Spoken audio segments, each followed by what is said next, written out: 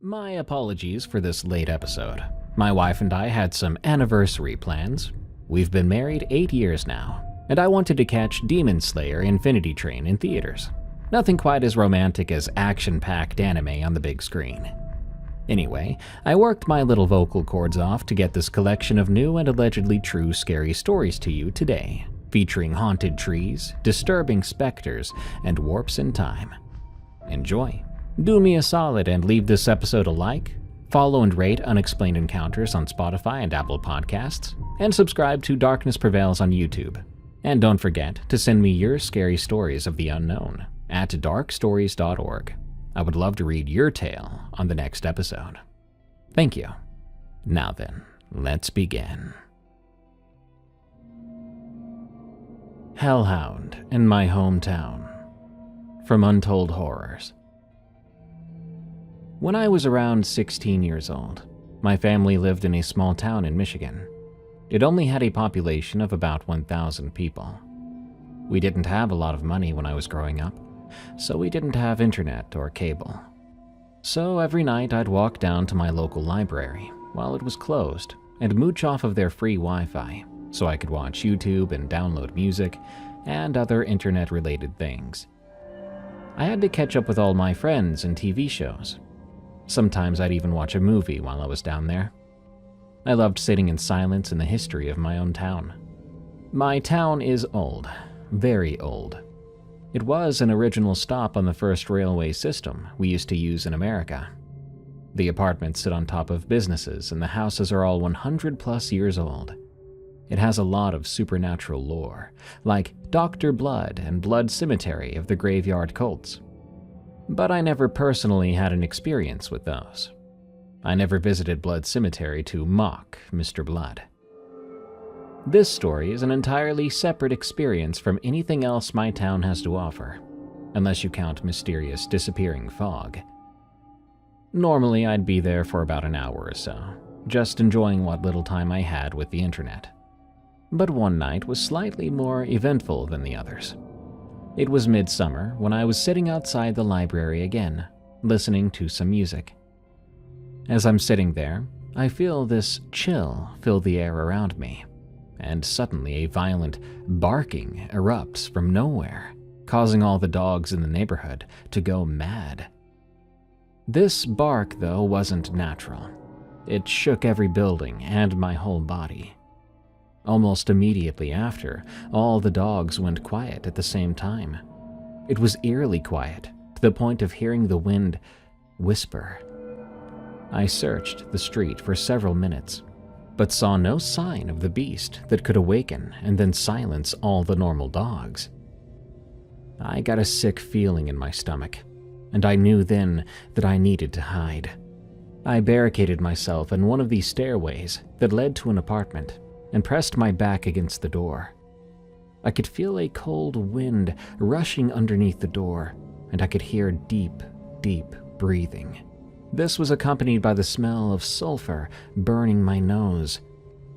The way it was smelling me was as if it was trying to remember my scent for when it had a chance at me. Then it started to push against the door. Hard, harder than I could almost bear. I could hear it trying to claw its way into me. After a few minutes, the pressure went away, and the dogs all stopped barking.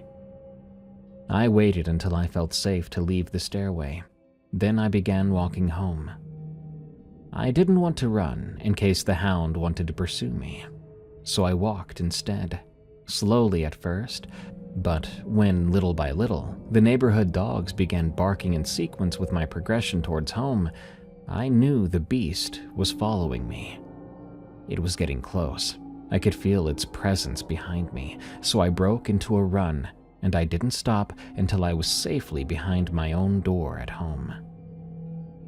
I have no idea why it wanted me, why it chose me of all people to victimize, but the feeling it gave off, that told me I wanted nothing to do with this hellhound. I stopped going out late after that, and a few months after, we ended up getting internet at home. So I never had to leave the safety of my house at night again. Not that I ever planned to after that. I'd rather not chance a second encounter with one of the guardians of hell. The wrong cousin in our living room. From Kudzi. I'm from Zimbabwe. My sister Rachel and I are big fans of the show since the COVID era. As such, I've decided to share a story of my own that happened about 6 months ago. I was born and raised in a Christian family in Goromonzi, which is a town 40 kilometers northeast of Harare, Zimbabwe. I work and stay in the city during weekdays, but I go home every Friday for the weekend to visit my parents. Our home is situated in farming plots, meaning there is quite a distance from our home to our neighbor's house. Let's say about 1.5 to 2 kilometers. One Friday, I went home for the weekend as per usual. Maybe to better understand, I can give you the layout of our house. We have one front door which leads to the living room. As you enter the living room, the door to your immediate left is my parents' bedroom. As you progress, you have another door to your left, which leads to a room which my sister and I share. After that, and still to your left again, will be another room, which we use as a kitchen, and directly opposite that is my brother's room. I had gone to sleep with my sister when around 2 a.m.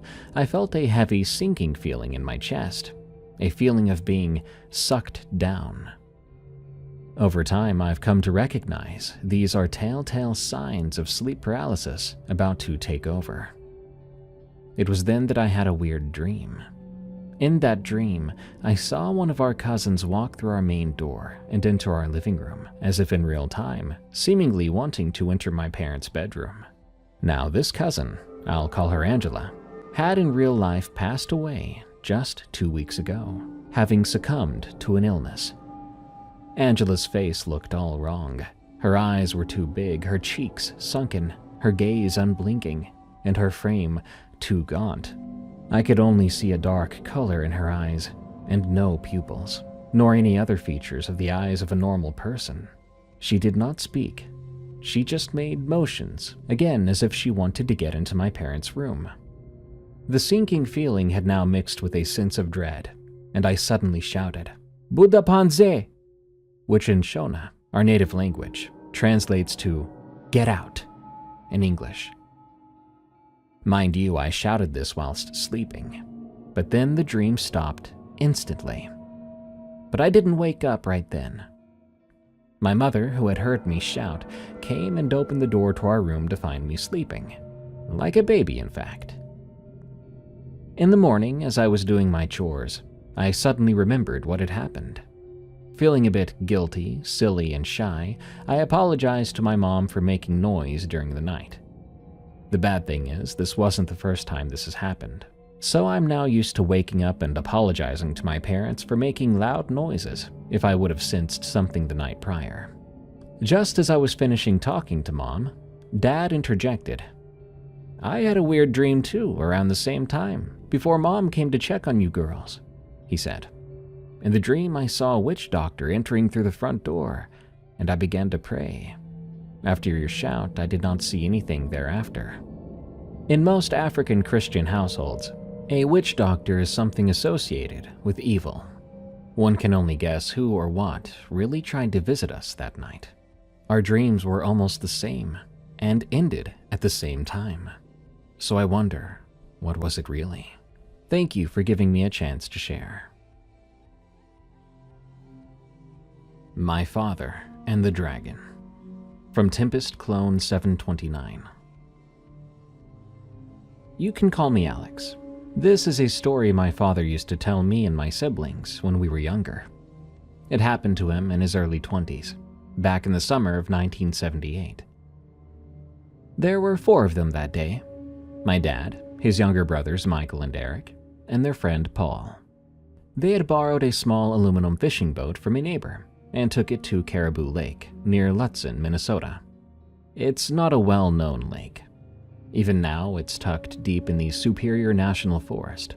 No cabins, no beaches, nothing but thick trees and a narrow trail that leads you down to the water. The weather was foggy that evening. My dad always described how heavy it was, so thick you couldn't see the far shore. The fog seemed to muffle the entire forest. No birds called out, no breeze stirred the trees. It felt, as he put it, like the world had been paused, and they were intruding on something that should have been left alone. Michael, the middle brother, was the serious one.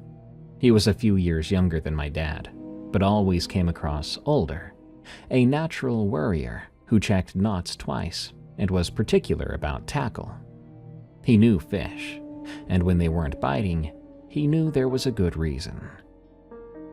Eric, the youngest, was only 17 then. He had the kind of energy that never stopped, always the first to speak, the first to laugh, but also quick to scare. He did not like silence, and he definitely didn't like fog. Paul was different. He wasn't family, but might as well have been. He was bold, the type who tried to prove himself whenever he could, but not foolish.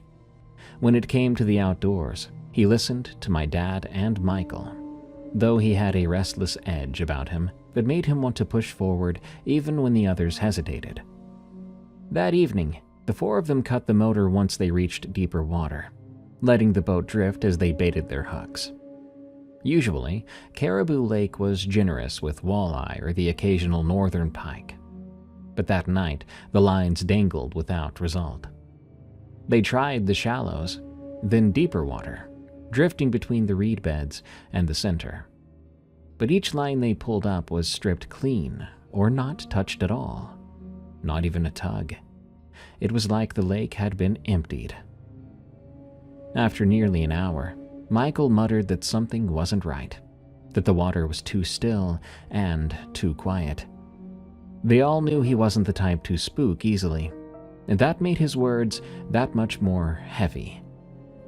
Eric whispered back that maybe the fish had gone deep, but the way he clutched the side of the boat betrayed his nerves. Paul said nothing. He was staring out into the fog, the oar resting in his lap. His shoulders were tense like he was waiting for something to show itself. The first ripple came then. My father said it appeared out of nowhere, spreading in slow, wide circles across the surface. The air was so still, and not a sound could be heard besides the water moving. They all froze, their eyes fixed on that circle, widening in the mist. Another ripple followed, farther off but larger, too broad to come from any fish they knew.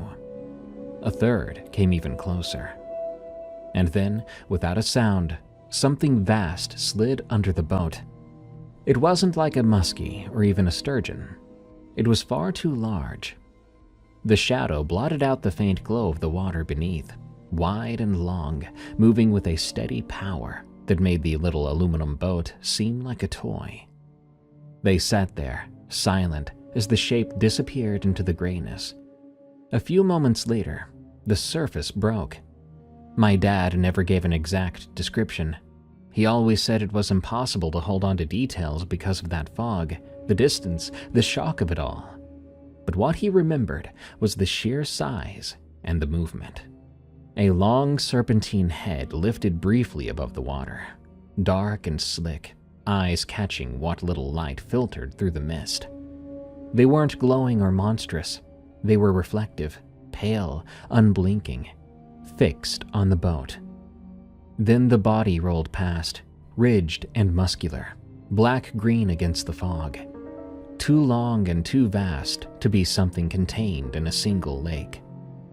They sat frozen there, barely daring to breathe as it circled them once. The boat rocked hard, aluminum groaning. Eric let out a sharp gasp. Michael whispered for them to stay still. Paul gripped his oar so tightly his knuckles went white. The creature passed beneath again, then surfaced on the other side. The water was swelling around it. Every time it appeared, the fog seemed to close around it.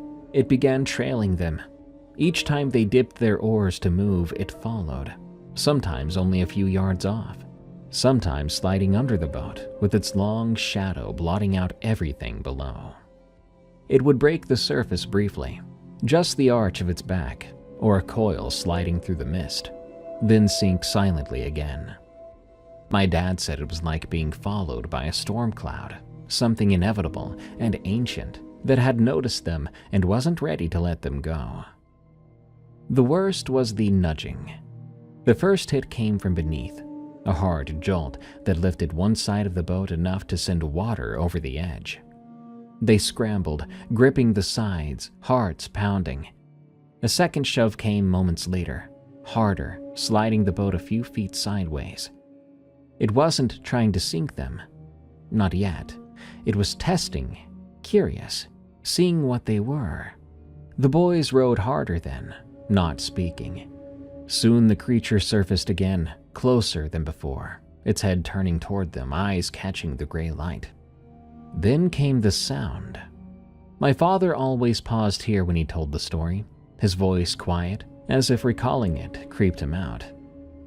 It wasn't a roar or a hiss or a growl. It was this vibration, very low, very deep, and it carried through the water itself.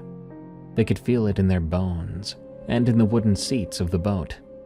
It was steady and resonant, like the lake itself was humming. None of them spoke. Even Eric, who always filled silence with chatter, stayed quiet. They sat, terrified, as that vibration thrummed through their bones, pressing against them until it finally stopped, leaving only ringing silence. Then the water went still. The creature was gone. They didn't believe it at first.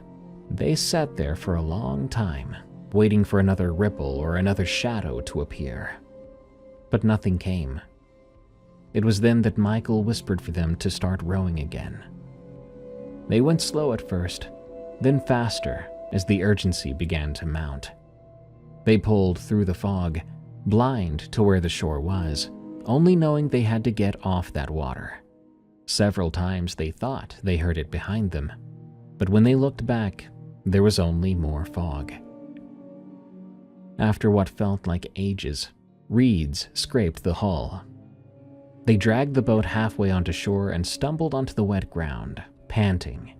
The lake was calm again, silent as it had been at the start, but none of them trusted it. They never did see the creature again. None of them went back to Caribou Lake.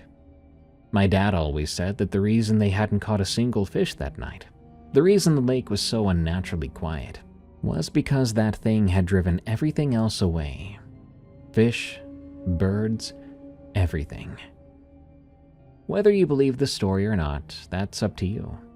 I'm not even sure I believe it. But if you find yourself out there on the water, especially on a quiet lake in the middle of a thick fog, stay aware, or else something might be just below you and you'll never see it coming. It followed us from house to house. From XOX Wicked Soul, XOX. I have experienced paranormal things since I was around 9. For context, my sister is 3 years older than I am. I'm going to try and describe some of the things we have experienced. Sorry if this is rambling or poorly put together. I've never put this down in writing before, and I'm not the best at writing as it is, so bear with me. When I was about 9 years old, we moved to a house just one house away from my grandmother's, where we had lived since I was a baby. My immediate family consisted of myself, my older sister, and my parents. For context, my mother is part Native American and has always been sensitive to emotions.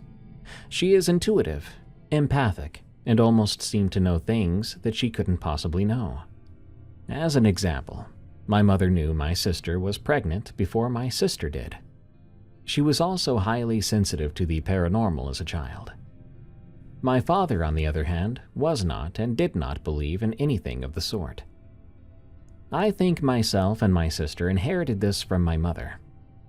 When we moved down the road from my grandma's, we moved into our friend's old house, as they moved into a bigger place further down the road.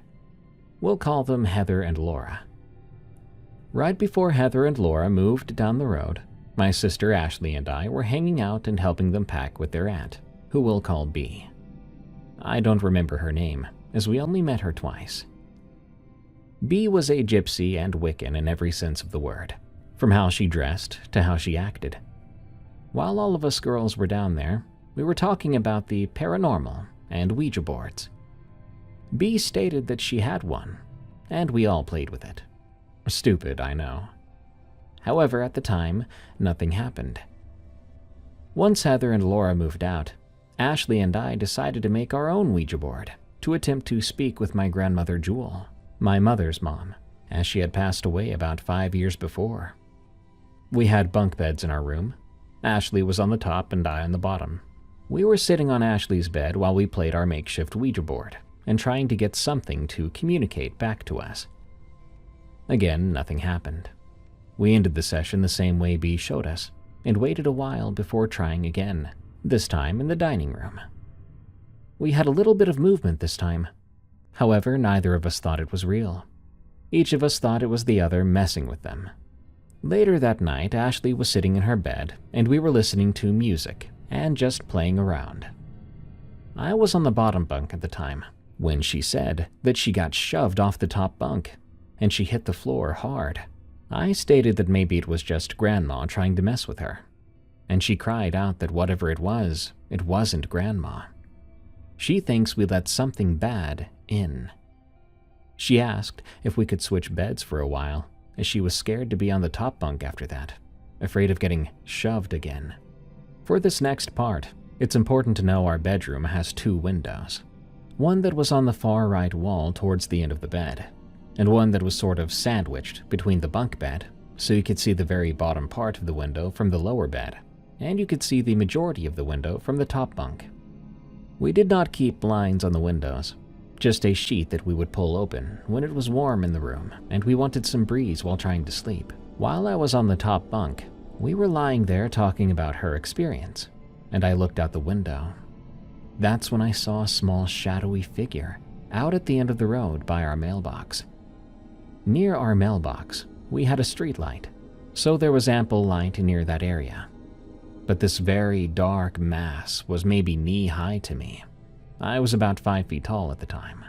This shadow seemed to be peeking at the window from around the mailbox, but I could only see a hand with what appeared to be claws and a head.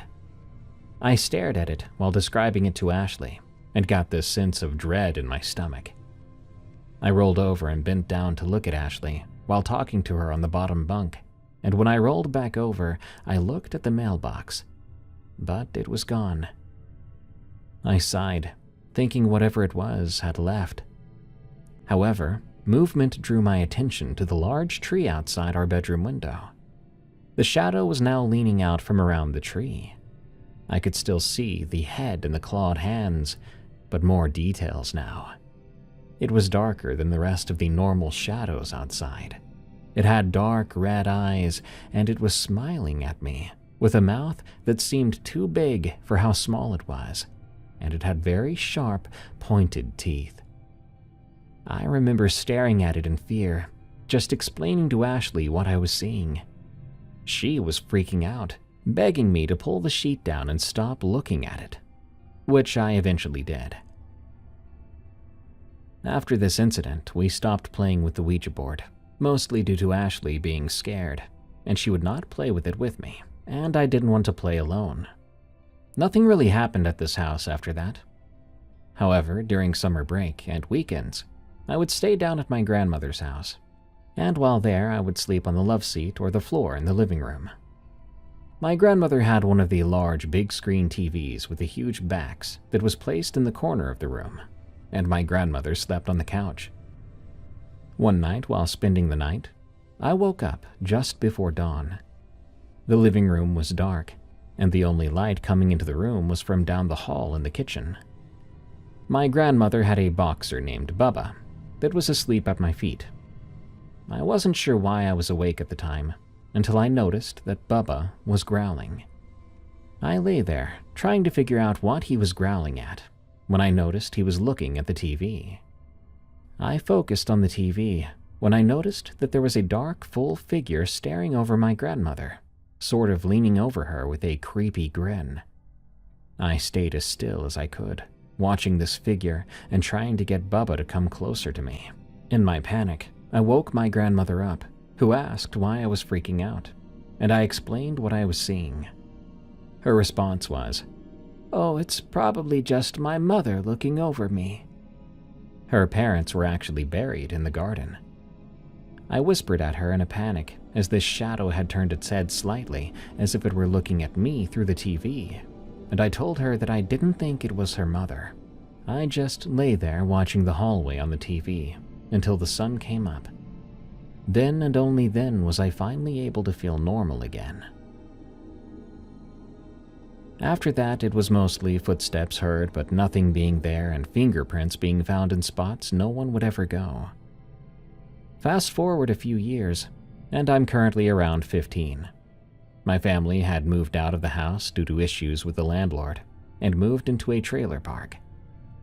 My sister has since moved out, and it was just myself and my parents. The layout of the trailer is important to this experience. The trailer was a small 2-bedroom, 1-bathroom trailer, and my father slept in the living room on a hospital bed due to some health issues, making it hard for him to sleep in a normal bed. When you walk in the front door, to the right of the door is a couch in the cove of the windows. On the opposite wall of the couch is the area my dad's hospital bed was, and a chair adjacent to that. There are built-in cabinets that separate the living room from the dining room/living room. So there's an archway of built-ins that have glass cabinets on both sides. When you walk through the archway, to the left is the kitchen, and on the right is the dining room/computer room. In the middle of the kitchen/dining room is a door that leads down a hallway to the bedrooms and bathroom. When you walk down the hallway, on the left-hand side is my bedroom about midway down from the main door. A few feet away from my room is the bathroom. The bathroom layout was very small and compact. When you walked into the bathroom, to the right was a double sink and a large mirror. Behind the door was the stackable washer and dryer. Right next to the washer and dryer was the toilet, and on the back wall was the bathtub. At the very back of the trailer is my mom's room. Her room was the biggest out of the two and had built-ins everywhere. When you walked into the room, straight across from the door on the far side, built-in closets with drawers underneath covered the entirety of the back wall. In between the closets was a built-in vanity with drawers. The bed was located in the middle of the room, and on the wall closest to the door was another wall of built-in closets that took up the entire area of the wall. During this time, I was dating someone we'll call Brandon, who would come over a lot, spend the night on occasions, and we had friends and family that also lived in the park that would come over all the time.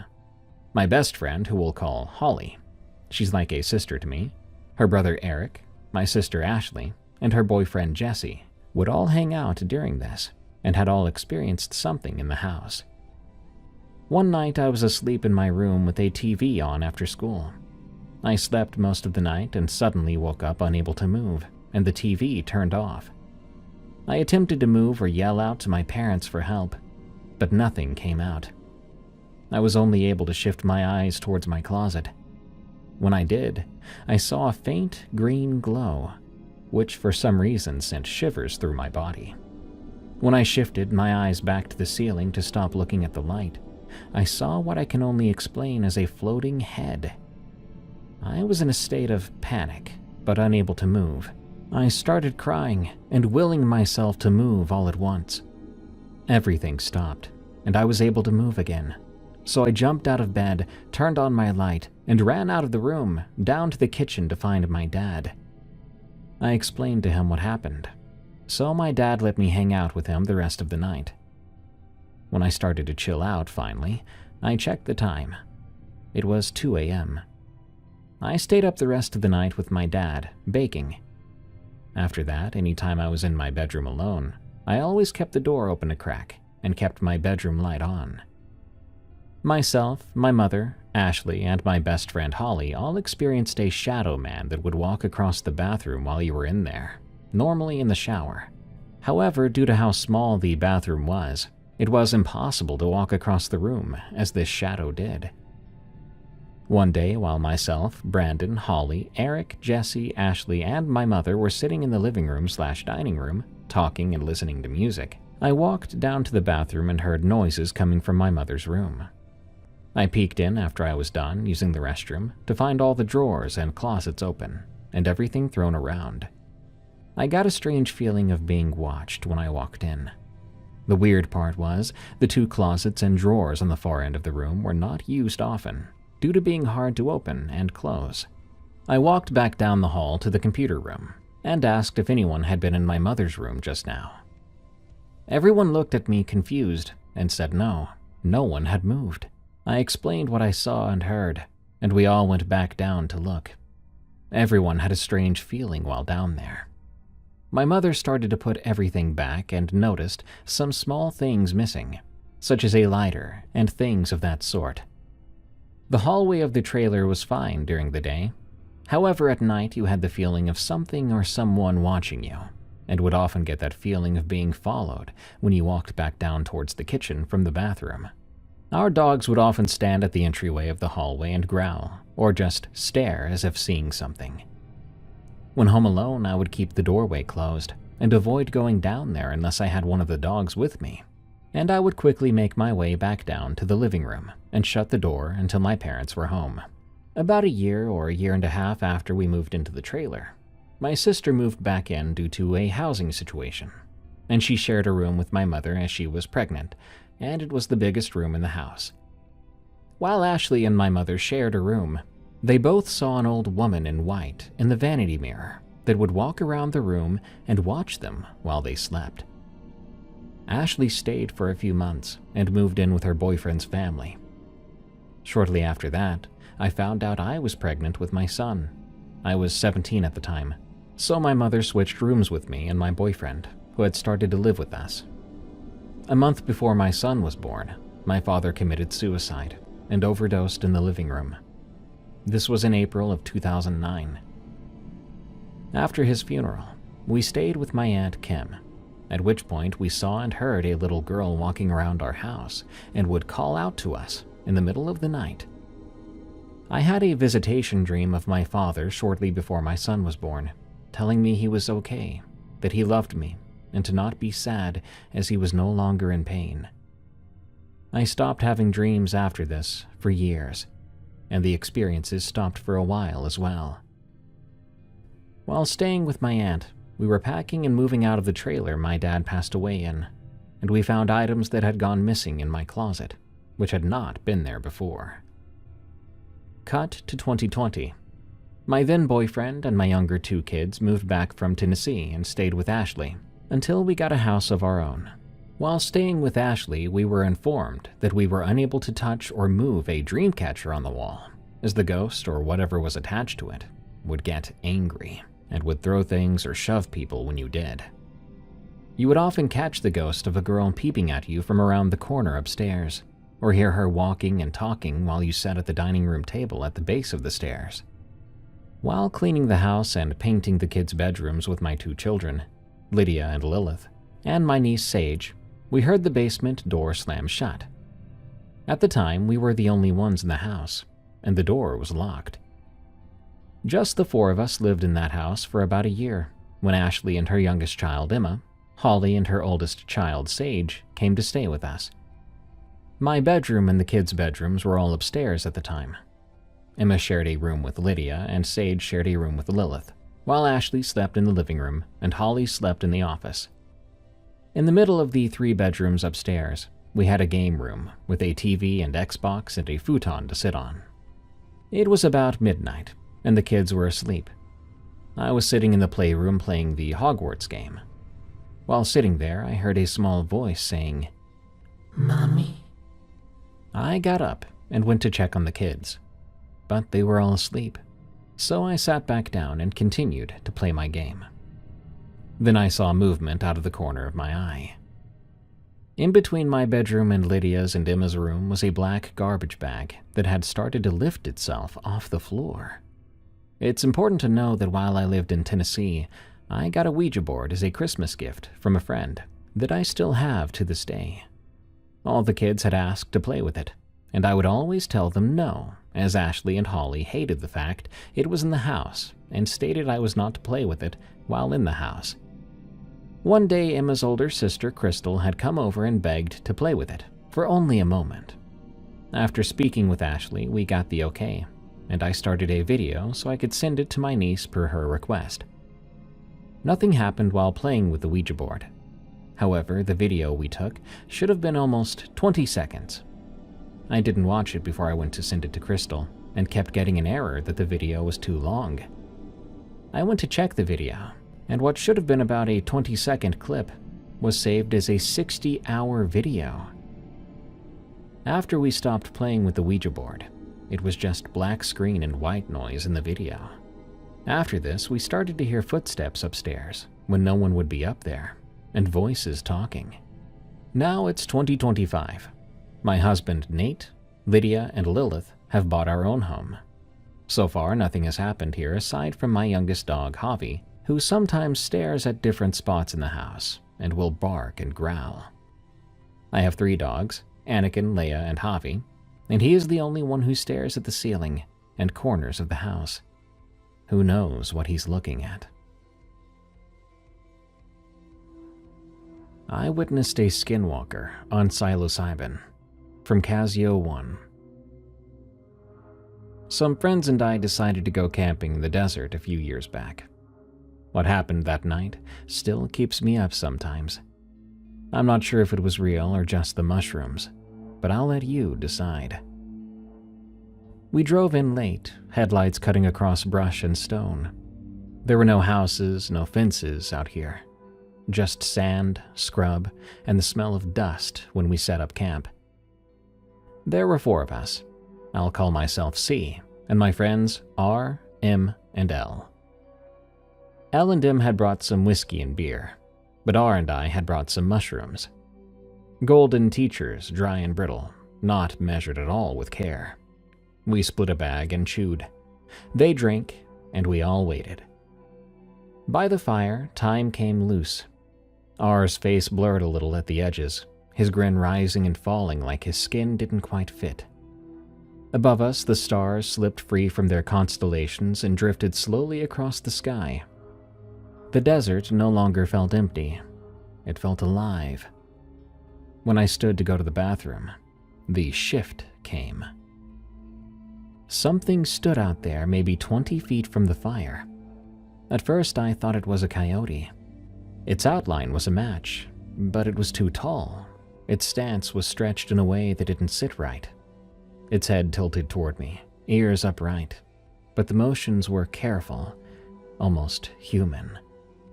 The wind touched everything here. My clothes, the mesquite brush.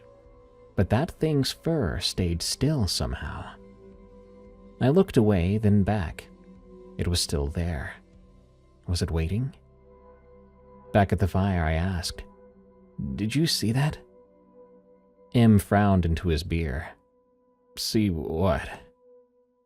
Before I could answer, R said, "It's here." His voice was flat, too sober. L tried to laugh, saying something about us being shroomed out, but the laugh came too hard and too quick, as if he was forcing it. His eyes flicked toward the dark when he thought we weren't looking. Coyotes began to call then. At first it sounded normal, but then the sound sort of bent. It carried long and strange, a high note breaking into something that sounded more like words, almost a woman's voice. It wasn't language that I knew, but it was shaped like speech, the kind of sound that pulled the hair up on the back of your neck because your brain wanted so badly to recognize it. The fire guttered, shadows rising tall against the rocks. R sat rigid, not moving. "It's closer," he said. And it was. Just at the edge of the firelight, there was the same coyote shape, but now it had shifted in ways. The body was longer, the shoulders were wrong, and the head was cocked. The longer I looked, the less it seemed like an animal. And then it spoke. Not loud, it was just a whisper. But it spoke my name, broken into pieces, and it carried on the wind. I froze. None of us moved. Then the fire cracked loud enough to make M jump, and when I looked back, the shape was gone. I awoke at dawn with sand in my mouth and a body sore as if I'd been crawling in my sleep. My sleeping bag was unzipped halfway. There was dirt caked under my fingernails.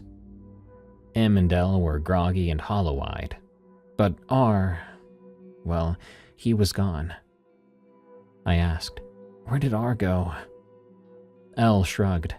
"He left before sunrise." His voice cracked on the word left. Past the rocks, I found tracks in the sand.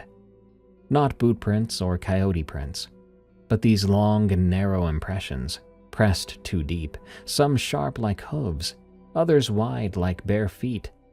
They led away in a straight line until they just stopped, the last print sinking into the sand with nothing beyond it. I told myself it was the mushrooms, a trick of the desert, my mind folding in on itself. But sometimes in the stillness, when the air holds its breath, I hear my name carried wrong through the dark. No animal's call, no person's voice, but something in between, trying it on for size. The Flood, from Silver Bullet 54. People say time slips are real. In them, you may go back in time, travel to the future, or experience the past in some way, shape, or form. I never experienced one myself, but someone I know did. Not only did they slip back in time, but they ended up in one of the worst tragedies in American history. To this day, they're convinced they saw the after effects of the 1889 flood in Johnstown, Pennsylvania. The sights, the sounds, even the smells. The Great Flood of 1889, as it's sometimes called, killed over 2,200 people, including close to 100 entire families and nearly 400 children, after a preventable dam collapse occurred despite years of issues and multiple warning signs. When the dam collapsed, the entire town was inundated. To this day, people can see what happened in the city's history center. Now, for my friend. He was on a trip to the Johnstown Incline Plain when he suddenly heard a roaring sound. He looked up but didn't see a plane or a helicopter or jet, and he didn't see any huge vehicles on the street below, so he didn't know what accounted for it. As he tried to figure it out, a tour guide was just saying how the dam collapse could probably be seen from the exact spot they were at. He thought it was just a coincidence and that the roaring was all his imagination. When he took a walk around town, things got freakier. He was walking near the stone bridge where debris had piled up 40 feet high during the flood. As he walked, he suddenly smelled raw sewage, trash, garbage left in the sun, and smoke. He looked to the bridge and saw a mound of mud, trees, rocks, garbage, and some green and brown fluid that he couldn't identify. He also passed by what was supposed to be a hardware company, but he saw instead a schoolhouse based on pictures he had at home from his ancestors who had lived in Johnstown after the flood. He could also smell mold and mildew and decay, and even heard a woman crying somewhere. He looked behind him expecting to see another tour, but there was no one there. He was also dimly aware that the environment had changed. He looked around, seeing people in bonnets, breeches, slacks, coveralls, and other old clothing. He rubbed his eyes, expecting to see modern things again, but they were still wearing the old clothes. By now, he was getting really freaked out. It was like he had walked right from 2013 into 1889. He decided to lay low, trying not to be noticed, in case his modern look was seen as something evil, or that he was some kind of warlock. As he continued to walk, he saw every scene of destruction, every cemetery, every makeshift morgue, dazed children, shell-shocked women, and sobbing men. He was also getting upset due to the unexplained time loop he was apparently in. He wanted to go back to the present however he could.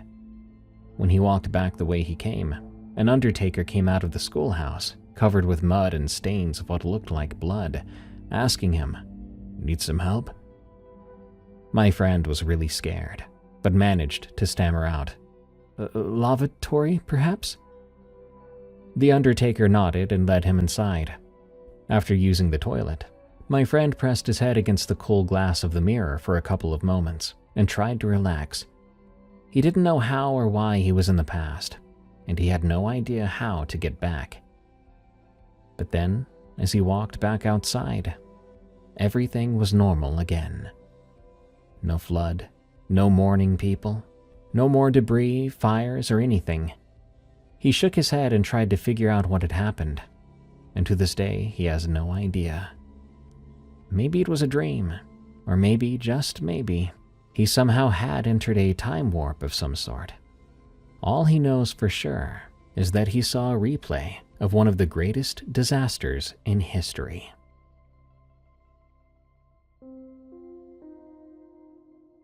Creepy Tree, from Yarn Fanatic.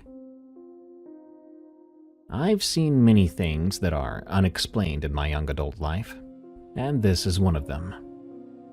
My first paranormal experience I can remember happened in my first year of college when I was about 19 years old. I lived in a small town in the southern Midwest of the United States. The names I will change, and I'll keep the precise location of where I lived private, for safety purposes. I had just gotten a call from a friend of mine. I'll call her Taylor. And she told me that she and our mutual friend Nikki had seen something weird and wanted to show it to me.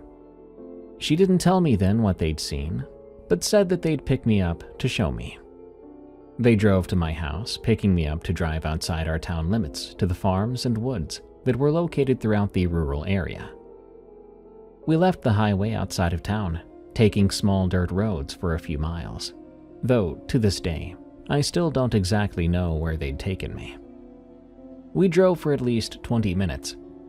Taylor told me on the way that the two had gone to an old bridge of some sort, parking on it because they wanted to take pictures. Getting out of the car, Taylor had looked out into a field and saw this lone tree which stood tall in the middle with nothing near it. She pointed this out to Nikki, and Nikki found it peculiar.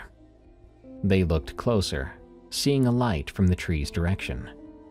Apparently, it was on fire. The inside appeared to be glowing from lit embers inside of the trunk from within a gaping hole in the bark, most likely from rot, and illuminated by the light was something swaying in the breeze.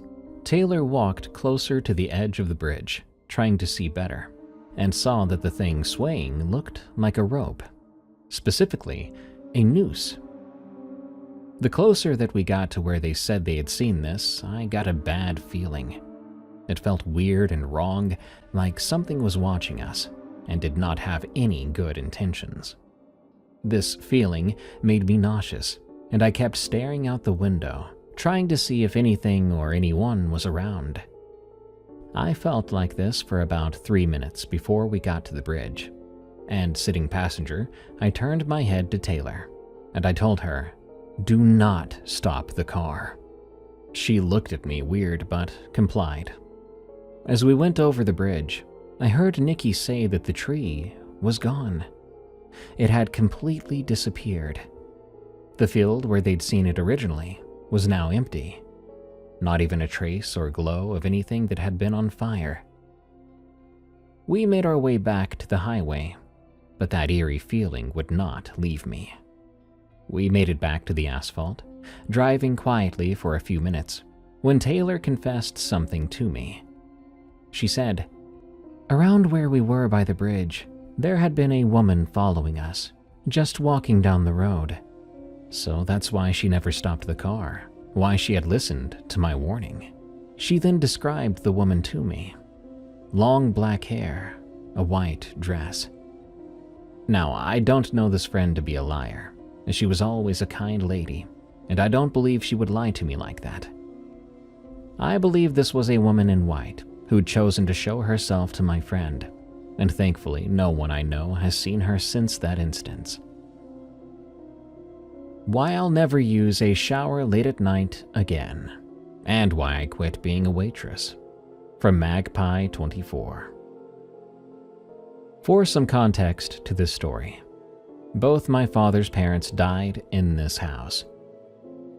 I was freshly 18 years old and still living at home. I worked an 11.5-hour shift that day, so I was already exhausted from running around and taking orders as a waitress. I decided to jump in the shower after I got off, due to spilling food on myself that day. Our shower was located in the back room of our house, which, as I mentioned before, is where my paternal grandparents died.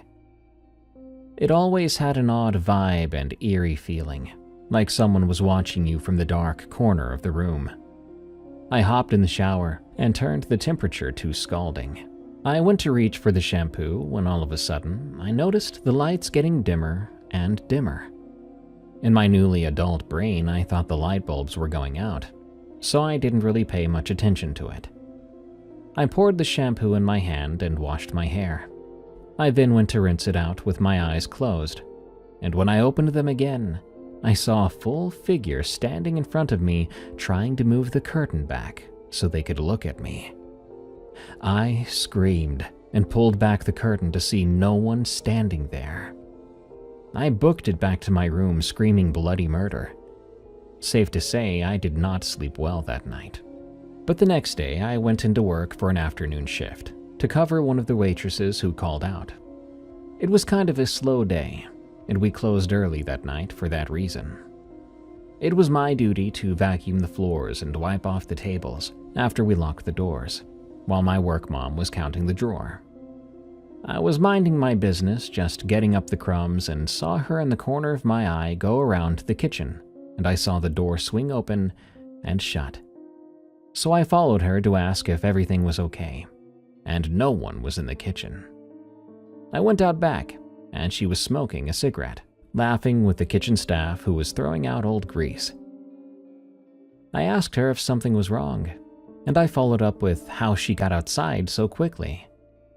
She gave me this confused look, like, what are you even talking about? I said that I saw her pink shirt go through to the kitchen, and not even 30 seconds later I found her outside. She told me that she'd been outside for 20 minutes now, and had not been back inside yet. I freaked out, because it was 2 times in a row that I saw something paranormal. One of the girls, Felicity, not her real name, looked at me and said, "You saw it too, huh?" I turned to look at her, asking her what she means. She explained that our boss loved collecting haunted antiques, putting them in our storage facility right next door, and that it loves to torment the new hires. Once it gets used to you, it will leave. Safe to say, I soon left after that, and didn't look back.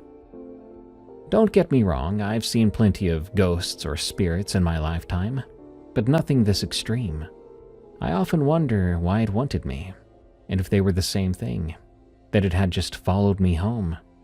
But all I can do is hope that I never see it again, which thankfully I haven't since then. I pray that whoever works there now as a new hire hasn't experienced what I have. Creepo in my bedroom, from Seba23249. I want to start off by saying I'm Christian. I don't believe in all those cryptids. Until this happened. I'm 15 years old now, and this was about 8 or 9 years before. It was a regular day. I went to school, came home, had dinner, then went to bed. But that day, something changed. The air in my bedroom felt cold and heavy. I was young and stupid, so I didn't even think about it. This was the Australian winter in New South Wales, so this was usually normal, until I fell asleep. I woke up a couple of hours later, feeling watched. Before long, I heard it, a blood-curdling scream, which sounded like my mother. So I then got up and ran to her room. When I found her, she was fast asleep. With a sigh, I went back to bed. Again, I was young, so seeing my mother sleeping was just some confirmation that I was just tired. The night was playing tricks on me. When I came back to my room, I found my dog, dead, with his eyes gouged out, lying on my bed. I screamed, glanced around the entire room, but when I looked back at the bed, he was gone. My dead dog was no longer there. Now that really freaked me out. I had no idea why I was seeing things. I turned on all the lights and just left them that way for the rest of the night. In fact, I kept the lights on for weeks after that. I didn't experience those sights or sounds or whatever again for a while, though that cold and heavy feeling remained. Fast forward a couple of months later, I had forgotten about that stuff, and I could sleep with the light off again. But little did I know, this night would be the worst of all. It was a normal day, school, home, dinner, then bed. But this time when I walked into my room, it was freezing cold, like ice cold. I went to bed and tried to sleep. A couple of hours later, I woke up to a whispering sound coming from under my bed. Carefully, I looked down, but I saw nothing. Relieved, I rose back into my bed, only to see this towering figure looming over me. Its face was hooded with some sort of black cloth, and it was holding something. A staff, I guess, of what looked to be made of finger bones, human finger bones. I screamed. This time only a small squeak came out. The thing jerked back, moonlight giving me a glimpse of its face. It looked like flesh was falling or peeling from its skull. It had no eyes, just pits of blackness, and then it faded away into nothing. Shaken by this, I forced my eyes shut, covering myself with all my blankets, and after hours, I fell asleep. Ever since then, I'd never had anything like that happen, just these small whispers coming from under me. Fast forward a few years, we moved houses. The first night in the new place was pure bliss, and nothing has happened since then. I'm not sure what this was, but my theory is that a kind of demon or spirit had claimed that house as its own, and it was not happy about our presence. I'm just so glad we were able to move out of there.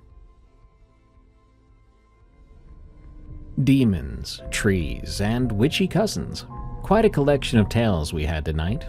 Leave me a comment below and tell me what you'd like to hear if we do a Halloween special this year. I'm currently out of ideas. Good night. Thanks for tuning in to another episode of Unexplained Encounters. I've been your host, Darkness Prevails, and you can catch me on my other shows, like Tales from the Break Room, about scary work stories, Alone in the Woods, about scary wilderness stories, and a comedy show called Night Watchers, where me and my friends discuss horror-related things and talk real nasty. Adults only.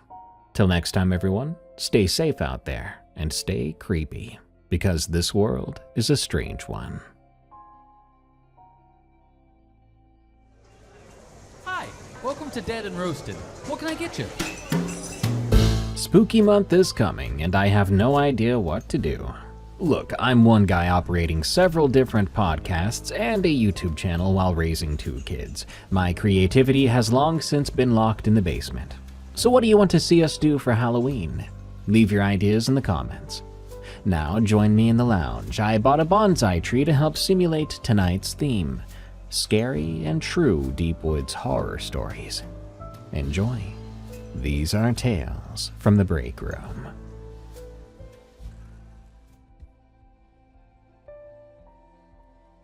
A story from a conservationist. From Anonymous. I've spent 12 years tracking bird migrations in Washington and Oregon. Last fall, I found out why every animal with a functioning brain was avoiding a particular valley in the Cascades. It started with data that didn't make sense. We'd been tracking several species that migrate through the same corridors year after year. They're creatures of habit, these birds. But about 3 years ago, multiple species started to take this massive detour around one specific area, adding 50 miles to avoid maybe 5 miles of valley. That kind of behavior usually means something catastrophic happened to the habitat.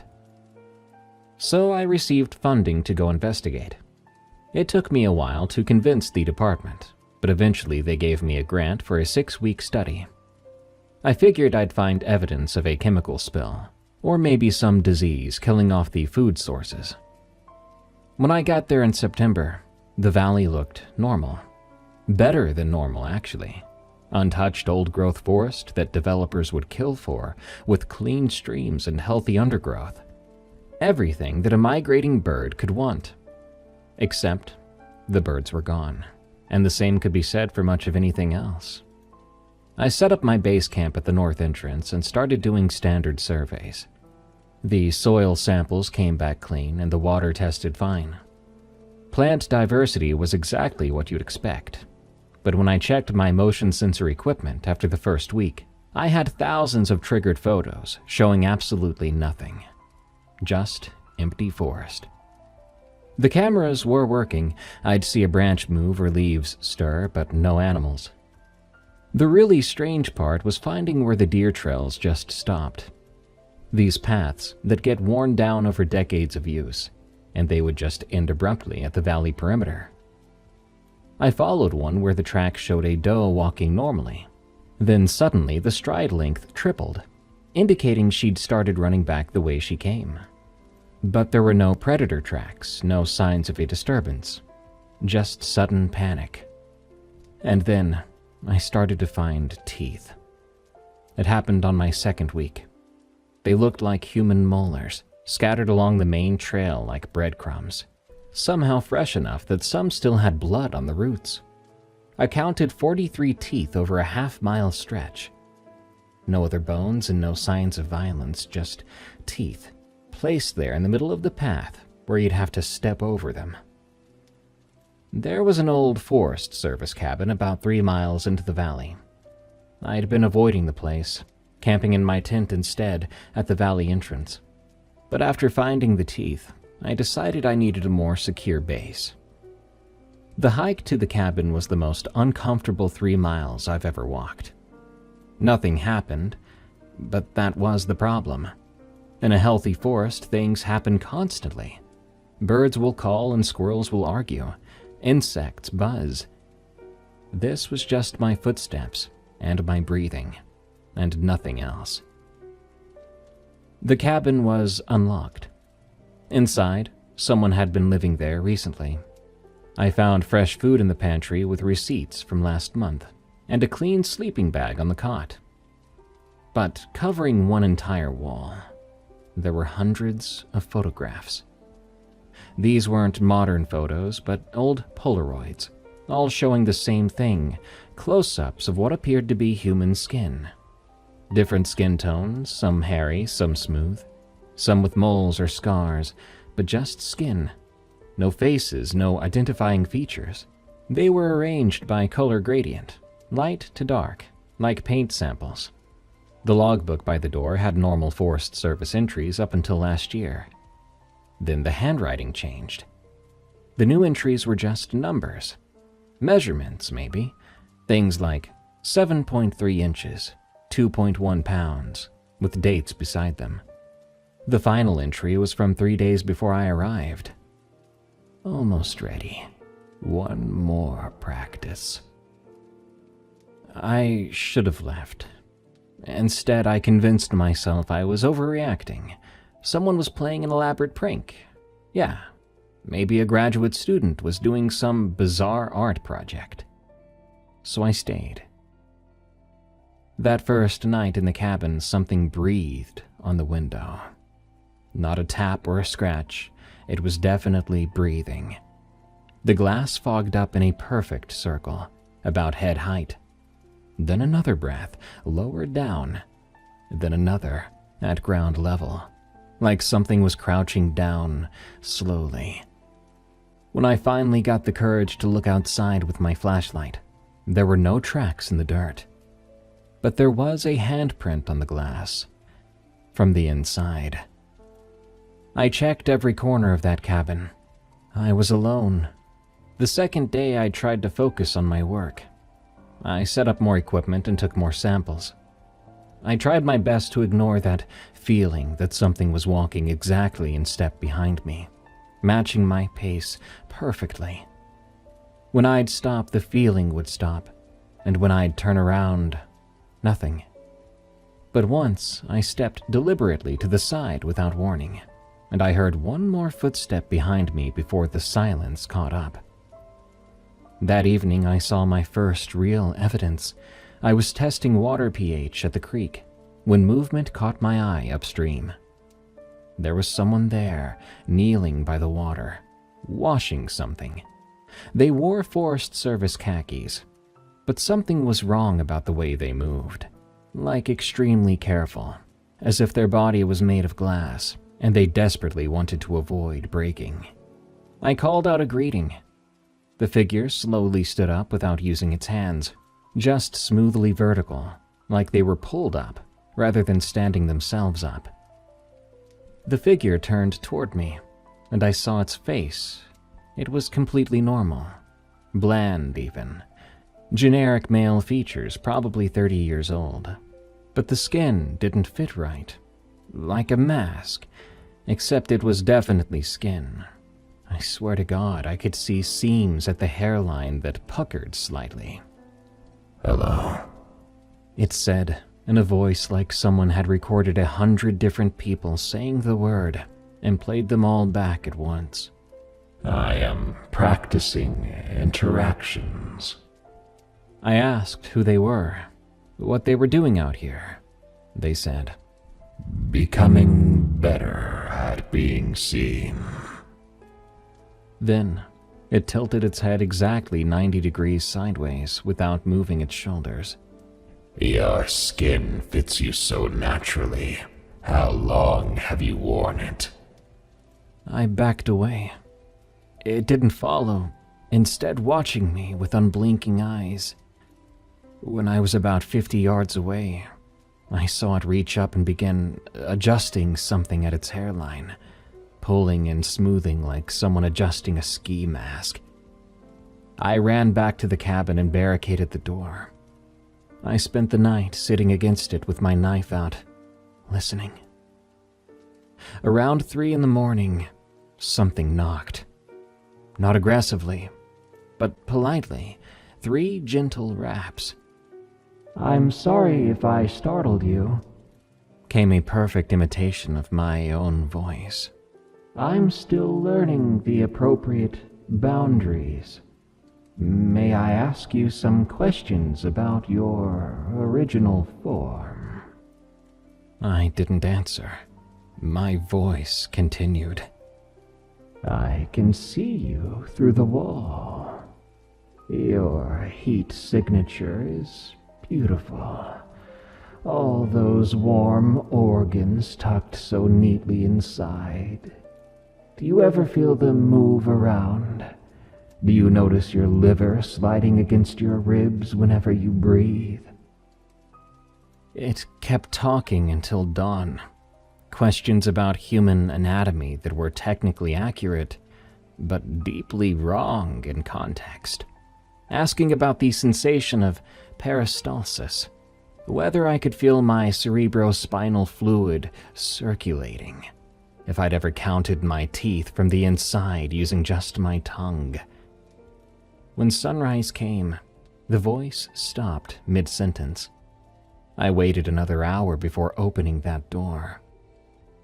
There were no footprints outside, but there was a neat pile of clothes on the doorstep, a Forest Service uniform. The fabric was still warm and slightly damp. I left immediately. I didn't pack my equipment up. I ran to my truck and drove straight back to Seattle. My official report was brief. Environmental factors were inconclusive. The area was unsuitable for continued study and dangerous. I recommended that no future research be taken. The department was more than unhappy about the abandoned equipment and my lack of results. I was chewed out, but luckily I didn't lose my job. I've been thinking about moving to a different department, a different place altogether.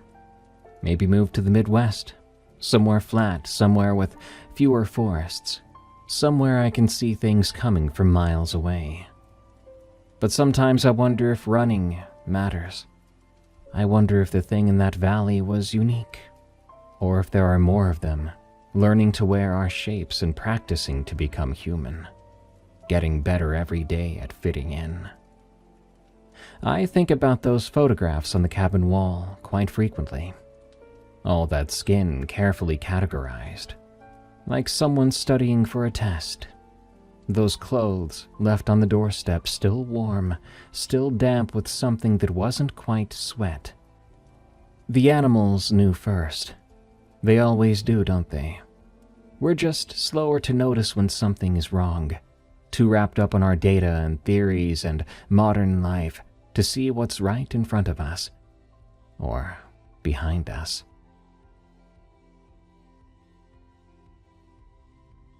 The Scout Stalker, from Carbohydrator.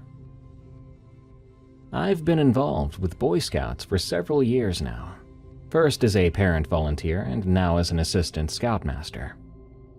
Over that time, I've heard a lot of stories from other leaders at training sessions and summer camps.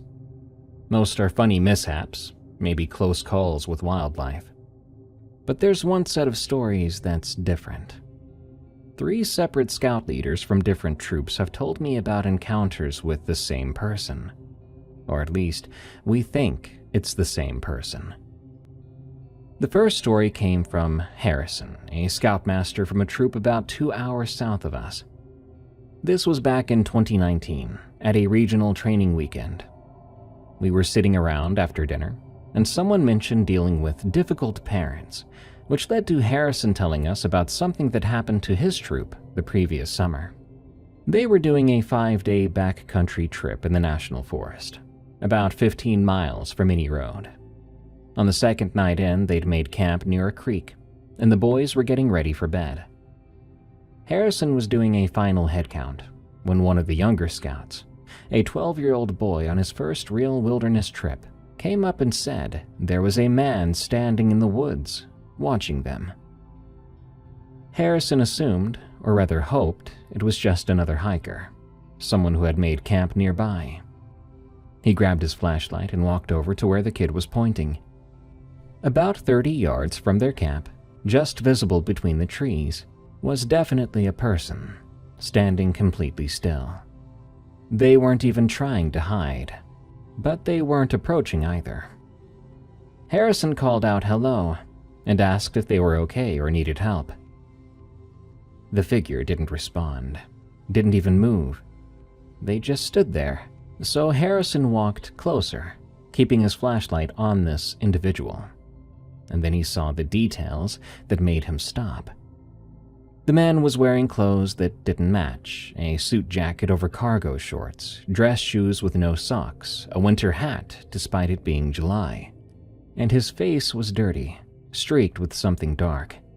It could have been mud or dirt, but it was applied with purpose, in patterns, like a football fan's face paint. And he was smiling. This was no friendly smile. Harrison described it as a kind of smile that didn't reach the eyes. Harrison told the man this was a scout camp, and asked once more if he needed some help. The man finally spoke, but what he said didn't make sense. He said, "The young ones, they have such clean feet. Do they know about the crawling time yet?" Harrison immediately went into protection mode. He kept himself between the man and the campsite, telling him firmly that he needed to move along. The man laughed. Harrison described it as the sound a dog might make if it could laugh. And then he asked, "Which one is your favorite? The small blonde one? He looks tender." That's when Harrison radioed the other adult leader to get all the boys into their tents and zip them up. He stood there for about 10 more minutes, flashlight on this man who was just standing there still smiling. Then, without warning, the man dropped to all fours and scuttled backwards into the darkness. And I mean scuttled, sideways like a crab, faster than you'd expect. They kept watch all night. Around 3 a.m., they heard someone singing softly from different points around their camp. You'll never know, dear, how much I love you. Please don't take my sunshine away. But they never saw him again. They packed up at first light and hiked out a day early. Harrison filed a report with the Rangers, but nothing came of it.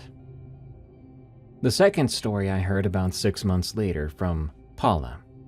She leads a troop 3 towns over from mine. Her encounter was different, but had enough similarities that it made me connect the two. Paula's troop was doing orienteering training in state forest land. There were groups of 3 scouts each, navigating between checkpoints with compasses and maps. Paula was stationed at checkpoint 4, waiting for the groups to come through. She'd been there about an hour when she noticed someone moving through the woods to her east. At first, she thought it was a scout group that went off course. But as the figure got closer, she realized it was an adult man, and he was following one of the scout groups from a distance. The boys didn't seem to know he was there. He was staying about 50 yards back, moving when they moved, stopping when they stopped. Paula immediately radioed the other leaders and started moving toward the scouts. As she got closer, she got a better look at the man. Mismatched clothes again. Rain boots with suit pants, a Hawaiian shirt under a heavy winter coat, despite it being warm.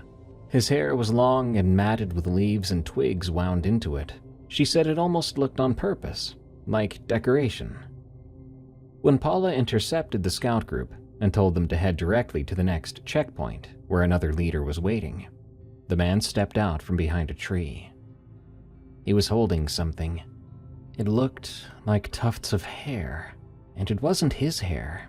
There were different shades of hair. Some blonde, some light brown, some darker. He held out the hair toward the boys like he was offering candy. Would you like to trade? He asked. Your hair for my hair?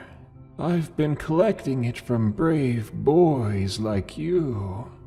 Paula put herself between him and the scouts and told them to run to the next checkpoint, quick.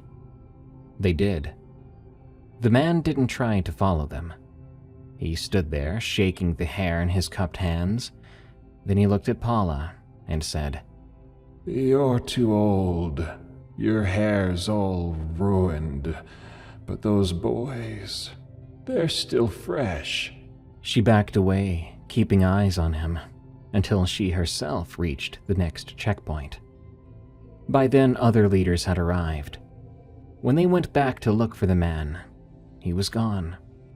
But they did find a neat pile of hair where he'd been standing.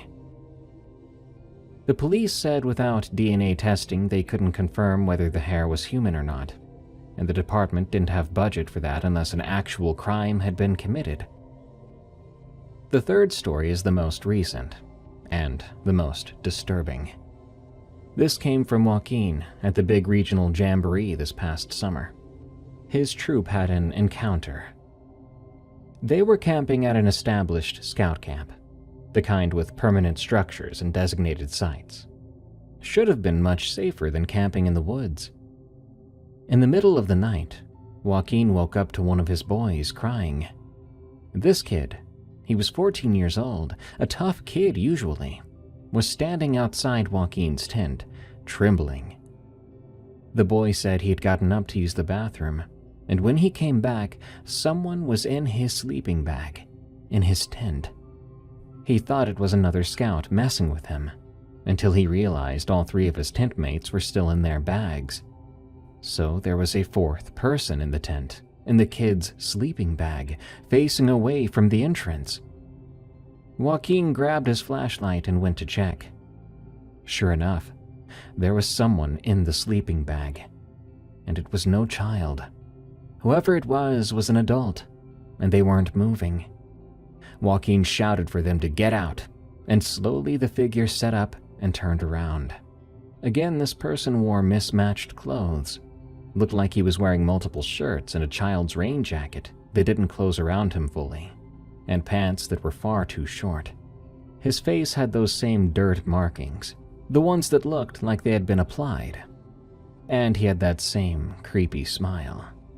But this time Joaquin noticed his fingernails. They were incredibly long and had been filed or perhaps chewed to points. The man crawled out of the tent on all fours, dragging the sleeping bag with him briefly before letting it go. He stood up right in front of Joaquin, close enough that Joaquin could smell him.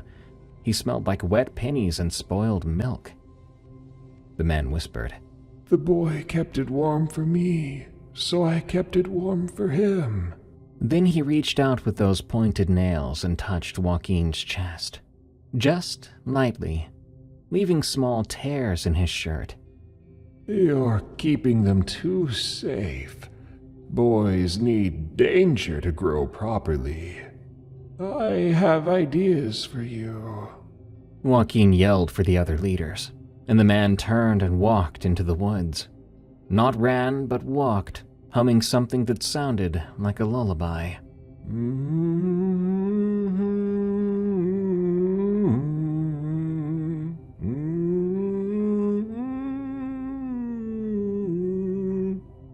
They found footprints the next morning that led to the camp's fence line, then nothing else. The fence was 8 feet tall with barbed wire on top. No sign of how he got over it, or if he did. Here's what makes these stories especially concerning. These campsites were in different states, hundreds of miles apart, at different times of year, different troops with no connection to each other. But the description is always similar. The mismatched clothes, the dirt patterns on his face, the way he moves, sometimes on all fours, sometimes sideways, the obsession with the boys, their warmth.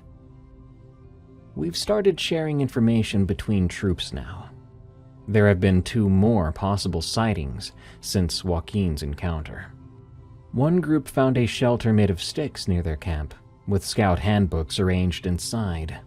Another found footprints that followed their hiking trail for miles, always staying just off the path, with those same long toenail marks in the dirt. Some of us think he might be accessing troop information somehow, looking up public event calendars or social media posts about camping trips. That would explain how he finds different groups in wilderness areas. But it doesn't explain what he wants, or why he hasn't actually hurt anyone yet.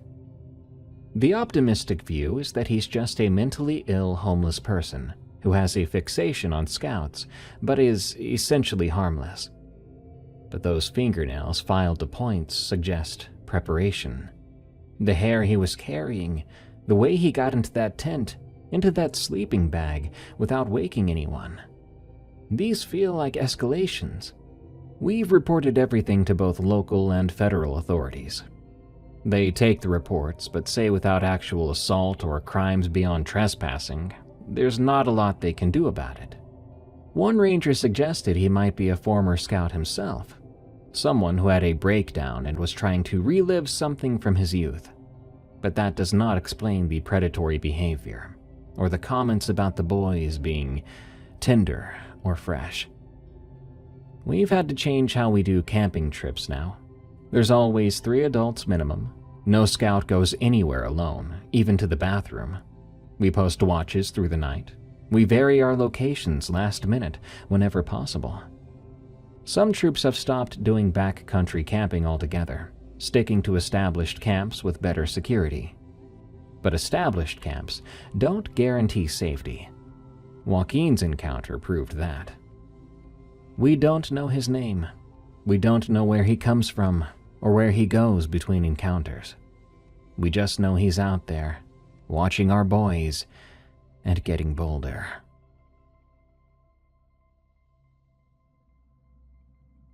Off the Trail, from Indestructible.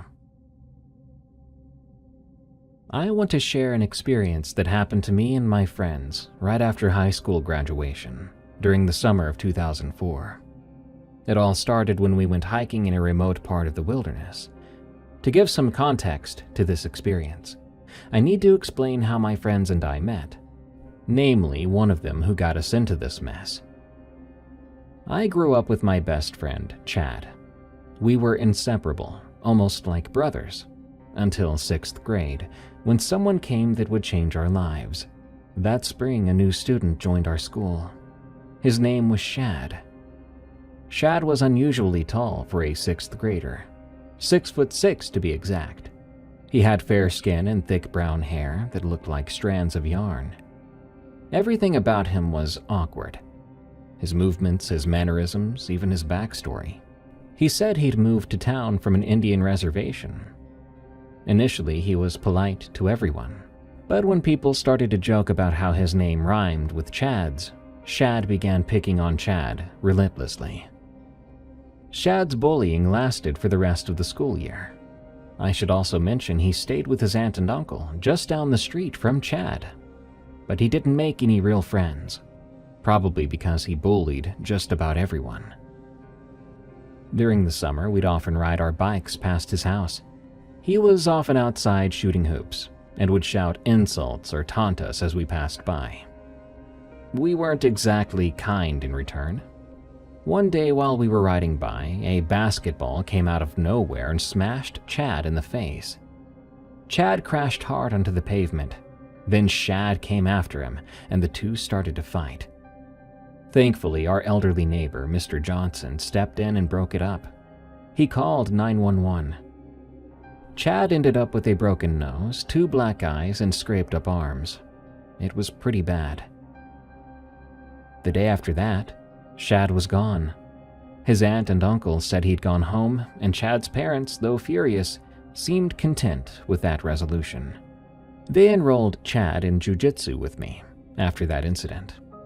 He recovered quickly, though he was disappointed that he didn't have any cool scars to show for it.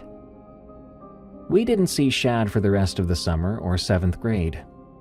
The next summer he briefly reappeared, but he avoided us whenever he saw us. By the time 8th grade rolled around, what happened was just a bad memory. That changed during the first day of summer after 8th grade. I was over at Chad's house, watching him play Final Fantasy VII, when the doorbell rang. It was odd. None of us ever used the doorbell. Chad and I exchanged confused looks before he got up to answer it. Moments later, I heard scuffling and a scream, one that definitely wasn't Chad's. I ran to the door and found Chad and Shad tangled up, punching and yelling. I tried to break them apart, but I bolted to Mr. Johnson's house for help. By the time we returned, Chad was unconscious, and Shad was sitting on the ground, bloodied and sobbing. His right arm was in a cast, which was now broken into pieces. This time the police came, with an ambulance. Both Chad and Shad were taken to the hospital and kept overnight. It was the first time I truly felt like an outsider. Chad's parents were difficult to get in touch with, and I was left in the dark. Meanwhile, Shad's aunt, uncle, and parents were constantly at the hospital. My parents eventually came to pick me up and wouldn't let me go back. The waiting was torture. You see, Chad was like a brother to me, and now I wasn't allowed to see him. On the second day, I learned he was being kept another night for observation due to a concussion. When Chad was finally discharged, I rode my bike straight to his house. I didn't even use my kickstand to park. I just jumped off and ran inside. What I saw nearly made me faint. Shad was sitting on the couch, cast and all, playing Crash Bandicoot with Chad. "Dude," I shouted. "What's he doing here?" Chad looked at me unfazed. "I called your house like 3 times. "Really?" I shot back. "But it's Shad. What's going on?" Chad explained everything. They were put in the same hospital room for 2 days. Apparently, the basketball incident 2 years ago wasn't intentional. It had bounced off the backboard and hit him by accident. This year, Shad had come over to apologize and make amends, but Chad panicked and instinctively started to fight him, re-breaking Shad's arm in the process. Shad then told me that on the reservation most everyone was related. At school, kids fought against other kids who were not in their family. It was a whole other culture, and he had to learn the hard way that that isn't the way he needed to be. He initially had moved here to see how he would like school here with his aunt and uncle, but after the basketball mishap, he got scared and took a Greyhound home. That summer was tough for me. Honestly, I was jealous that Chad and Shad had become such close friends out of nowhere. I felt like a third wheel most of the time. They acted like long-lost brothers.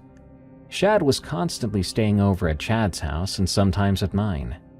He even joined jiu-jitsu. Once I got to know Shad better, he wasn't the person I'd made him out to be. Eventually, the three of us started calling ourselves the Three Amigos. That summer brought big news for our town. A huge announcement was made. We were getting a new hospital, a mall, a major company's call center, and most exciting of all, the old ski slope that had been shut down since the 80s was purchased and slated to reopen.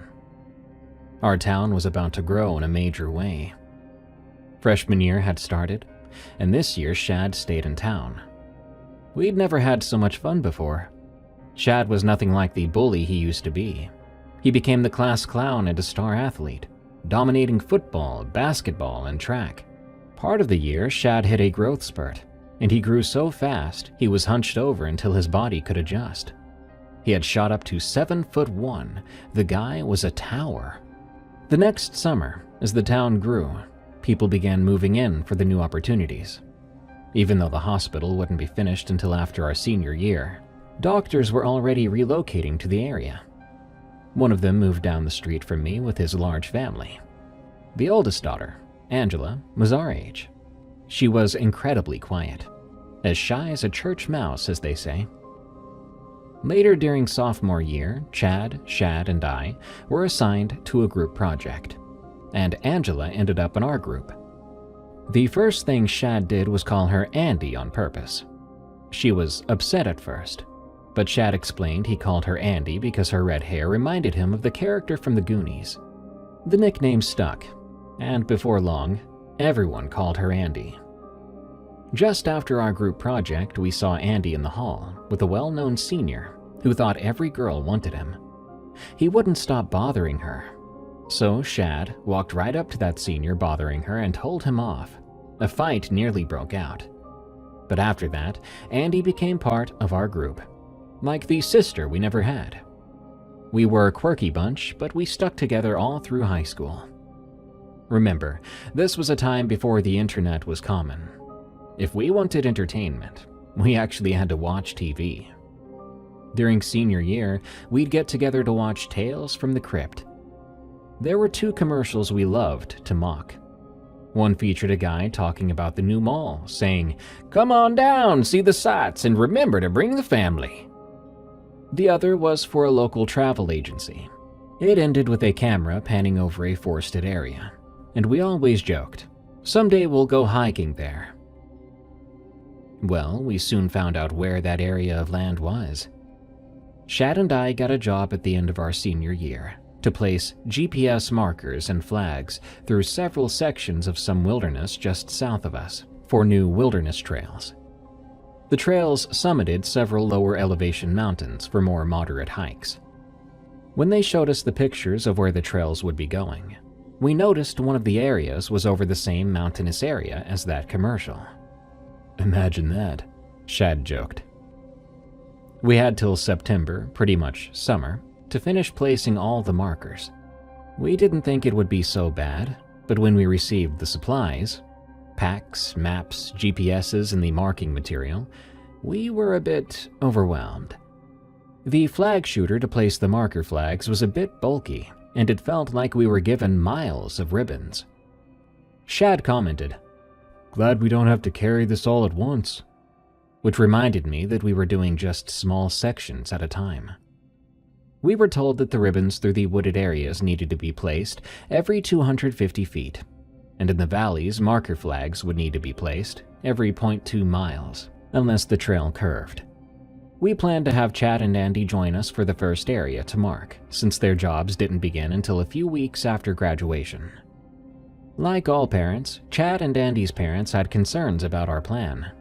We reassured them that having these GPS units and plenty of supplies, we would be okay. Early one morning, we drove the 50 miles to the trailhead parking lot, unloaded our gear, and started our adventure/work. By noon, we'd hiked about 6 miles and reached the base of one of the mountains where the current trail snaked around.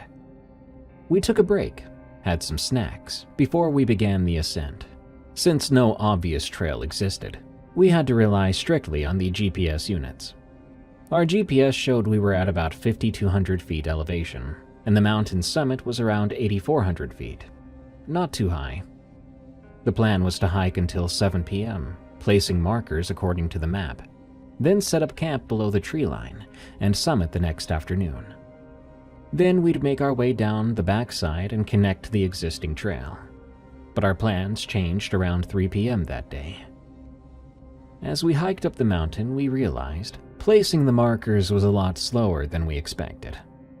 When we reached a spot where it leveled off, something fluttering in the wind caught our eye. Hanging in a tree was a silver mask attached to a black cloak. Shad reached over and pulled it down. We all examined it. The mask's mouth was a creepy grin. The eyes' sockets had these wrinkly rings going around them, and the forehead had 2 small horns adorning it. The cloak was shiny like silk and was more like a suit. It had a cloak in the front and in the back. Underneath the front cloak were loose sleeves and leggings. Shad, being the joker he was, immediately dropped his pack and put it on. The cloakish suit covered him, but not completely due to his height. The sleeves that hung loose came to his elbows. Before he stood up, he started doing the Kazatsky kick, a Russian dance where you crouch and kick out your legs. We laughed so hard, but when he stood up, the cloak almost reached his knees. "It's a hobbit's cloak," he joked. Andy commented on his funny appearance, and then reminded us of the markers we had to do. "Come on, let's get back to marking so we can finish up on time." Then we heard it, a faint whisper on the wind. Voices. Our laughter went to silence in an instant. Then, in the distance, we saw someone else, wearing the same cloak, the same mask. Chad broke the silence. "Looks like they left this one behind." Andy froze, eyes wide.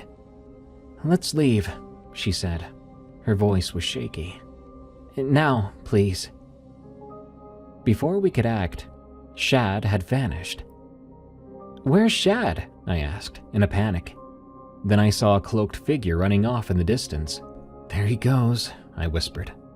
Without thinking, we followed him, crouching low as we moved. "Where is he?" A strange voice called from the trees. We stopped, hiding behind a small grove of trees, and stashed our packs. The cloaked group stood in a strange formation. Chad snuck off to get a better look, then came back. "There's a big ring of rocks in the clearing, with a 6-pointed pentagram in it." "It's a hexagram," Andy whispered. "Did you see him?" I asked urgently.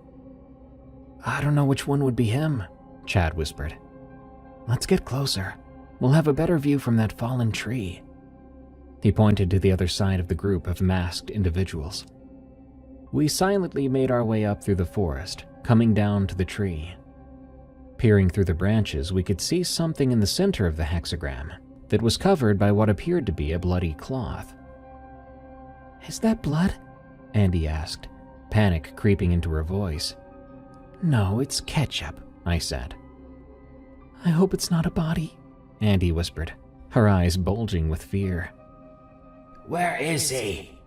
a voice from the circle asked. We noticed a gap in the hexagram. One spot was missing a figure.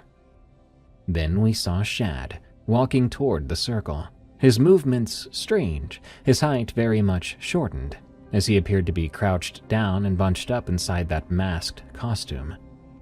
"You can tell that's Shad," Chad whispered. "What's he doing?"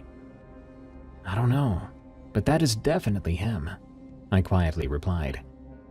Shad must have inspected the scene as he stepped into the circle, taking the vacant spot. From behind the fallen tree, I strained to get a better look at the masked group. They moved with an eerie synchronicity, slightly swaying in their spots, their cloaks slightly rustling in the breeze. The circle wasn't random. Each of them stood in precise alignment, their positions at each point of the hexagram. In the middle, the figures were standing at the crossing intersections. The blood-streaked cloth was at the center. One of the figures on the cross-section suddenly stepped forward to speak. His voice was deep as he addressed the group. The offering has been made. Now we summon him. He who dwells beneath the earth, whose power we crave.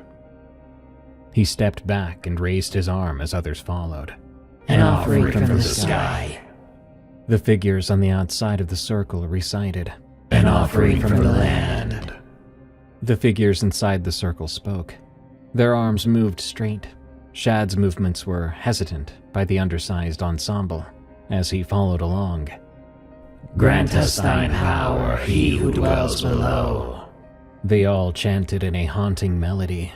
Grant us our desires, our souls we give. Stop, stop, stop! An angry voice suddenly rang out from the trees. It made almost everyone jump. A shirtless man in his briefs stepped forward, holding Shad's pack. His shirt draped over his face to hide it. The cloaked figures turned toward him. "One of you," he said scoldingly and pointing, "has my silver shade. Give it back. I demand it now and you'll go free." He dropped the pack on the ground. All the figures turned to look at Shad. It was clear that since he was the last one to join, he must be the imposter.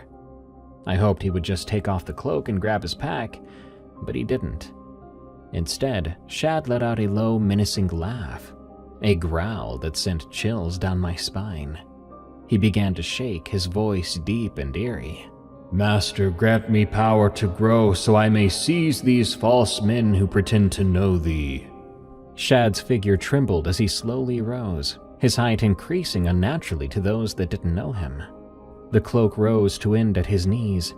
Several figures in the circle stepped back, but some moved toward him. "Let my arms grow so I may seize those who do not know," Shad growled. He pushed his arms through the sleeves then, stretching them out to what they might see as unnatural lengths. He now looked almost twice the size than when he was hunched up. Leave, he commanded, his voice echoing. None of you are true believers. Shad's towering form must have shocked a few of them, as several of the figures on the outer edge of the circle backed further away. But the ones in the middle moved closer. I didn't know what would happen next, but I couldn't wait any longer. I whispered to Chad and Andy. "Andy, throw whatever you can to draw attention once we go in. Just wait for the right moment. Chad, remember the Uchimata? The throw?" I motioned with my arms low. "Let's use the forest floor to our advantage. It won't be as soft as a mat." Chad nodded but looked doubtful. "What if they start a fight?" He lipped to me. "Then we fight back," I said, almost under my breath. We crawled to the end of the tree where it had uprooted and readied ourselves. I wasn't planning to attack, I just wanted to cause some confusion by taking down a few of the masked figures. We needed to get the attention off of Shad, so he could run and we could get out of there. While Shad had everyone distracted with his towering presence and commanding voice, Chad and I made our move. We dashed out from behind the fallen tree. I'm sure Chad was just as nervous as I was. We took the two masked figures we snuck up to, off guard, and flipped them onto their backs with a swift throw. A thud sounded as they hit the forest floor with muffled grunts. Others then turned to see the commotion. As we moved past the bloody sheet, it got pulled away to reveal a dead, bloody rabbit and bird. It was apparent that if they had killed those animals on the spot, they had at least a knife on them somewhere. From behind the dead tree, Andy started to hurl sticks and pine cones. Her aim wasn't effective, but it did distract a few of them. One of the projectiles struck a cloaked figure square on the head, who was facing Shad, making him divert his attention. Shad, seeing our effort, joined the fray. He grabbed two of the masked men by their cloaks, lifting them up, causing them to fall. The remaining figures hesitated, unsure of what to do. Shad seized the moment, dashing past the shirtless man, grabbing his discarded pack as Andy yelled, "Let's go!" The shirtless man stood stiff like he didn't want to move. Shad, after grabbing his pack, turned and yanked the shirt off his face. For a moment, we saw his shocked face clearly, before he could cover it with his hands. It was the man from the mall commercial. His face was unmistakable, even with his wild, unkempt hair and crazed expression. "Come on down, see the sights, and remember to bring the family," Shad bellowed, perfectly mimicking the man's cheerful tone from the commercial. His voice echoed through the forest, adding to the confusion and chaos. The rest of us scrambled to grab our packs. My adrenaline was surging. We joined Shad in his mad dash down the hill. He still wore the mask and cloak, the silver face catching glimmers of light through the trees as we ran. As upset as I was, I couldn't help but laugh. Behind us, a few of the cloaked figures gave chase, their voices carrying an unsettling mixture of anger and confusion. But the uneven, rocky descent worked in our favor. It quickly became clear that these masked pursuers weren't in any shape for a downhill sprint. Their footsteps grew fainter as the incline steepened, and soon they gave up entirely. We did not stop running until the sound of their pursuit faded completely. My lungs were burning by then, when we finally paused at a cluster of boulders further down the hill. Shad yanked off the mask and cloak, collapsing onto the ground in exhausted laughter. "Master, grant me power to grow," he mocked himself, still breathless. We couldn't help but laugh too. A mix of relief and disbelief washed over us. Andy doubled over and gasped for air, then finally managed to speak. "That was the dumbest, stupidest, most idiotic thing," she trailed off, struggling to catch her breath. Chad, sitting on the ground and equally out of breath, let out a raspy laugh. "Stupid? Yes. Dumb? Definitely. Funny? Oh yeah. And even funnier now," he added with a crooked grin, wiping sweat off his face. I sat there silently, my heart still racing, unsure of what to say. The weight of what had just happened hung in the air. Shad, sprawled out on a rock and still catching his breath, finally broke the silence. "I'm sorry guys, I couldn't help it. But come on, how was I supposed to know a cult selling their souls was gonna be up here?" He chuckled nervously, rubbing the back of his neck. "Dude, we'll have to do this section of the trail last. I'm not gonna go back up there for a while," he finished saying to me before falling silent again. "Yeah, sounds good to me," I quietly replied.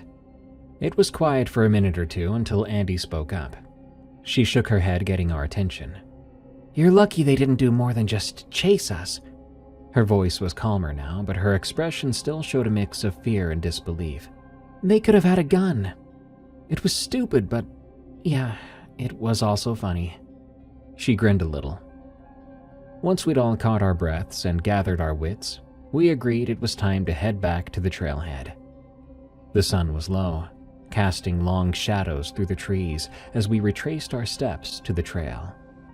By the time we made it back, the parking lot was still empty.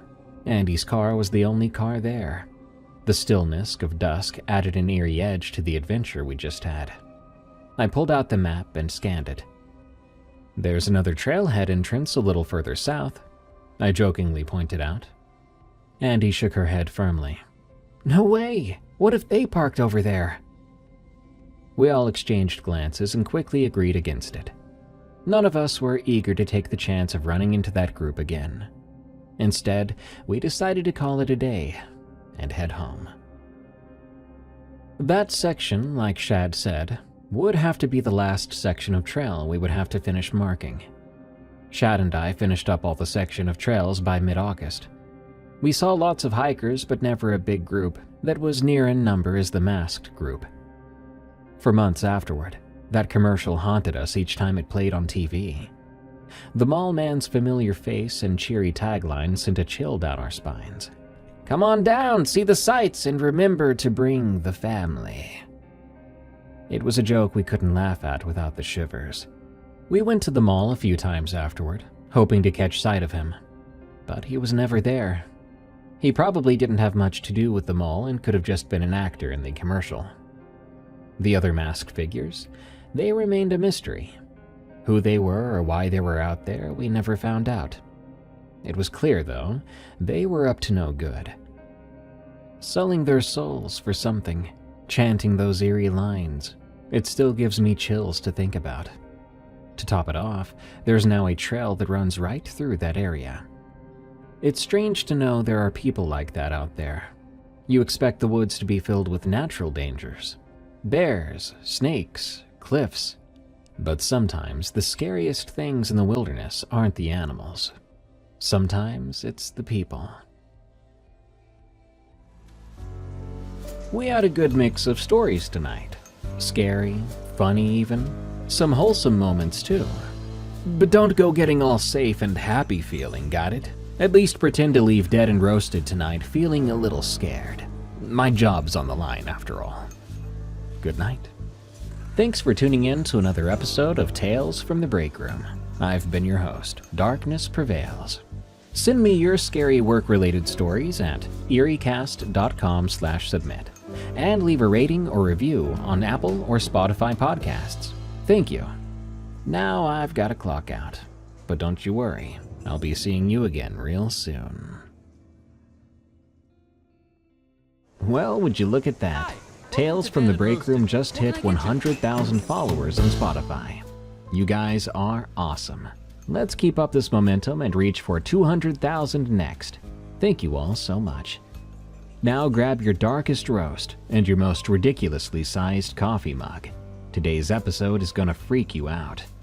These stories are all terrifying tales about the most disturbing things prison guards and correctional officers have encountered while on the job. Get ready for haunted prisons, disturbed killers, and more. If you have your own scary work story, send it to me at eeriecast.com/submit. And if you need a breather and you're over 18, check out my comedy paranormal podcast, Night Watchers, on your favorite podcast app or on YouTube. Thanks. These are Tales from the Break Room. Sam's Story from Rye O. Big fan of Tales from the Break Room here. I work as a security guard at a distribution center in Iowa, and I have a story to share. Really, it's a story from a friend of mine. It's not about this job. My job is just walking a perimeter and making sure nobody's stealing copper from the loading docks. We got a raccoon trip a sensor one time. I guess that was the most exciting thing. But let me get on with it. My coworker Sam makes this job bearable. He's a 43-year-old guy and has been doing security here for a few years. And he's got a story for everything. I mean, you can't walk past a vending machine without Sam telling you about the time one fell on a guy he knew. Can't mention the weather without hearing about the tornado that missed his house by 50 feet back in '08. Now, Sam used to be a correctional officer. He did it for 5 years at a state facility about 2 hours west of here, before his knee gave out and he had to find easier work. He loves talking about those days, usually in a nostalgic way, sometimes in a way that's more like processing stuff, the kind of stuff you have to talk about to get it out of your brain.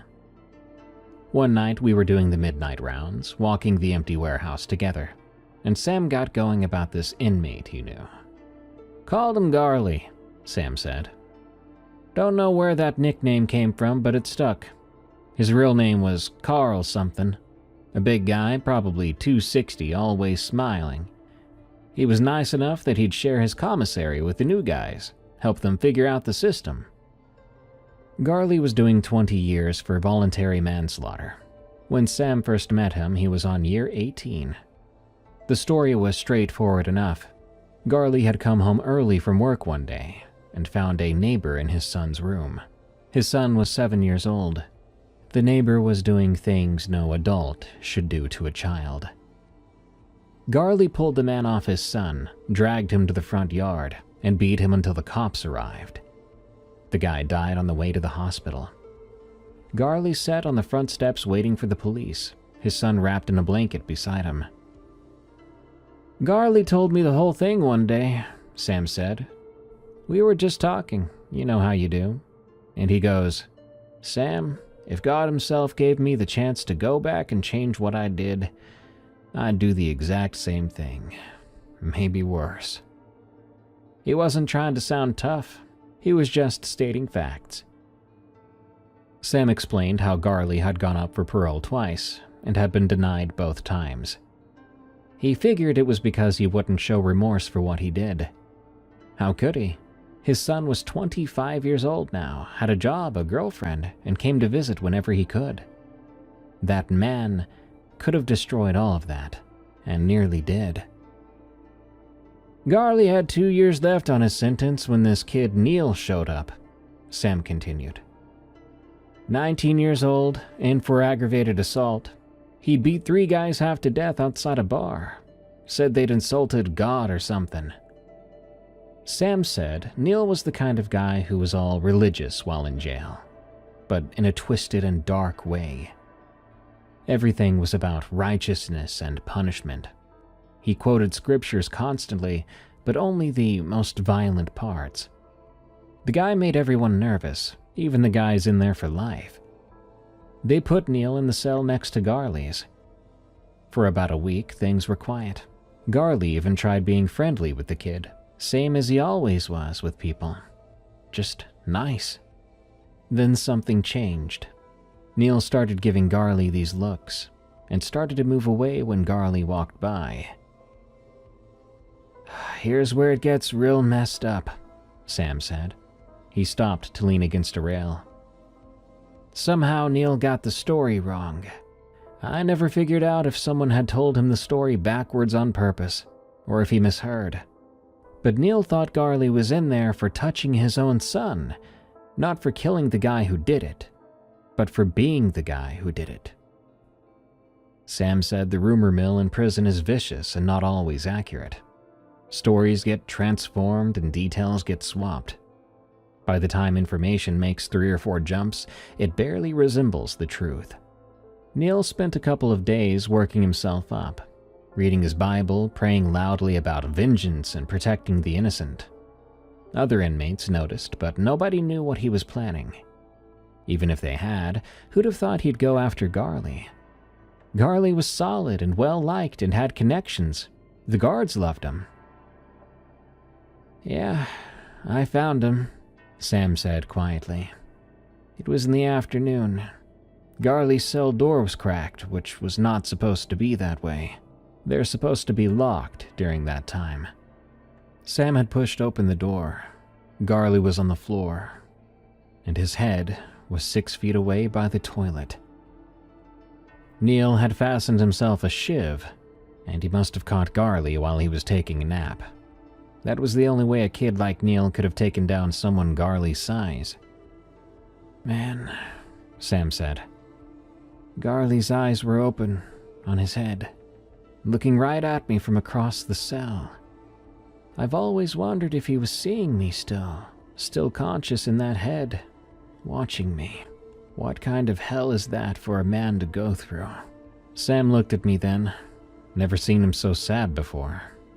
He said, Rye, sometimes I think this world punishes the good, and it doesn't stop. It just keeps going, punishing and punishing and punishing the people who want to do good. We were quiet for the remainder of the night. A couple of days after this, I would ask Sam what happened to Neil. I wanted to know if that guy got life in prison, and apparently he did. But that really wasn't a satisfying end to a story. I feel bad for Garley. And after all that's been happening lately in the world, I'm starting to think Garley is right. The good get killed, and the evil ones are left to do it again. The Hanging Man. From John Dooley 1. I've been debating whether to share this for a while. Even typing it out feels like I'm breaking some unspoken rule. But after listening to enough of these stories, I figure maybe it's time someone heard mine. I'm going to keep some details vague, like where this happened exactly, the exact prison and names. You understand. Even retired now, there are things you don't talk about. What happened during those months when I was pulling every extra shift I could get, that's been eating away at me for years. A couple decades back, my wife Sarah and I were going through it. Really going through it. 22 years of marriage and we'd hit a wall that felt insurmountable. Every conversation turned into an argument, and every silence felt loaded with resentment. Home became a battlefield and I was losing. I'd been working as a correctional officer for about 15 years at that point. It's not a job you brag about at parties. Though when you actually did, people would ask for stories about inmates and prisoners, who was the freakiest guy you had to watch over, and all that stuff. Now, when things got bad at home, I started to volunteer for every overtime shift they would give me. Doubles, nights, holidays, it didn't matter. The scheduling supervisor started joking that I should just set up a cot in the break room. The thing about working nights at a prison is that it's a completely different world from the day shift. During the day, there's activity everywhere. Inmates are moving to work assignments, and there's visitations and medical appointments, even classes. It's controlled chaos, but it's alive. At night, it's supposed to be quiet. Supposed to be, keep that in mind. Our facility was old. I think it was built around the early 1900s, but don't quote me on that. There were 3 main wings radiating from a central hub, plus the administrative building. The east wing hadn't been used for housing in about a decade due to budget cuts and declining population. They kept talking about renovating the place, but the money never really materialized. So it just sat there, empty, collecting dust and rumors. The first time I heard the sound, I was doing rounds in the B wing, maybe 3 weeks into my marathon of overtime shifts. It was around 2 a.m., that dead time when even the restless inmates have finally settled in. I was walking past the junction where B wing meets the central corridor when I heard it. I can describe it as a sort of slow creaking sound, like rope being pulled taut. It lasted maybe 5 seconds and then stopped. I chalked it up to maybe pressure or something causing sounds and shifting in the building. The place was full of weird noises too. You might hear pipes clanging or wind coming through old vents you didn't know were there. And every nook and cranny in that place needed some WD-40. When you practically lived there for a while, you learned to tune most of it out. But then other guards began to mention it too. Rod, who had been there even longer than me, brought it up during shift change one morning, asking me if I'd ever heard that weird creaking sound. Said it would happen around 2 or 2:30. I admitted I had. He said that he'd started hearing it about 6 months ago, that it was always near the East Wing Junction. That's when Pete, one of the younger guards actually, chimed in with the story. Everywhere has their legends. Even prisons, I might say especially prisons. Ghost stories passed down through generations of guards and inmates. Ours was about a Warden Garrett. This would have taken place back in the 60s. Warden Garrett had been running a whole operation smuggling contraband, taking bribes, even allegedly helping certain inmates with outside business, if you know what I mean. Story goes that when the feds started to close in, he knew it was over. Rather than face trial and probably end up in his own prison with people that might kill him, thinking he might have leaked something to the police, he decided to hang himself. And here's the part that made everyone uncomfortable. He did it right here, in the prison, in what's now the abandoned East Wing. I remember yelling bull crap as soon as Pete finished the story, but Rod shook his head at me. He said he had looked up some records after our last conversation, said he'd found documents saying they'd found him in 1967 hanging from the ceiling in cell block E-7. After that, I started to pay more attention. I didn't want to believe it, but I kind of did. I mean, Rod said he had found the files, right? The sound wasn't every night, maybe just 2 or 3 times a week. And still, it could be anything. It was always between 2 and 3 a.m., and always near that junction. And it did sound exactly like rope under tension, a distinctive creaking groan.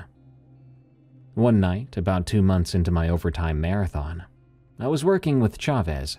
He's a good, reliable guy, not prone to hysteria or anything. We were doing the 2 a.m. count when we both heard something that was clear as day, but this time it didn't stop after just a few seconds. It went on for maybe 30 seconds, and it got louder as it went, more strained, and it was followed by a scream that came from the east wing. A man's voice, raw and desperate and pained, cut short like someone had hit the mute button. Oh, we looked at each other. Protocol said we had to check it out. The east wing was supposed to be empty, but sometimes homeless people found ways in, or inmates managed to get where they shouldn't be. We called it into control, grabbed our flashlights, and headed over. The door to east wing required a special key that we had to get from the control room. Williams was the officer on duty that night, and he gave us a strange look when we requested it, double-checking if we'd actually heard anything at all. We told him we were sure. The door opened with a groan that seemed way too loud in the quiet. We pointed our flashlights around, illuminating dust in the air, and slightly wincing at the smell of mold and abandoned places. You know that smell, like dampness and decay. We did a full sweep, every cell, every corner, every possible hiding spot. And there wasn't anything yet. Nothing. No signs of entry, no disturbed dust except for our own footprints. The windows were all intact and painted shut. The only other entrance had been welded shut years ago. But here's what got me. In cell E-7, the cell where Garrett allegedly died, the air felt noticeably much colder. And I swear there was a different smell in there. Faint but distinct. Like rope. Old and oiled rope. Chavez felt it too. I could see it in the way he kept glancing at the ceiling, the way he positioned himself closer to the door for an easy escape. We filed our report after that. Nothing found, probably the building settling, sound carrying weird through the old vents. But we both knew that scream was not the building. Things got worse after that. More guards reported hearing sounds, not just the rope creaking, but footsteps now in the east wing, cell doors slamming and whispering in the walls. Marty swore he saw a shadow figure near the junction one night, and a guy named Thompson put in for a transfer after he claimed something touched his shoulder while he was doing rounds alone. Even the inmates felt it. The ones whose cells were closest to the east wing began to ask for transfers too. An old-timer, I think his name was something like Jenkins. I do remember he'd been in there for 30 years and told me straight up, "That wing ain't empty, boss. Something's wrong over there." But it was what happened on November 15th that made me reevaluate everything. That day I'd been working for almost 20 hours straight. I pulled a double and was covering part of another shift because someone had called in sick. It was 2:47 a.m. I remember the exact time because I was looking at my watch, counting down the hours until I could go home to my empty house. At the time, my wife was staying somewhere else. I was alone doing the rounds in the corridor near the East Wing junction. The sound started like usual, that slow creaking, but this time I decided to really listen to it, to try to pinpoint exactly where it was coming from. I stood perfectly still at the junction, holding my breath. The creaking got louder, and I realized it wasn't coming from the east wing at all. It was coming from above me. I looked up, shining my flashlight at the ceiling. There was an old maintenance hatch there, painted over so many times it was barely visible. The creaking was coming from beyond it. Every instinct told me to walk away, finish my rounds, and just forget that I heard anything. But something, maybe curiosity, stupidity, sleep deprivation, made me grab a chair from the nearby break room. I stood on it and pushed at the hatch. It took some effort, but it popped down, showering me with decades of dust and paint chips. That smell hit me immediately. That faint rope smell from cell E-7, but much stronger. I hoisted myself up, flashlight in my mouth. It was a crawl space, maybe 4 feet high, extending in both directions. Old pipes and electrical conduits, and there, about 10 feet away, there was something that shouldn't have been there.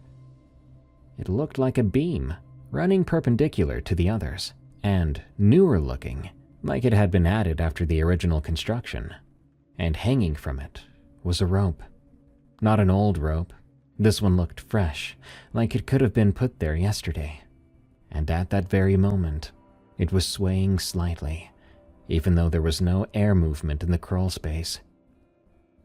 I reached out to touch it, and I swear to you, the moment my fingers made contact, I heard the scream again. Not from the east wing this time, but from right next to me, like someone was standing in that cramped space, screaming directly into my ear. I jerked back so hard I nearly fell through the hatch. I scrambled down, not caring how much noise I made. I slammed the hatch shut and stood there, heart pounding. I was trying to process what I'd just experienced. The rope in that crawl space, it could not have been from 1967. It looked new. And the beam, it looked like it shouldn't have belonged, like it had been installed there for that exact purpose. I finished my shift and filed a report about checking the maintenance hatch due to unusual sounds, and I recommended it to be sealed. I never mentioned the rope. That's the kind of crazy-sounding crap you don't want in your reports. The next day, maintenance sealed the hatch. The sound stopped for a long time after that, but later on, a day I was in the administrative building, killing time before my shift, I decided to look into the Garrett story more thoroughly. I'd found something interesting. Warden Garrett was not the only suicide in our prison. There had been 2 other suicides in the prison's history. One in 1981 and one in 1995. An assistant warden and a guard, respectively. And you know what really freaks me out? They both allegedly killed themselves by hanging. After all that, I put in for day shifts again. I told my supervisor I needed to work on my marriage instead of running from it. And that wasn't a lie. The overtime had given Sarah and me some space to think, to realize what we were throwing away. We started counseling. People always told me that stuff didn't work, but for us, I think it did, because we started to talk again instead of yelling. Now, it wasn't easy, but we made it work. And now, all these years later, we're still together. And I can tell you with full honesty, I never worked another night shift in my life. Before I go, let me say something. There are jobs where you clock in, do your work, and clock out without taking anything home with you. Prison guard on the night shift is not one of those jobs. You carry those shadows with you, even years later, even states away. Even when you're lying next to your wife in your safe, warm bed, you still sometimes hear that creaking sound in the darkness. My brother watched over criminals. From Ibutylen. My brother Jake works as a CO at a state facility, about 40 minutes from where we both live. Every other Saturday, we get together at his place. He's got a nice fire pit set up in the backyard with a couple of lawn chairs, and we bring out a cooler full of beer every time. My German Shepherd, Duke, and his Beagle mix, Bandit, chase each other around while we shoot the crap. Jake doesn't talk about work much. He says most of it's boring paperwork and counting heads. But sometimes, especially after his 3rd or 4th beer, he'll lean back and say something like, "Had a weird one this week." That's when I know I'm about to hear something that'll stick with me. Last year, he told me 2 stories that I'm not going to forget anytime soon. Not ghost stories exactly, but the kind of thing that makes you wonder what really goes on behind those walls. The first one was about this inmate. They called him Patches. Real name was David something, but everyone called him Patches because of these distinctive birthmarks all over his arms and neck. The guy was doing 15 for armed robbery, and he'd been in about 6 years. Really, he was a model prisoner. He kept to himself and worked in the laundry. Jake said it started when they noticed Patches was not eating. Not like a hunger strike or anything political. He'd take his tray, sit down, push the food around, and then just dump it. This went on for about 2 weeks. Medical checked him out and everything, said he was losing weight, but his vitals were otherwise fine. They took him to psych, but Patches insisted that nothing was wrong. He just wasn't hungry. Then the smell started. It was coming from Patches' cell. They tossed his cell thinking he was hoarding food. Maybe that's why he wasn't eating in the mess hall. But they didn't find anything. No contraband, no food, nothing that could have caused the smell. But everyone could smell it. The whole block was complaining at a certain point. They moved his cellmate out because the guy was gagging. They made Patches strip and checked everywhere a person could hide anything. But again, nothing.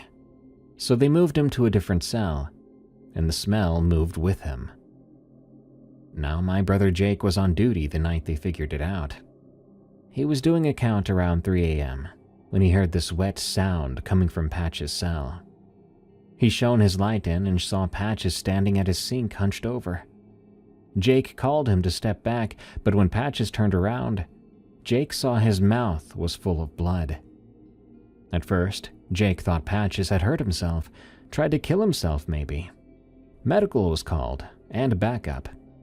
When they arrived in the cell, they found something else entirely. Patches had been eating himself. Not in a dramatic, obvious way.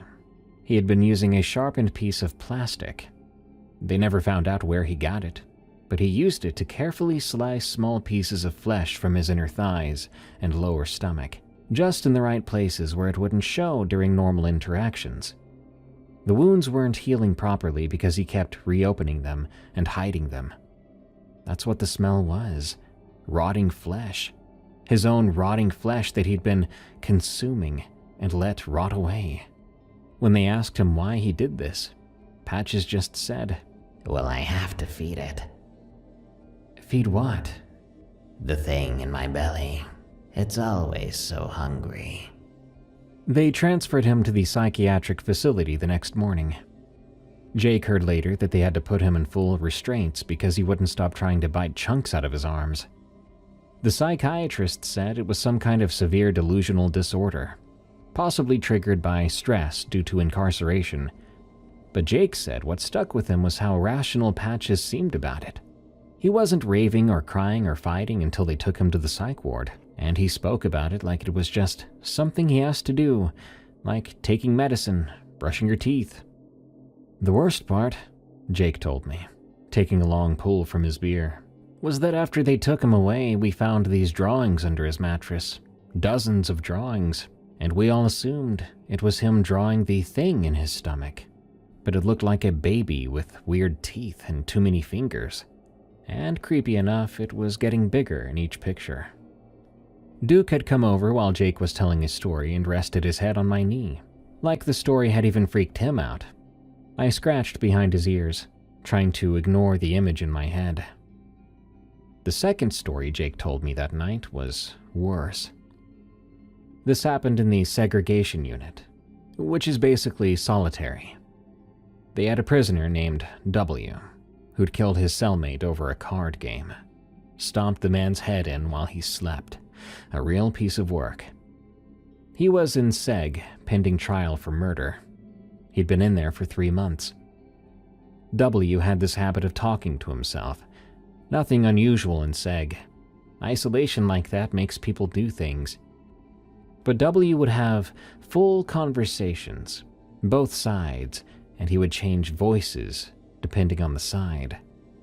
The guards mostly ignored it. To them it was background noise. They had more important things to worry about. But Jake got assigned to Seg for a week when they were short-staffed. The first night, he's doing his rounds and he hears W talking. Jake stops to listen, because something about his speech seems off. W is speaking, but there's a pause after. Then he responds to himself, except the response comes from the opposite side of the cell. Jake explained it like this. W was standing at his cell door, talking toward the back wall. Normal voice, asking questions. How long have you been here? What's your name? Why won't you leave? But the answers were coming from the back corner of the cell, where W wasn't standing. And it wasn't an echo or some acoustic trick. It was clearly, as Jake described it, a different voice answering, someone who sounded older and raspier. Jake shined his light inside to check on W. W was standing alone at the door, but he was looking at the corner like he could see someone there. W, who are you talking to? Jake asked. W looked at Jake, and he looked relieved. You can hear him too? Thank God. I thought I was going crazy. He's been in here for weeks. Jake called someone else over so he wouldn't have to be alone. He was thinking W was having a psychotic break. But over the next few days, every guard assigned to that section reported the same thing. W talking to someone. Responses coming from empty air. They checked the cell for anything, like hidden speakers or ventilation tricks that might explain it. But they didn't find anything. On the fourth night, Jake was watching the security monitor for that cell. W was asleep on his bunk. Jake saw him clearly on the grayscale feed. Then he saw something else with him. A shadow, human-shaped but wrong somehow, standing in the corner. It wasn't W. He was still on the bunk. The shadow stood there for a few moments, then moved. It didn't walk, it just moved, like it had slid across the floor without taking any steps. It stopped next to W's bunk and leaned over him. That's when W shot upright and began to scramble back against the wall. On the monitor, Jake could see him screaming, but the shadow thing just stood there, and in a moment, it was gone. Once again, it didn't walk away, but it was just gone, between one frame to the next. They moved W the next morning, and by then he was practically catatonic. He wouldn't speak except to whisper. He says he lives here. He says I'm in his house. The cell stayed empty for 2 months. Then they had to put someone else in there due to overcrowding. A new guy. He was doing 5 years for drug possession. First night, he hit the panic button, and immediately says there was someone in his cell with him. Someone who wasn't supposed to be there, describing the exact same thing W had seen. A tall shadow that moved wrong. They moved the new guy after only 3 days. The guy after that lasted a week. And the one after that made it 2 days before he started screaming that something was touching him while he slept. Jake said they finally just stopped using that cell. Officially, it's under maintenance. Been that way for 8 months. Sometimes guards still report seeing shadows on the monitor for that cell even though it's empty. Sometimes they hear voices coming from inside. Administration says it's electrical interference and echo from other cells. Not to worry about it. But here's the thing, Jake said. I looked into it. A few years before I joined, they had a guy have a heart attack in there and die alone. Wasn't found until someone tried to serve him breakfast the next morning. Could you imagine that? Dying alone and solitary? Jake finished the beer and tossed the empty can in the recycling bin. Man, I don't know what's in that cell, but it's not no electrical interference. We sat there for a while after that, watching the fire die down. Bandit had curled up at Jake's feet, and Duke was sprawled out next to my chair. A normal Saturday night, except for the scary stories that were going to haunt my dreams later on. Now, Jake's got more stories I could share, But those two are the ones that really got to me. The rational madness of Patches, feeding something that wasn't there, or was it? And W's cellmate that nobody could see but everybody knew existed. If y'all want more stories from Jake, let me know. I'm happy to oblige, which means I'd be happy to pester him for more. Inmate from Anonymous. I'm keeping locations and real names out of this. I'm an old man now, but some things you don't put out there with specifics attached. In 1982, I was 23 years old, fresh out of the service, and I needed some steady work. Corrections paid decent and they were hiring. I got assigned to a maximum security facility that housed some genuinely evil people. Now, it's important to know this was during what folks might call the serial killer era. Seems like every few months we'd get another one coming through processing. The one I'm talking about came to us in the fall. Dennis, I'll call him. 28 years old, looked younger. A skinny guy, maybe 5'10", 140 pounds, soaking wet. Very soft-spoken too, the kind of person you'd pass on the street and never give a second glance. But that's how they get you. Dennis had killed 3 men, that they could prove at least. The prosecutor wanted the death penalty, but Dennis's lawyer was sharp, got it down to life without parole times 3. But what he did to those men, Christ. He'd meet them at bus stations, laundromats, places where people go when they don't have anywhere else to be. Young men, early 20s, usually new to whatever city they were in. He'd befriend them, offer them a meal, a place to crash, put Rohypnol or something similar in their drinks. Here's where it gets sick. While they were unconscious, he'd use surgical tools to create openings in their torsos. Not to kill them. He was precise about that. He wanted them awake for what came next. You see, when they came to, he'd spend hours exploring their insides with his hands, feeling organs, moving things around. He'd even told the court he was trying to understand the architecture of loneliness. Said he could feel it inside them, in their organs, their isolation like it was a texture. 2 of the victims bled out. The third had died from infection days later, but not before giving a full description of what had happened. That one had been nearly saved by the police. That's how they caught Dennis. They put him in my wing. I worked that section 5 days a week in 8-hour shifts, sometimes more when we were short-staffed. The first time I saw him, he was sitting on his bunk, reading a medical textbook. He was completely still, except for his eyes moving across the pages and his finger tracing the anatomical diagrams. When I did the head count, he looked up at me and he smiled. Now what's scary about his smile is that it wasn't a creepy smile. That made it worse. It was a normal, pleasant, I'd even call it inviting smile. Like we were neighbors passing on the sidewalk. Oh, I remember his voice. "Good morning, officer," he said. He had a voice like a radio announcer, smooth and measured. The other inmates wanted nothing to do with the guy. Even the lifers, the guys who'd done truly terrible things, they gave Dennis a wide berth. Not because they were intimidated by him physically, like I said, he was a small guy. It was something else. The way he'd watch people, maybe. Or how he'd tilt his head when someone walked by, like he was listening to something only he could hear. He never caused trouble.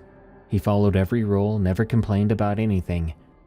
But he had this habit of getting too close when he talked to you.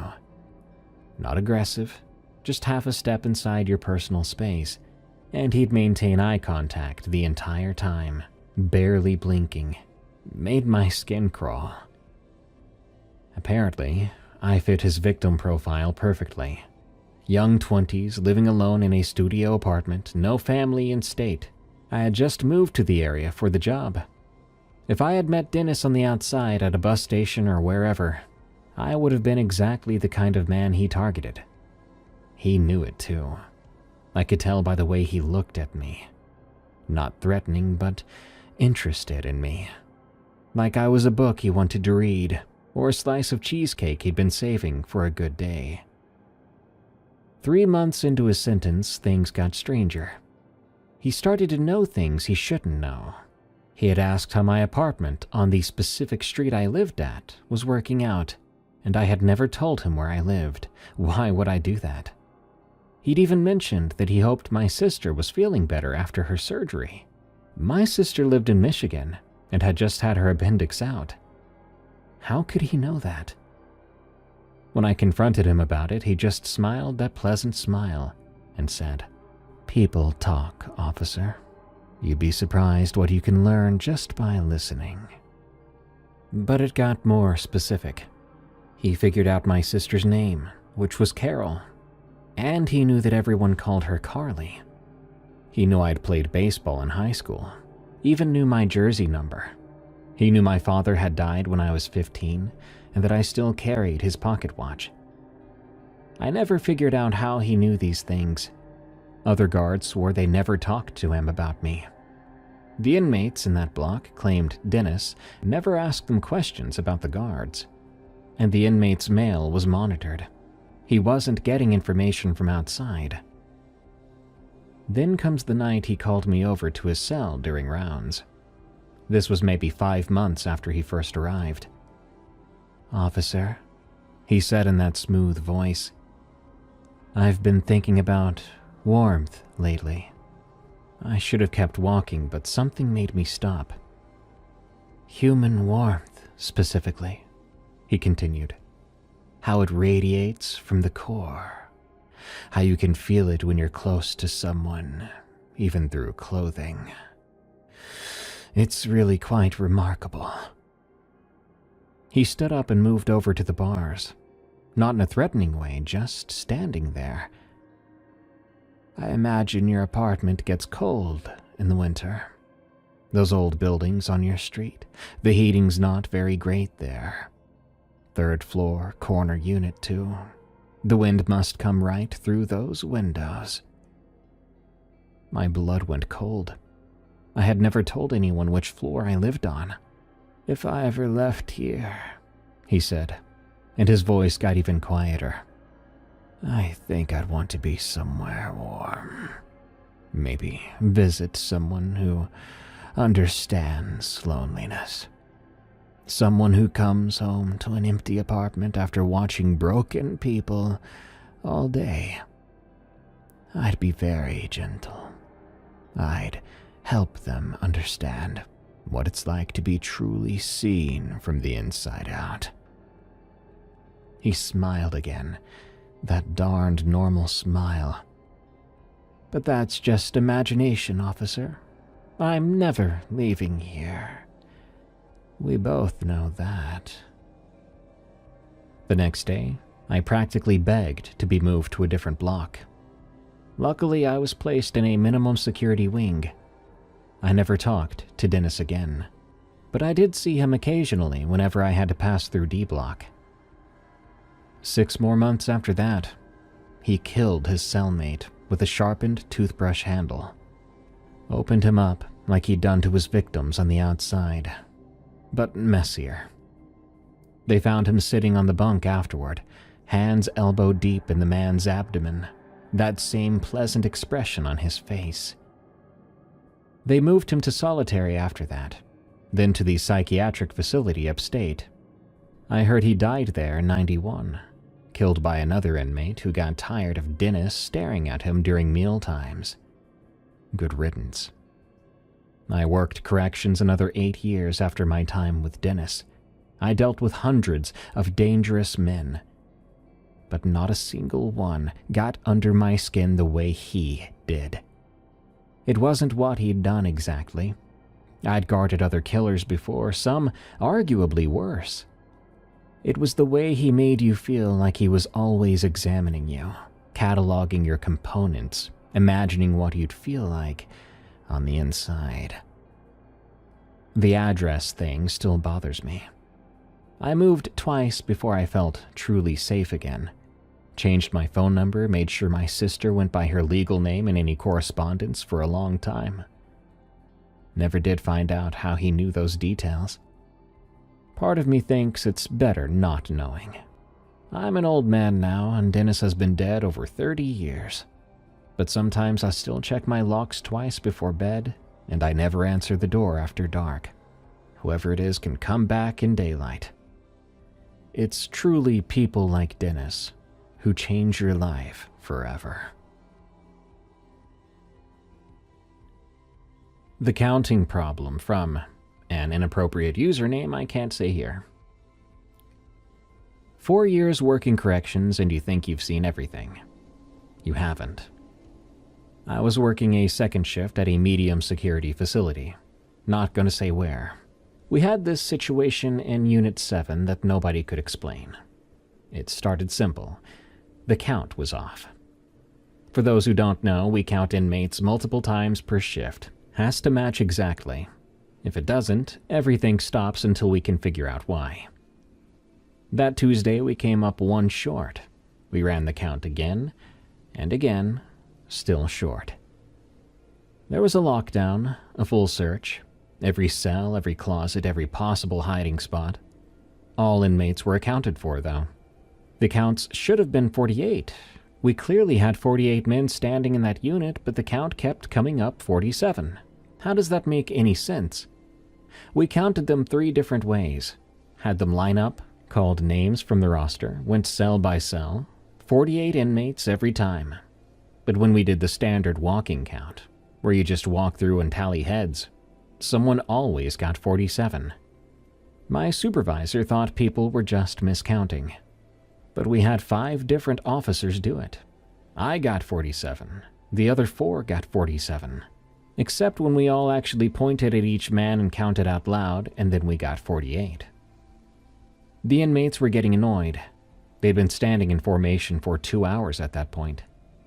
Finally, we had to let them return to the cells, and we filed an incident report that kind of made no sense. The next day was the same thing. Count came up short during the walking tally. This time I paid attention. I walked slow, really looked at each face as I counted. I got to the end of the row. 47.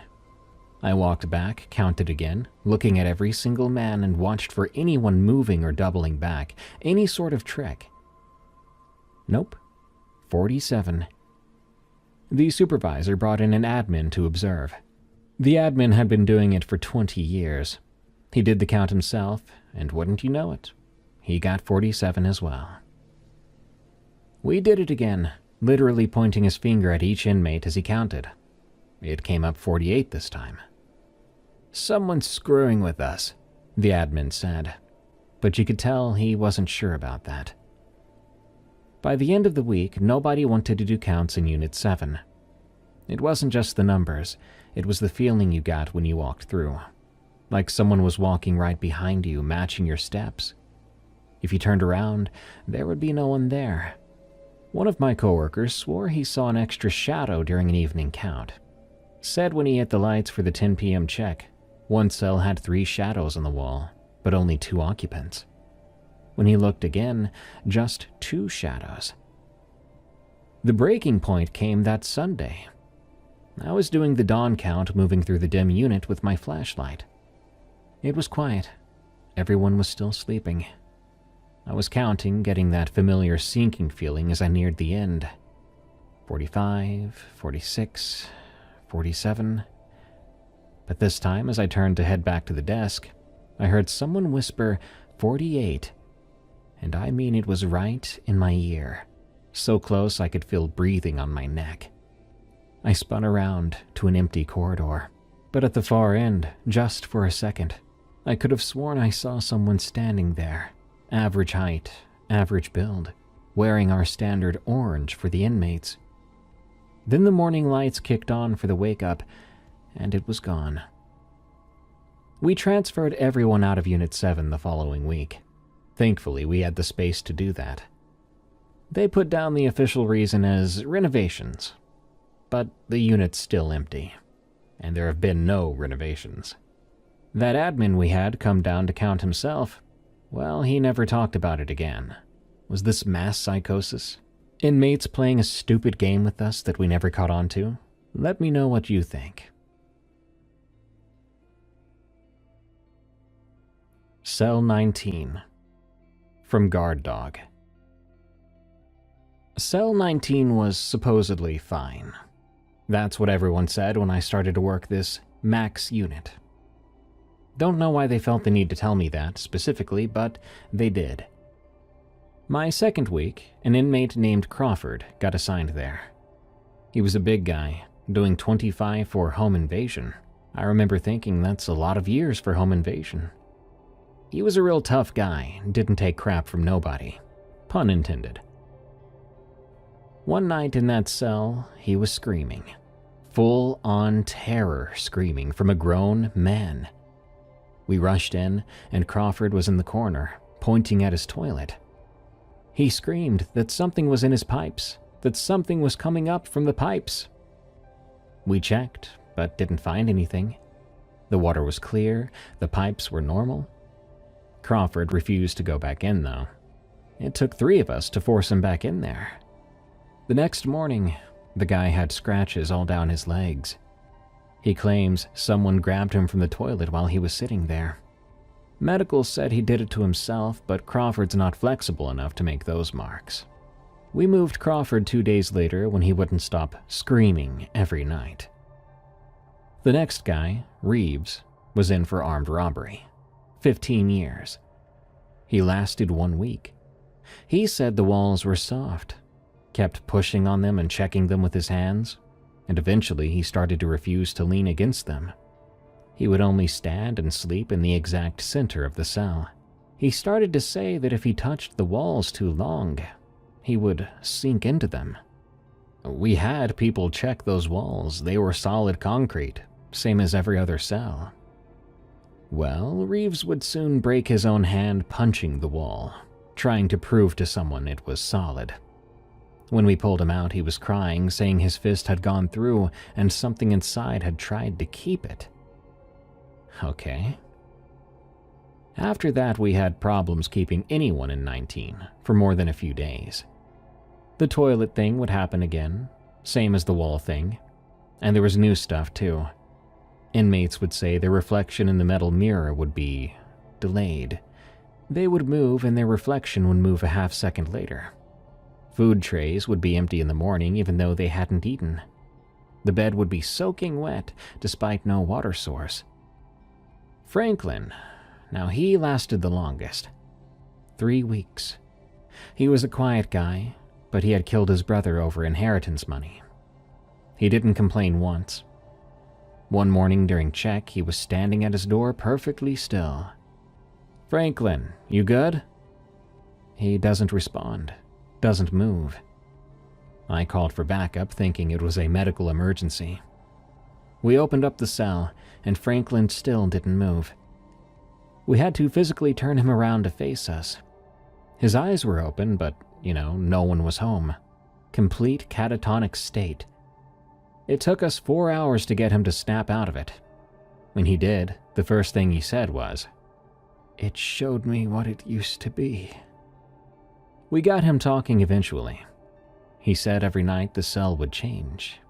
Not physically, I think. He said it was more like remembering something that wasn't your memory. He'd see other inmates who'd been in that cell. Dozens of them, all at once, all occupying the same space.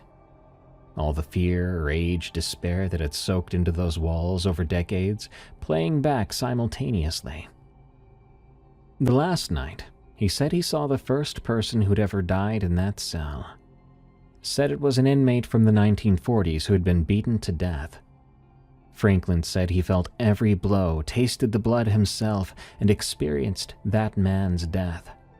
But he was still aware, still himself, just forced to experience it.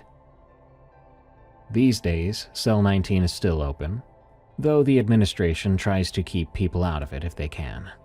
Sometimes that's impossible because, these prisons get crammed full of people. A lot of folks don't know the more prisoners we get, the more money we receive. What do you think of that? Anyway, I've noticed, sometimes when I walk past, when there's nobody in there, you can hear water running. But when you turn and look, the water fountain isn't going, and the toilet hasn't been flushed. And on other occasions, the door sounds like someone's pressing against it from inside. Whatever's in cell 19, I hope it stays there. Night Shift Observations from Catherine. I work in corrections in Oklahoma, and I just want to say, in our prison, the men in protective custody don't sleep normally. That's the first thing you learn working nights in that unit. Protective custody, or PC, is where we keep inmates who can't be in general population. Snitches or ex-cops, child predators, the ones other inmates would kill given half a chance. It's quieter than Gin Pop. It has to be. These men are already on edge 24/7. I started noticing things my first month on the night shift. Little things. A guy named Brennan in PC-3 always woke up at exactly 2:17 a.m., looks at the ceiling for 30 seconds, then goes back to sleep. A guy named Vash in PC-8 would stand facing the corner from 3 to 3:15. Never longer, never shorter. Ostrowski, or however you actually pronounced his name, I never did figure that out, in PC-11 would have full conversations in his sleep, but only between 1 and 1:30. You'd think it was just institutional behavior. Guys get weird routines inside. But it was so synchronized and precise, like they'd all scheduled it together somehow. Then I noticed they all did something at the same time. Every single night at 4:44 a.m., every inmate in PC would turn toward the east wall. Whether they were asleep or awake, they'd shift position to face that exact direction. It would last maybe 10 seconds, then they would go back to normal. I started to take note of this, kept a log on my cell phone for 3 months. It never failed. 4:44 a.m., east wall, every single one of them. I asked the day shift if they'd noticed anything like that. But no. I asked the evening shift, but they never noticed anything strange in their shift either. It only happened at night, only at that specific time. One night, I decided to check what was on the other side of that east wall. It was the old execution chamber, decommissioned in the 70s when the state stopped death sentences. Now it was just storage for old files. I got permission to check it out. The room was exactly what you'd expect, with dusty boxes and old furniture. But the temperature wasn't right. It was the middle of summer, and this section had no AC. It should have been sweltering there, but it was freezing. I could even see my breath. In the corner, I found a box of execution records.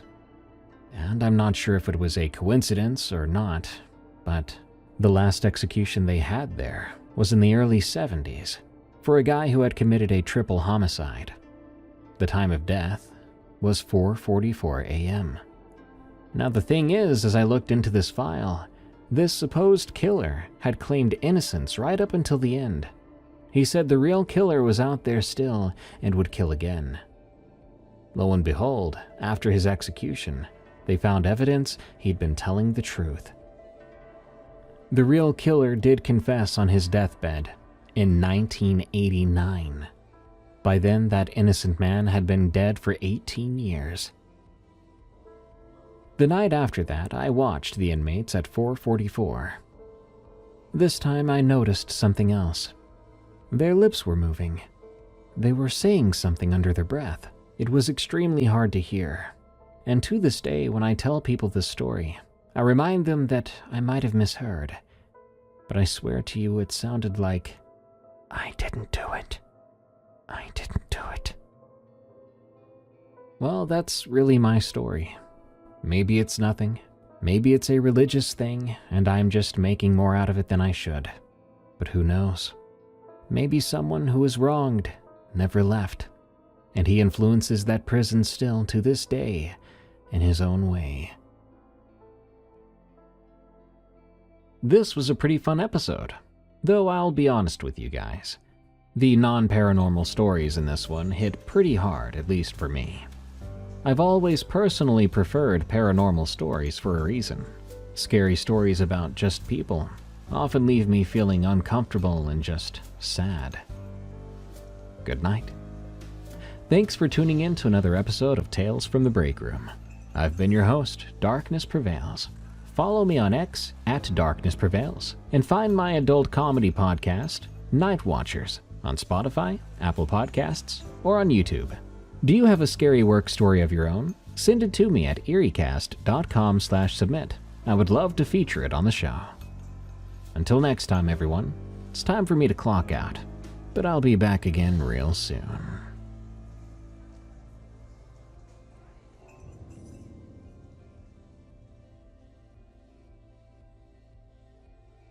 Do you want to win $500? I'm holding a creepypasta writing contest, but only on Void, my new app, which you can join now over at lostvoid.app.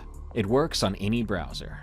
Submit your story before November at lostvoid.app, and if your story is approved, you'll be entered to win prizes where first place gets $500, second place gets $300, and third place gets $200.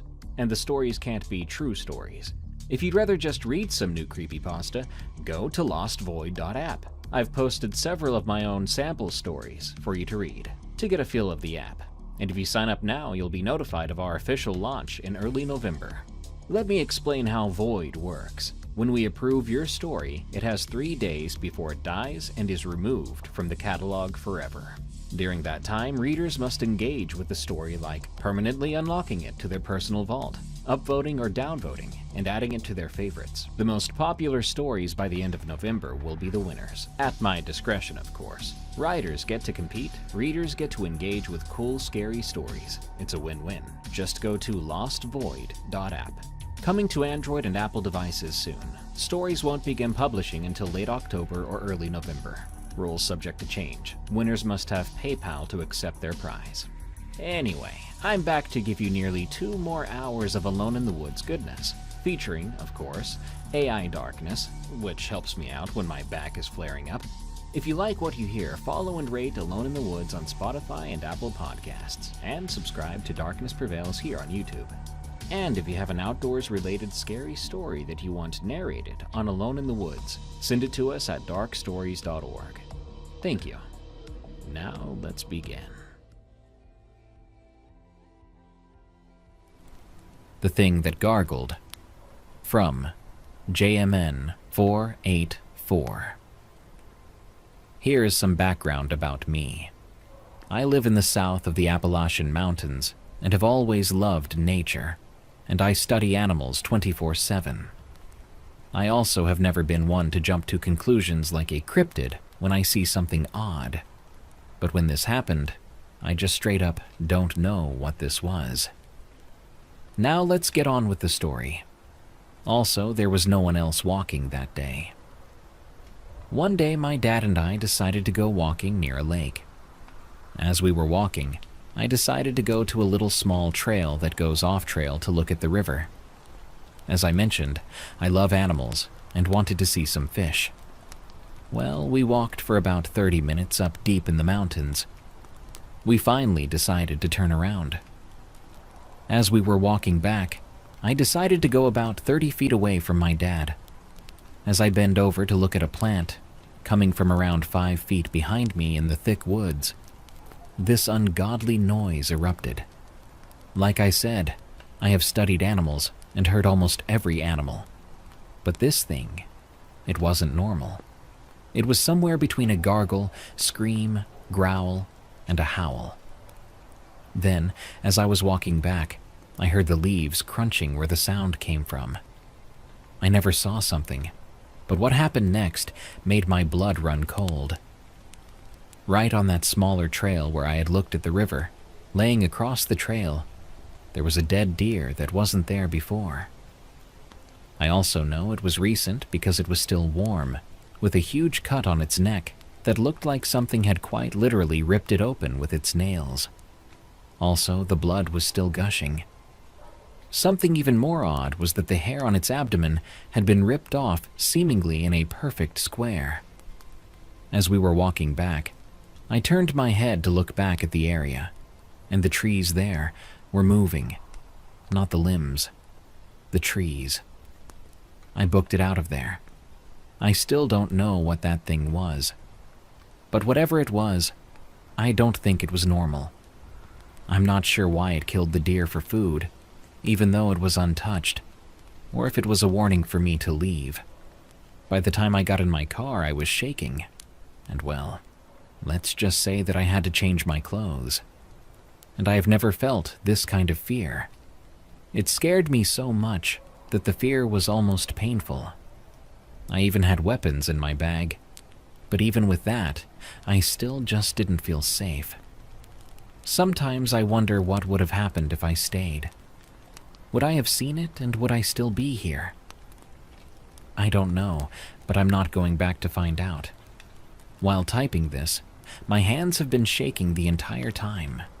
Some believe me, some really don't. But whether you believe this really happened, the fear that I felt that day was real.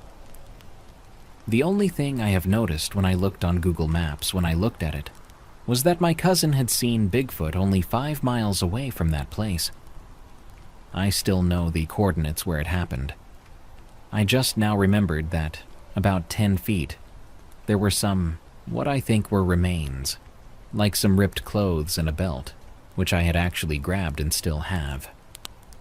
If you think it was just a hunter, why would we not have heard a gunshot? And the deer was warm, so it couldn't have happened long ago, and it wasn't there before, which I had only been gone for 30 minutes. The house near the river. From Frenzy. 2 years ago, my grandpa told me a story, one I'll never forget. He grew up in a mountainous area, in a small, quiet community, surrounded by forests and rivers. Recently, my mom mentioned that we might be visiting that place for summer vacation. The moment she brought it up, my stomach turned, and I couldn't help but think back to what my grandpa said. His story wasn't the kind you brush off easily. It was the kind that stays with you, haunting your thoughts whenever the night grows too quiet. I will retell the story from his point of view. We used to live in a very mountainous area. It was an hour's drive to the nearest town. It was a small community of relatives on a very large plot of land. Around 8 families lived there. We were surrounded by mountains, forests, and a river.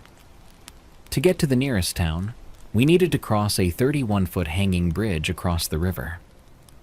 I mentioned that only 8 families lived on that land, but there were 9 houses there.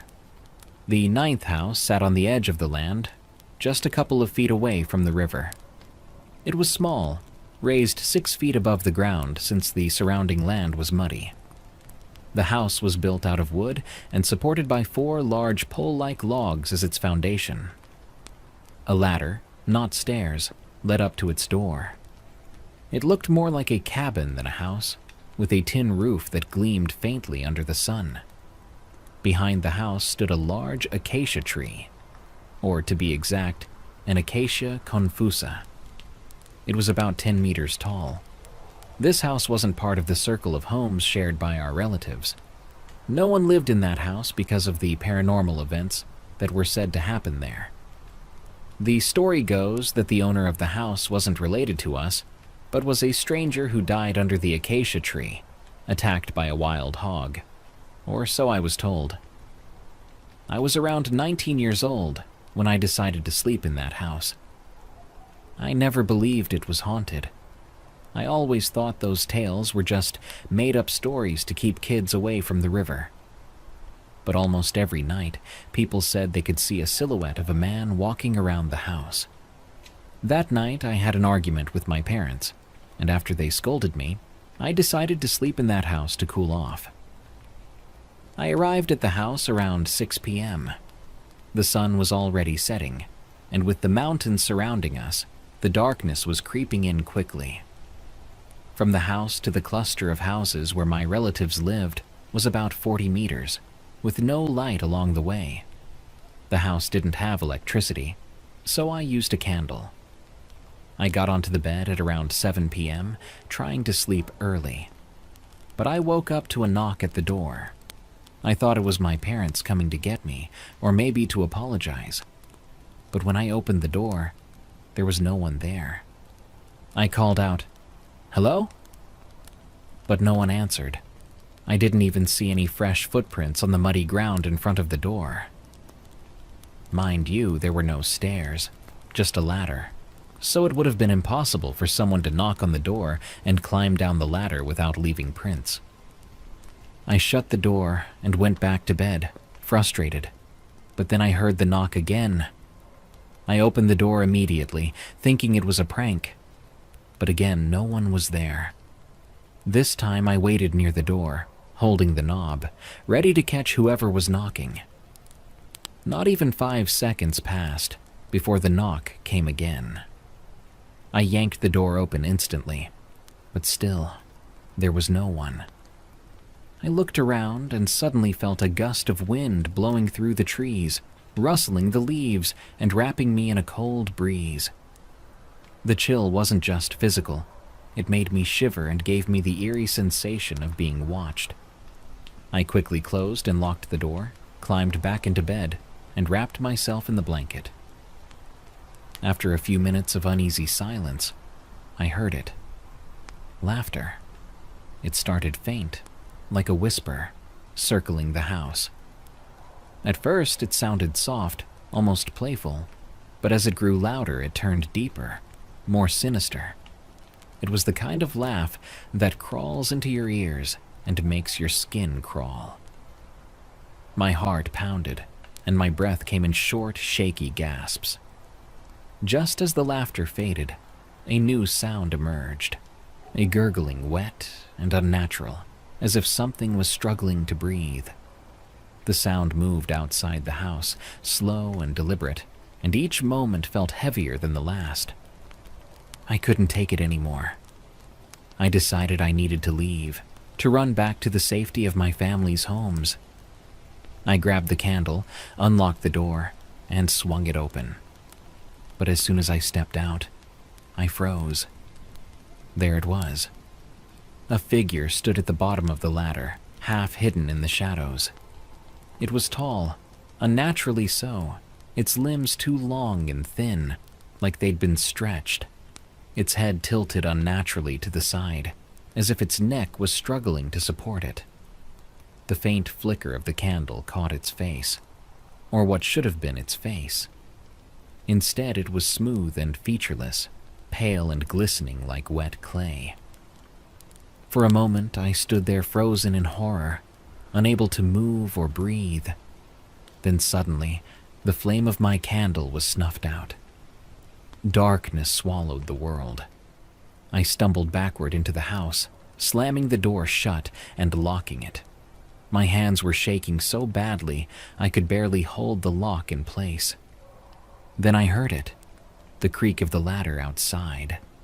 It was climbing, slowly, deliberately. The wood groaned under its weight as each step brought it closer to the door. My heart raced as I backed away, my breath coming in short, panicked gasps. Then came the sound of scratching, long nails scraping against the door, testing it, searching for a way inside. The doorknob rattled as though it were being turned, but the lock held. The sound suddenly shifted, and I heard the creaking of wood above me. It was on the roof. I could hear its movements now, heavy and deliberate, the tin roof groaning under its weight. Each step echoed through the house, and the gurgling sound accompanied its every move, wet and guttural. Then, without warning, I heard the loud thud of something jumping off the roof.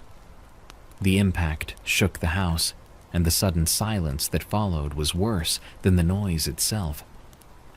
I stayed frozen in the corner, clutching the blanket as tightly as I could. My body trembled, and I felt tears streaming down my face. but I didn't dare move or make a sound. Somehow exhaustion overtook my fear, and I fell into a restless sleep. The next thing I remember was waking to the sound of my dad shouting my name.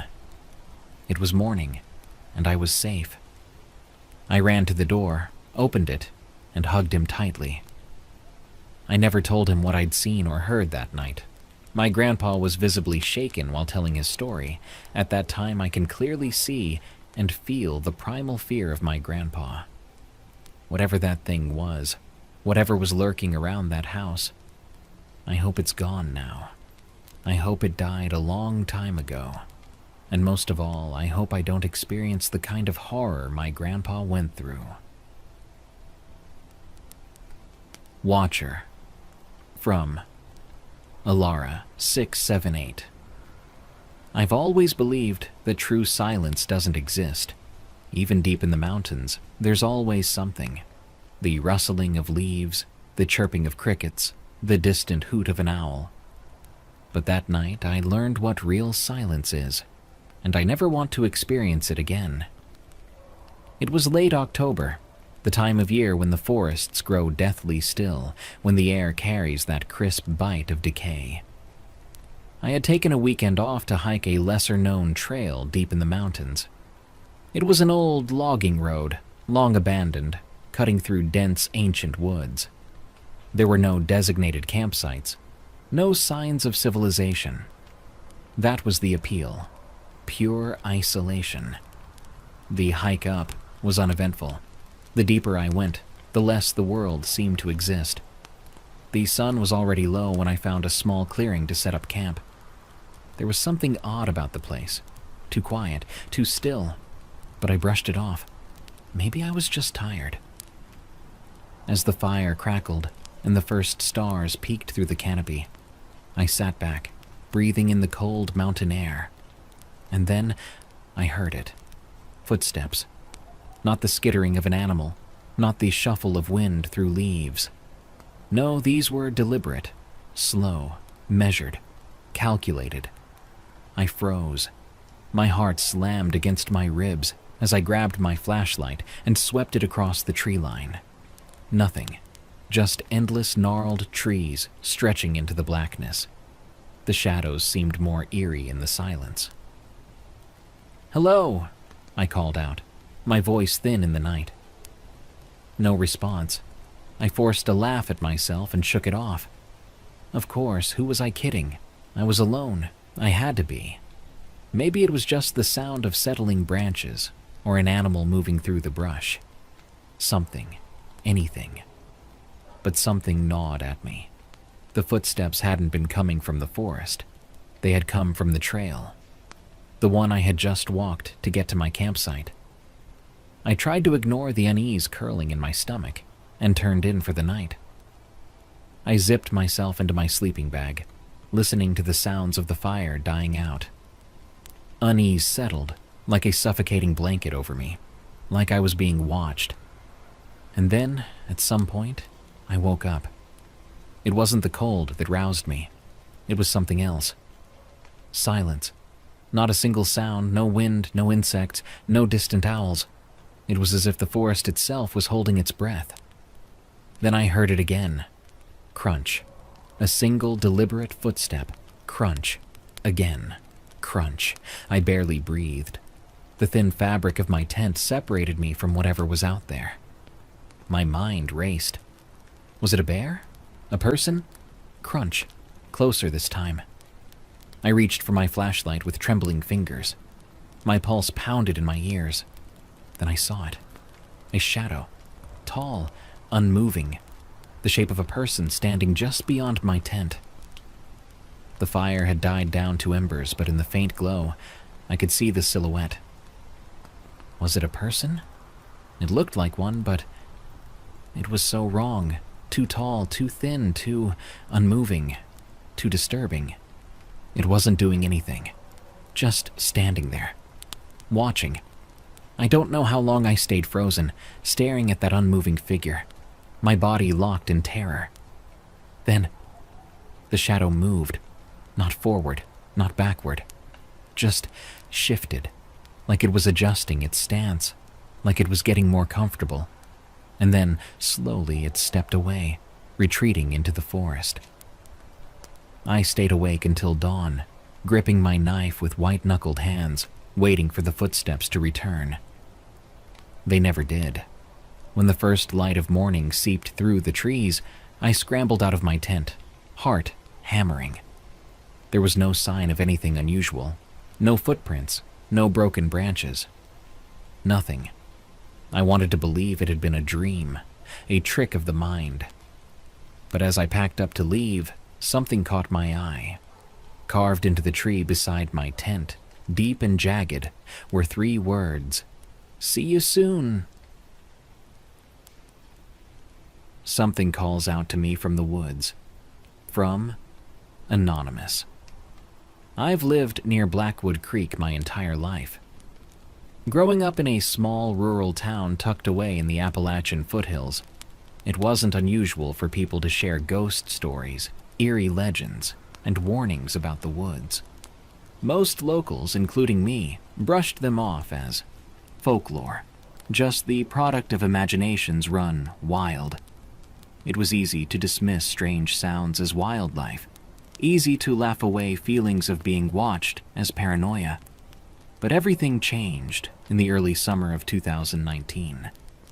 I had recently returned home after college, deciding to spend some time sorting out my life before venturing off again. My parents owned a modest property right on the edge of the woods, our backyard gradually giving way to the dense tree line that marked the beginning of hundreds of acres of forest. It was peaceful, a place I'd always felt safe and familiar. At first, it was subtle. I'd often sit out on the back porch in the evenings, relaxing and enjoying the calm. Then slowly, I began to notice faint sounds drifting out from the woods. Nothing alarming, just odd. I would hear the distant laughter of children echoing softly among the trees, though there were no families with young children nearby.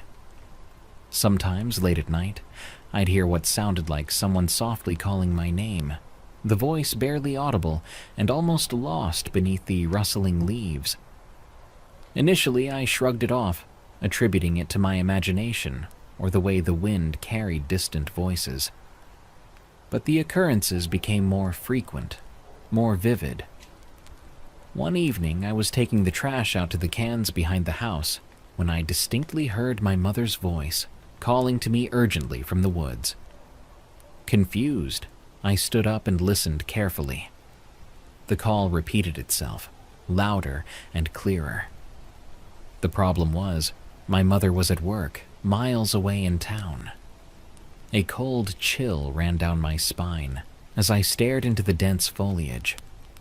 For a moment, I almost stepped forward to follow the voice, driven by a strong, unexplainable compulsion. Thankfully, something snapped me out of it, maybe instinct, and I retreated into the house.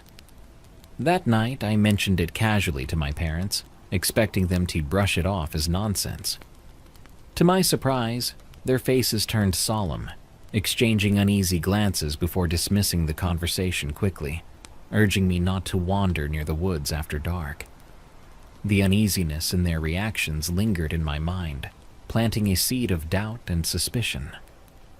The sounds didn't stop, though, and soon other unsettling occurrences joined them.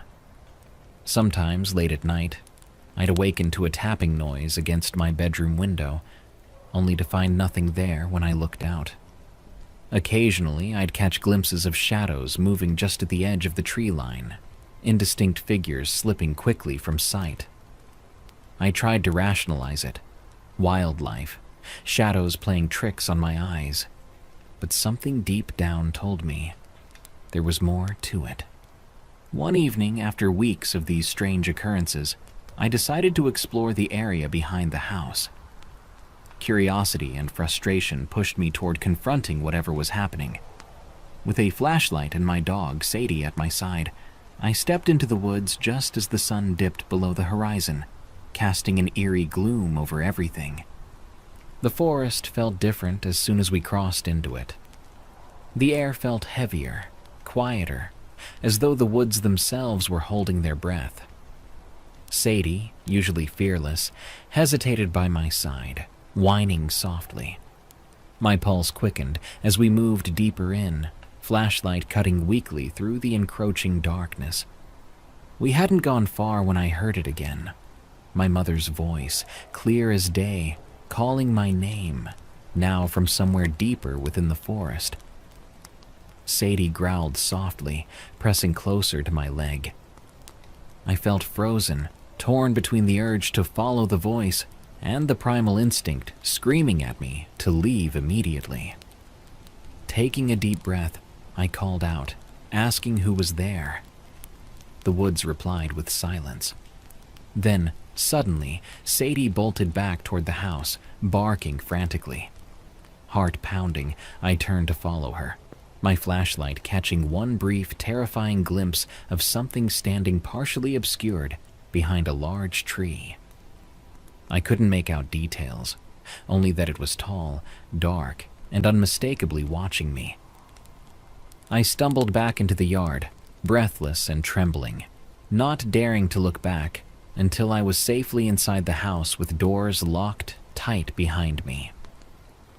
Sleep didn't come easily that night as I lay awake, replaying the encounter over and over, wondering what was out there and why it had chosen me.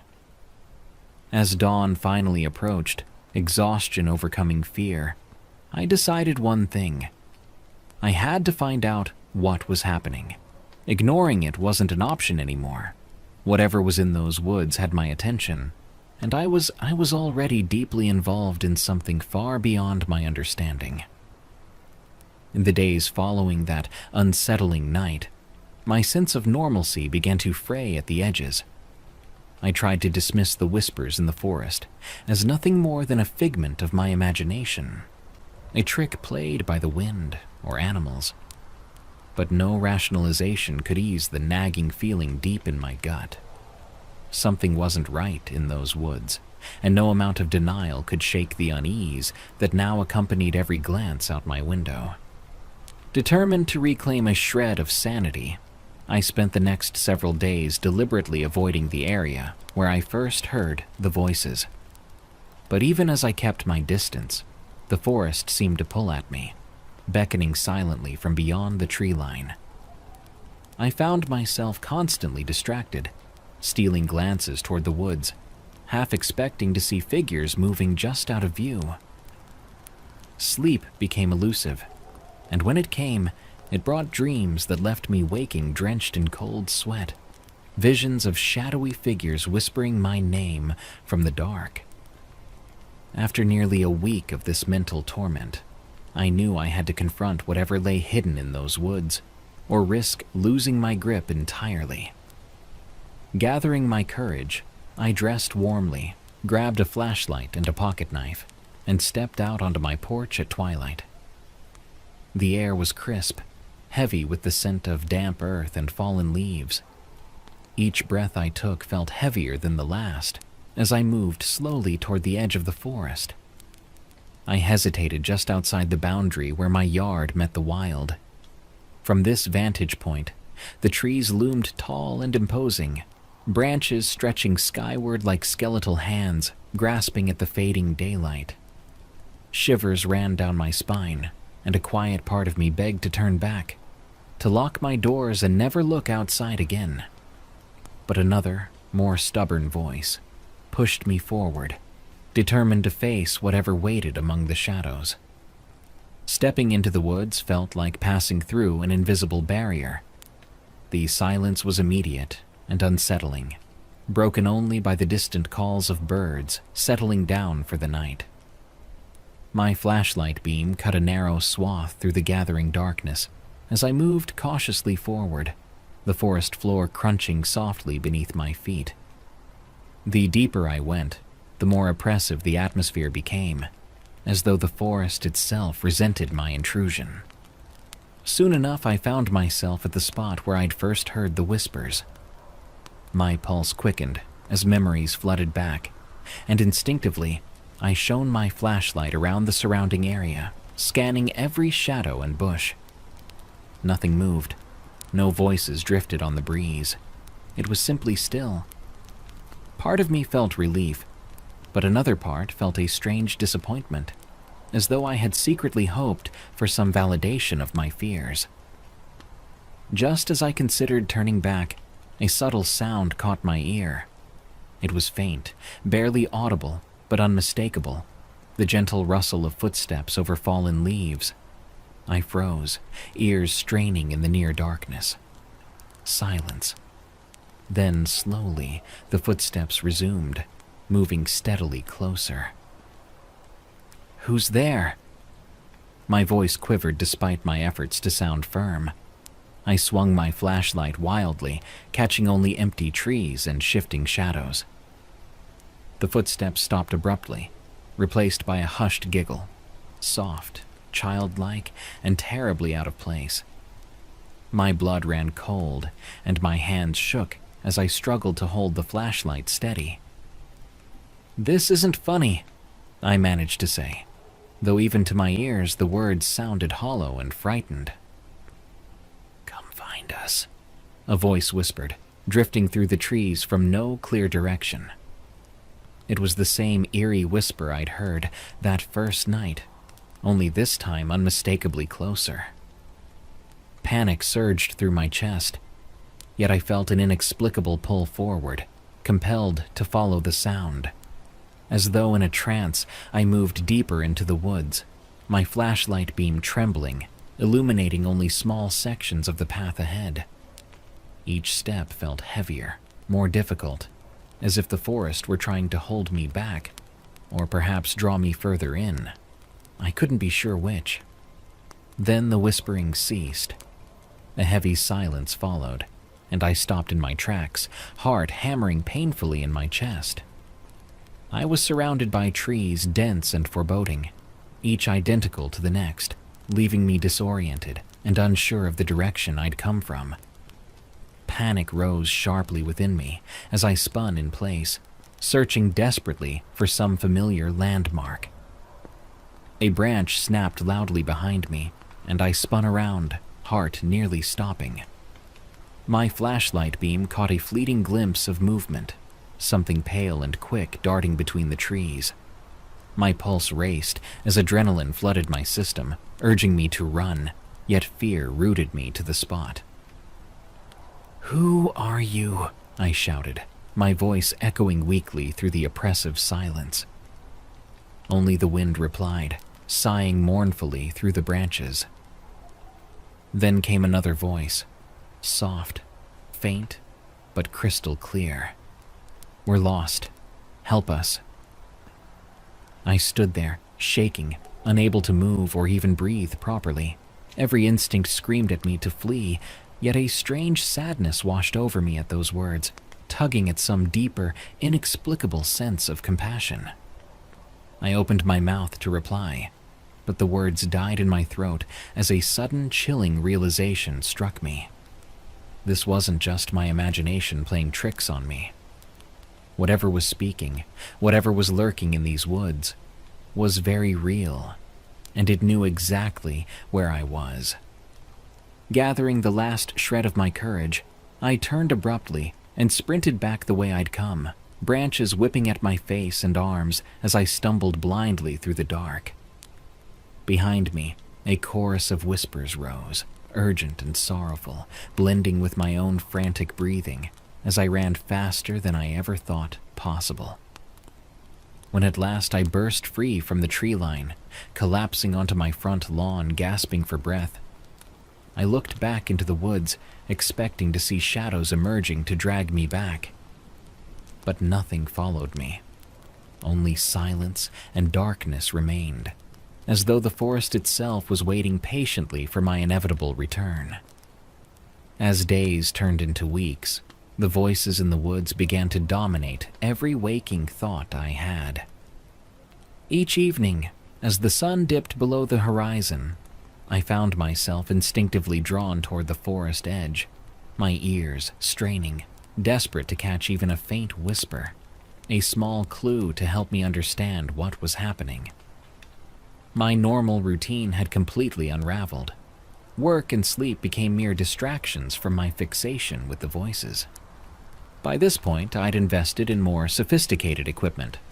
A sensitive digital recorder and motion-activated trail cameras placed discreetly around the perimeter of my property. Initially, I tried to rationalize my obsession, convincing myself it was about security, about protecting my home. Deep down, though, I knew it was something else entirely.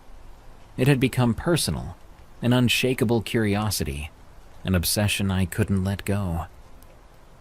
It wasn't long before I began hearing the voices during daylight hours, though they were less frequent and quieter, as if muffled by the daylight itself. Still, I could never quite decipher them, always just out of reach, tauntingly close yet impossible to fully grasp. They'd appear in moments of stillness, slipping between rustling leaves and distant birdsong.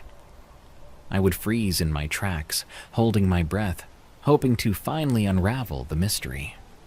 But as soon as I focused too closely, they would vanish into silence. Determined to find concrete proof, I combed through hours of audio recordings every evening, listening intently through headphones. Most nights, there was nothing but the usual ambient sounds, the distant calls of owls, the rustling of small creatures in the underbrush, and the occasional gust of wind. But then, I finally captured something undeniable. A clear voice, distorted yet distinctly human, uttered a single chilling word. Closer. The hairs on my neck stood on end. My fingers trembled as I replayed the audio multiple times, each replay only solidifying my certainty. Whatever it was, it knew I was listening. My heart pounded in my chest, a heavy sense of dread settling over me. Someone or something was directly addressing me. The trail cameras provided another layer of unsettling evidence. Scanning through the images late into the night, I caught shadowy glimpses of movement, figures obscured by foliage, never fully clear but unmistakably present. The shapes were always just at the edge of the camera's range, seemingly aware of their placement, always avoiding direct capture. Still, their presence was undeniable. Each image added weight to the anxiety already gripping my mind. Despite my growing fear, I couldn't confide in anyone. Friends and family would dismiss it as paranoia, and involving the authorities seemed pointless without concrete evidence. This was my burden to bear alone, a solitary struggle against something unknown and intangible. Driven by frustration, I decided to take matters into my own hands. One moonlit night, armed only with my flashlight and a pocket knife, I stepped into the woods, the digital recorder running in my hand. Every nerve in my body screamed in protest, adrenaline surging as I ventured deeper than ever before into the heart of the mystery. The forest felt oppressive and alive. Each crunch of my boots against the leaf-littered ground echoed painfully loud in my ears. My flashlight beam sliced through the darkness, illuminating twisted branches and dense undergrowth, shadows dancing ominously at the edge of my vision. Suddenly, I heard a voice, clearer than ever before, unmistakably close. "Here." Swinging my flashlight wildly, I searched frantically, but saw nothing. No movement, no figure, only the shifting darkness. The voice repeated, softer now, almost pleading, "Here. Closer."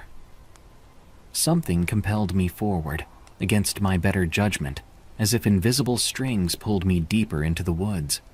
My breaths came in short gasps, panic rising with every step. Just as I reached a small clearing, the voices erupted around me, a cacophony of whispers, layered and overwhelming, surrounding me completely. "Closer!" they chanted, growing louder, more insistent. In that instant, my nerve shattered. I turned and fled, tearing blindly through the underbrush, branches scratching my face, roots snagging at my feet. I didn't stop until I burst free of the woods, collapsing into the safety of my yard, the echoes of the voices still ringing in my ears. I never found out what was out there that night. My cameras revealed nothing more than shifting shadows, and the audio recorder contained only distorted static. But whatever it was, I knew with certainty that it wanted something from me. Since that night, I've stayed away from the woods, installing bright lights and reinforced locks around our home, clinging to the illusion of safety. Yet, I still hear them sometimes, faint whispers carried by the wind, just audible enough to remind me they're still there, waiting. And I know deep down that someday soon I'll have to face them again. The day the trails changed. From Hiker Jake. My name is Jake, and I'm an avid hiker. I've spent most of my life wandering trails and enjoying the solitude of nature. Nothing beats the feeling of escaping into the wilderness, away from technology, traffic, and all the noise of modern life. But sometimes the silence and solitude can lead you to experiences that are difficult to explain. This particular encounter took place a couple of years back in the Blue Ridge Mountains of Virginia. It was early autumn, my favorite time of year to hike. The leaves were just starting to turn, and the air was crisp but comfortable. I had planned a 2-day solo hike along a relatively remote trail, one I'd tackled before and knew fairly well. The route led through dense forests, past secluded streams, and ascended to breathtaking vistas. The hike started perfectly normal. I set off in the early morning, the sunlight filtering gently through the trees, casting long shadows across the ground. For the first few hours, everything was exactly as expected. I walked at a comfortable pace, enjoying the peaceful sounds of nature, the occasional bird call, the soft rustle of leaves, and the distant trickle of a stream. Around midday, I reached a clearing, a small meadow surrounded by tall trees. It was a good spot to rest, eat lunch, and catch my breath. After about half an hour, I packed up my gear and checked my map one last time before continuing. This is where things started to feel slightly off. As I re-entered the tree line on the far side of the clearing, the atmosphere shifted subtly. The forest seemed suddenly quieter, more subdued than before. Initially, I brushed it off, attributing it to the midday lull when wildlife tends to settle down. But as I continued walking, the feeling intensified. I couldn't even hear my own footsteps clearly. Then I noticed something even more unsettling. The trail ahead of me, which I'd hiked several times and knew well, seemed different. At first, the changes were subtle. A tree I didn't remember, a bend in the path that felt unfamiliar. I stopped, pulling out my map again to verify my position, but everything checked out perfectly. According to the map, I was exactly where I should be. Chalking it up to my imagination, I pressed onward. But the further I walked, the stranger the woods became. Landmarks I had relied upon before were missing. Certain rock formations I'd photographed on previous trips were nowhere to be found. The trail began to twist in ways that felt entirely foreign to me. I decided to take a quick break to clear my mind, convinced I was simply experiencing mild disorientation. I sat down on a large fallen log to drink some water and get my bearings. As I rested, I took a closer look around me, hoping for something, anything, that felt familiar. Instead, my eyes settled on something completely out of place. Just off the trail, nestled against a moss-covered boulder, was an old, rusted bicycle. It looked like it had been there for decades, almost completely consumed by rust and partially covered by moss and vines. The rubber on the tires had long since rotted away, and plants were growing through the spokes. How in the world had a bicycle ended up this far off any road, deep in a remote section of wilderness? As I stood to examine it closer, an odd sensation washed over me, a feeling of being intensely watched. I quickly glanced around, scanning the dense woods, but saw nothing unusual. Still, the feeling persisted, crawling up my spine and causing me to shiver despite the mild weather. Deciding not to linger any longer, I resumed my hike, now feeling a little unsettled. A short distance later, I found myself again at the edge of a clearing, except this was impossible. It was the same meadow I'd rested at nearly 2 hours earlier. Confused, I checked my watch. The time confirmed that I'd indeed been walking for at least an hour and a half. There was no logical way I'd looped back here. The trail I was following didn't circle around like this. Frustrated and slightly alarmed, I double-checked my map once again, comparing landmarks. The meadow was exactly where I'd initially stopped. Every direction I looked matched the terrain perfectly, yet I'd somehow ended up back where I'd started. At this point, I had no choice but to accept that something was off, though I couldn't explain it rationally. My sense of direction had always been reliable, and I'd never experienced disorientation like this before. With growing anxiety, I decided to try one more time, taking the trail even more slowly and methodically. As I stepped forward, back into the tree line, the woods seemed to close around me more tightly than before, and the feeling of being watched returned with even greater intensity. My pace quickened involuntarily, propelled by an unsettling urgency to get out of there. Little did I know, things were about to get even stranger. I pressed on down the trail, my eyes scanning the surrounding woods with heightened vigilance. Despite my rational explanations, the forest felt different now, as if I had crossed into someplace unfamiliar. The shadows under the trees even seemed deeper, more pronounced. About 10 minutes later, I emerged into a clearing I had never encountered on any previous hike in this area. That itself was strange, as I'd traversed these trails countless times. Yet here before me stood a wide-open meadow filled with wild flowers swaying gently in a breeze I couldn't feel. The air around me remained completely still, almost unnaturally so. I stopped at the edge, hesitant to step forward, feeling a strange reluctance. The meadow seemed untouched by human presence, a pristine pocket of wilderness. But more unsettling was the absolute silence. No birdsong, no rustling leaves, nothing but the faint ringing in my ears. I took a cautious step forward, the grass beneath my boots impossibly soft and silent. With each step, the unease grew stronger. As I reached the center of the clearing, I suddenly felt disoriented, dizzy even. The trees around the meadow appeared to waver, their outlines becoming indistinct and hazy, as though seen through heat waves on a scorching summer day. I quickly turned around, deciding it was best to leave immediately, but as I did so, my heart dropped. The path I'd taken into the clearing was gone. Where the trail should have been, thick, unbroken woods now stood. Panic began to rise in my chest as I scanned the perimeter, trying to locate the familiar path or any recognizable landmark, but the forest surrounding the meadow was dense and unfamiliar.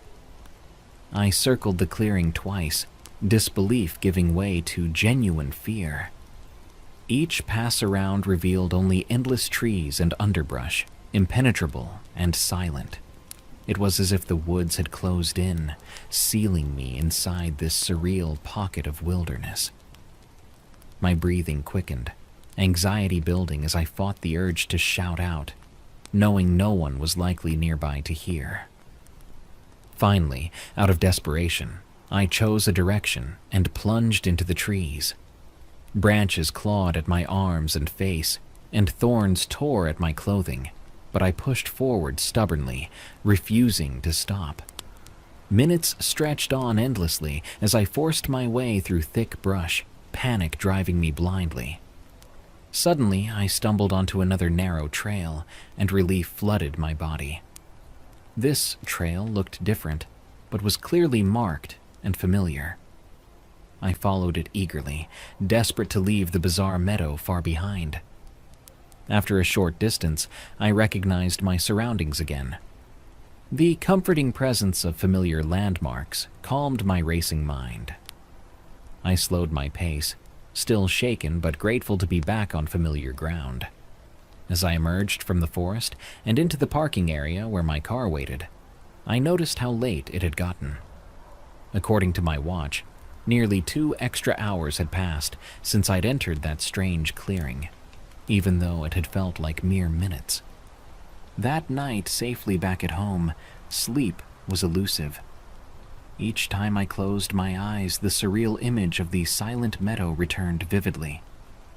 I've tried rationalizing what had happened, convincing myself it had simply been exhaustion, a misstep in navigation, or even a trick of the mind. But deep down, a part of me knew it was something more, something unexplainable. Since that day, I've returned to those trails several times, trying to locate that mysterious meadow. Despite careful retracing of my steps, I never found it again. Yet each time I ventured into those woods, a part of me anticipated turning a corner and seeing it again, quiet, untouched, and waiting. Even now, years later, I still occasionally wake in the night, heart pounding, remembering how it felt to stand in that impossible place. I don't know what exactly happened, but something changed in me that day. The woods I once found comforting now hold an air of mystery and uncertainty, a constant reminder that some experiences defy explanation and understanding. Sometimes the woods keep their secrets. The Old Barn from Derpy Ghost.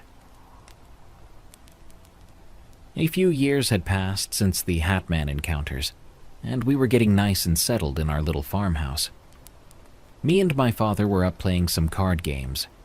It was our tradition to play a few games before bed every Saturday night, and this time we got carried away and were up a little late on our last game. My mother had already gone to bed. It was just my father and I sitting at the kitchen table. We started to tally up the score of the game we were playing when we both started hearing the sound of faint moos and the whinnying of some horses coming from outside. "Did you hear that?" I asked my dad. He told me he heard it too, so we both went and took a quick look outside. We didn't see anything. We lived pretty far out from other people, so we didn't have any neighbors. There were no farms around here, just our property, which bordered the woods. My father figured there might be a farm beyond the woods that the sounds were carrying from, so we just went back inside to finish our game and get to bed. The next day, my father drove around and came back looking pretty confused. I asked what was wrong. "Well," he said, "there's no farms around here for miles. I just don't know where those sounds were coming from." This event happened night after night. It took my dad a few nights to realize the sounds were coming from the old abandoned barn on our property. The property had previously belonged to my grandparents. My grandfather passed before I was born, and my grandmother had passed a few years ago and had left the property to us. When my grandparents bought the place, it came with the barn, and they never really used it for anything other than to store some tools and things in it. We both crept outside to investigate it one night when the sounds started up again, but even after looking inside, we didn't see anything other than the boxes of stuff still inside that belonged to my grandfather. My father shut the door, and we started to head back when we both heard what sounded like a man coughing. We spun around, and my dad yanked the door back open to reveal nothing inside once again. My father put his shaking hand on my shoulder and said with a hint of fear in his voice, "Son, let's not talk to your mom about this. We don't want to scare her. Let's head back inside now." We hurried back inside, and just told my mom we didn't see anything, which was pretty much true. A few days go by, and we're in bed. I woke to the smell of smoke and wasn't sure where it was coming from. I looked around for a while in my room before looking outside my window. I pressed up against the window and saw that there was smoke coming from the old barn. I ran and fetched my dad, yelling at him about the barn being on fire. My dad told me and my mom to both stay put, and he got dressed in a hurry. Both my parents smelled that smoke too. My dad rushed for the door, flung it open, and saw the barn still standing. There was no fire, nothing at all, just the faint smell of smoke. We were very confused, and my father decided to walk up to the barn. I convinced my dad to let me join him.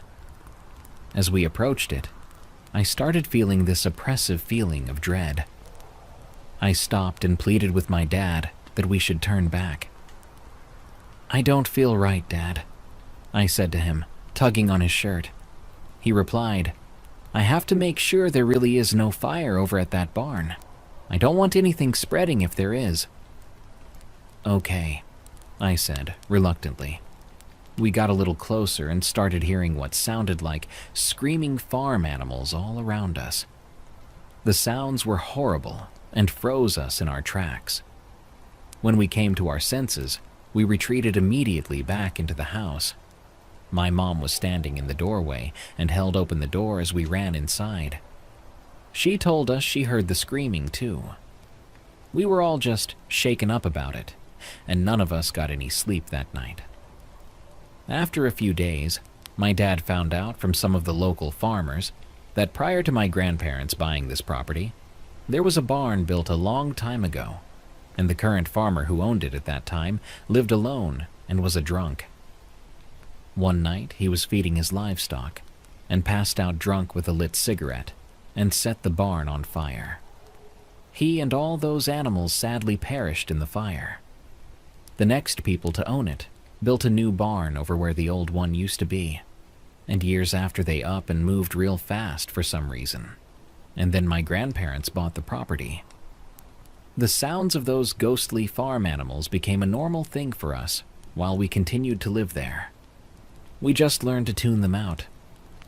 But occasionally, on certain nights, we would smell that smoke and remember what we experienced that night. And I confess that neither one of us went to that barn at night ever again.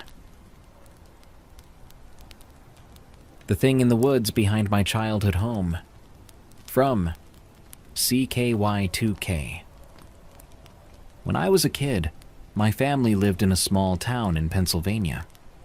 Our house wasn't special or anything, but the best thing about it was that it was right next to a big patch of woods. All the kids from the neighborhood would meet there every day after school and during the weekends. We would play all kinds of games like hide and seek, tag, or build forts out of branches and leaves. Back then, we didn't have cell phones or tablets, so spending hours in the woods was the best thing we could think to do. I had a group of friends I played with all the time. There was me, my best friend Mike, another kid named Josh, and a girl named Sarah who was really brave and wasn't afraid to do stuff that scared the rest of us. One day, it was a normal Saturday morning. We had finished our cartoons, eaten breakfast, and met up near the edge of the woods as usual. That day, we decided we wanted to play hide and seek first. Josh was counting, and the rest of us ran into the woods to find a good hiding spot. Mike and I stuck together, and Sarah went off on her own because she always said we were bad at hiding and got her caught every time. Mike and I found a fallen tree surrounded by some thick bushes and crouched behind it, trying not to laugh or make noise. We heard Josh shout, "Ready or not, here I come," and we hunkered down even lower. But as we waited, Mike suddenly nudged me with his elbow and pointed further into the woods. I didn't see anything at first, but Mike kept pointing, his face looking serious, which wasn't normal for him. When I finally saw it, my stomach felt weird, like when you're nervous about something you can't really understand. There was someone or something moving between the trees far away from us. It wasn't moving normally, though. It seemed to almost glide rather than walk. It was hard to see clearly because it stayed behind the trees, moving from shadow to shadow. It was tall and skinny, taller than any grown-up I knew, but something about how it moved made it seem even stranger. Mike whispered, "What is that?" I shook my head, my eyes wide. "I don't know." We both just stayed frozen, watching. The thing would move from one tree to another, stop for a moment, and then move again. It didn't seem to notice us, or if it did, it didn't care. After what felt like forever, it moved deeper into the woods and disappeared. By this point, Josh had found Sarah, and we heard them calling our names. We came out from our hiding spot, and they laughed at us because we looked scared. We told them what we'd seen, but Sarah thought we were just trying to scare her.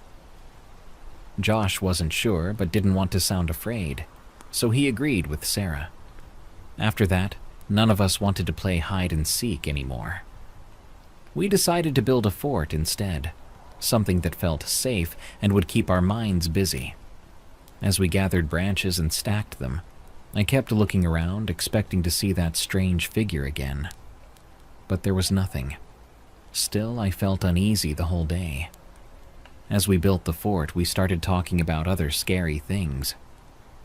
Josh told a story he'd heard about someone who saw lights in the woods at night, and Sarah said she heard weird noises outside her house sometimes.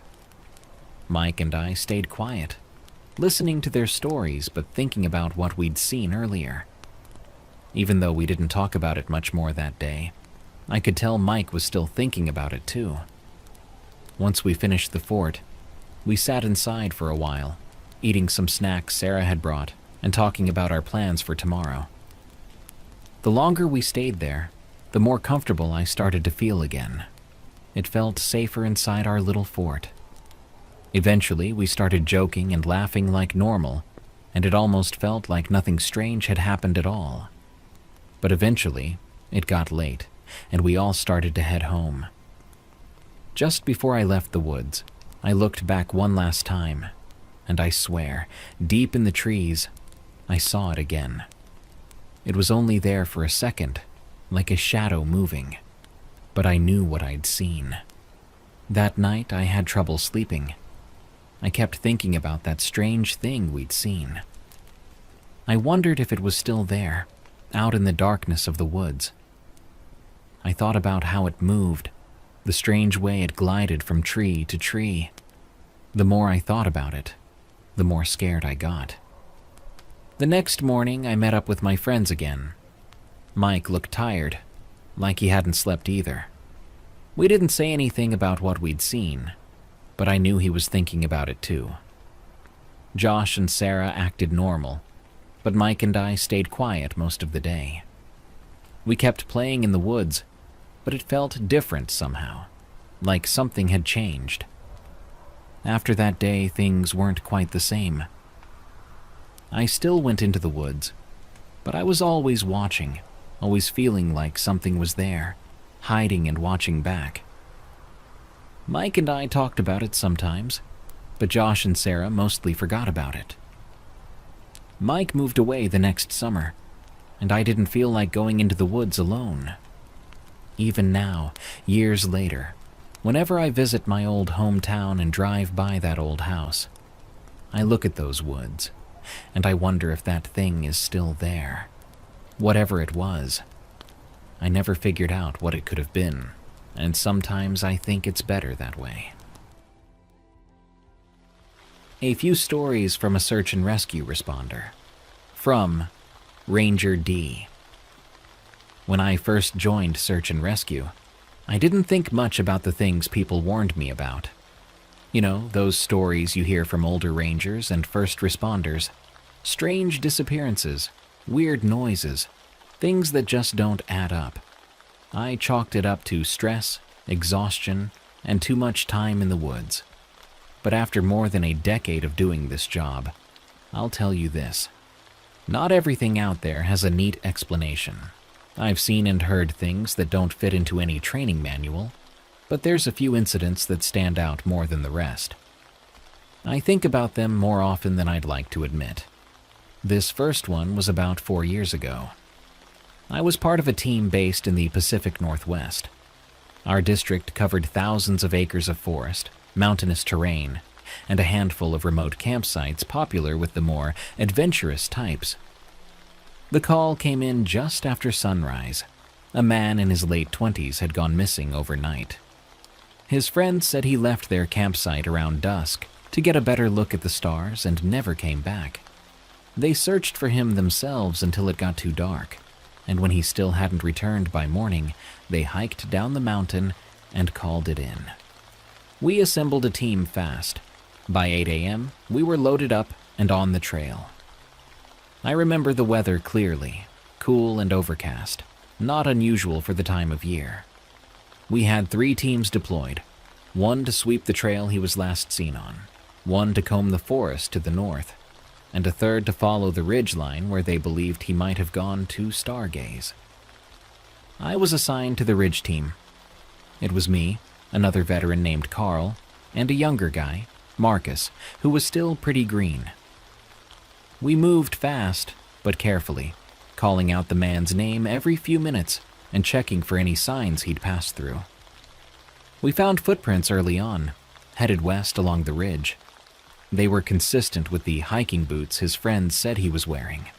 That was the first good sign, and for a while, it felt like a routine search. About 3 hours in, things started to feel off. We came to a point where the trail split. The main path veered right and started heading downhill, while a narrower, less maintained trail continued straight along the ridge. The prints we were following took the narrow trail. That wasn't necessarily strange on its own. Hikers take detours all the time. But I remember stopping and looking down that overgrown path and getting this weird feeling in my chest, like something was pulling tight from the inside. Carl looked at me and said, "You feel that too?" Marcus, oblivious, was already a few steps down the trail. Carl and I exchanged a glance but didn't say much. We kept going. That part of the ridge didn't see much foot traffic. The trees grew closer together, and the air felt heavier, damper. The further we walked, the quieter it got. I know that sounds like a cliché, but I mean it in the most literal way. There were no birds, no rustling, nothing but our boots and our breathing. About 30 minutes down that trail, we found something strange. The footprints we were following suddenly stopped. I don't mean they turned off the trail or faded out gradually. I mean they just stopped. Clear prints, left, right, left, then nothing. We spent a solid 20 minutes circling the area, checking for signs he might have stepped off into the brush. Nothing. No broken branches, no scuffed dirt. It was like he just vanished into thin air. Marcus was getting anxious, and I can't blame him. It was unsettling. Carl suggested we keep moving forward a bit, just to see if maybe the prints picked up again. I wasn't thrilled with the idea, but I agreed. Maybe 10 minutes later, we found something else. There was a clearing up ahead, small but noticeable. In the center was what looked like a fire ring made of stones, old and unused. That wasn't the strange part. What was strange was the pile of clothes next to it, folded neatly. Pants, boots, shirt, even socks, all stacked like someone had just changed and walked off naked into the trees. We checked the tags and labels. They matched the missing man's description. No blood, no signs of a struggle, just his clothes. We radioed it in, gave our location, and were told to hold there while they decided what to do next. Carl and Marcus sat on a fallen log while I walked the perimeter of the clearing. That uneasy feeling was back, stronger this time. It felt like something was watching us, but every time I turned around, the woods were empty. I remember glancing up at the tree line and seeing something move. Just for a second. A flicker of motion between two trees, too fast to make out. I stared at that spot for a long time, waiting for it to happen again, but it never did. About an hour later, we were told to head back. A helicopter was being dispatched for an aerial sweep, and we were to regroup at base and wait for further instructions. None of us argued. The walk back was fast and quiet.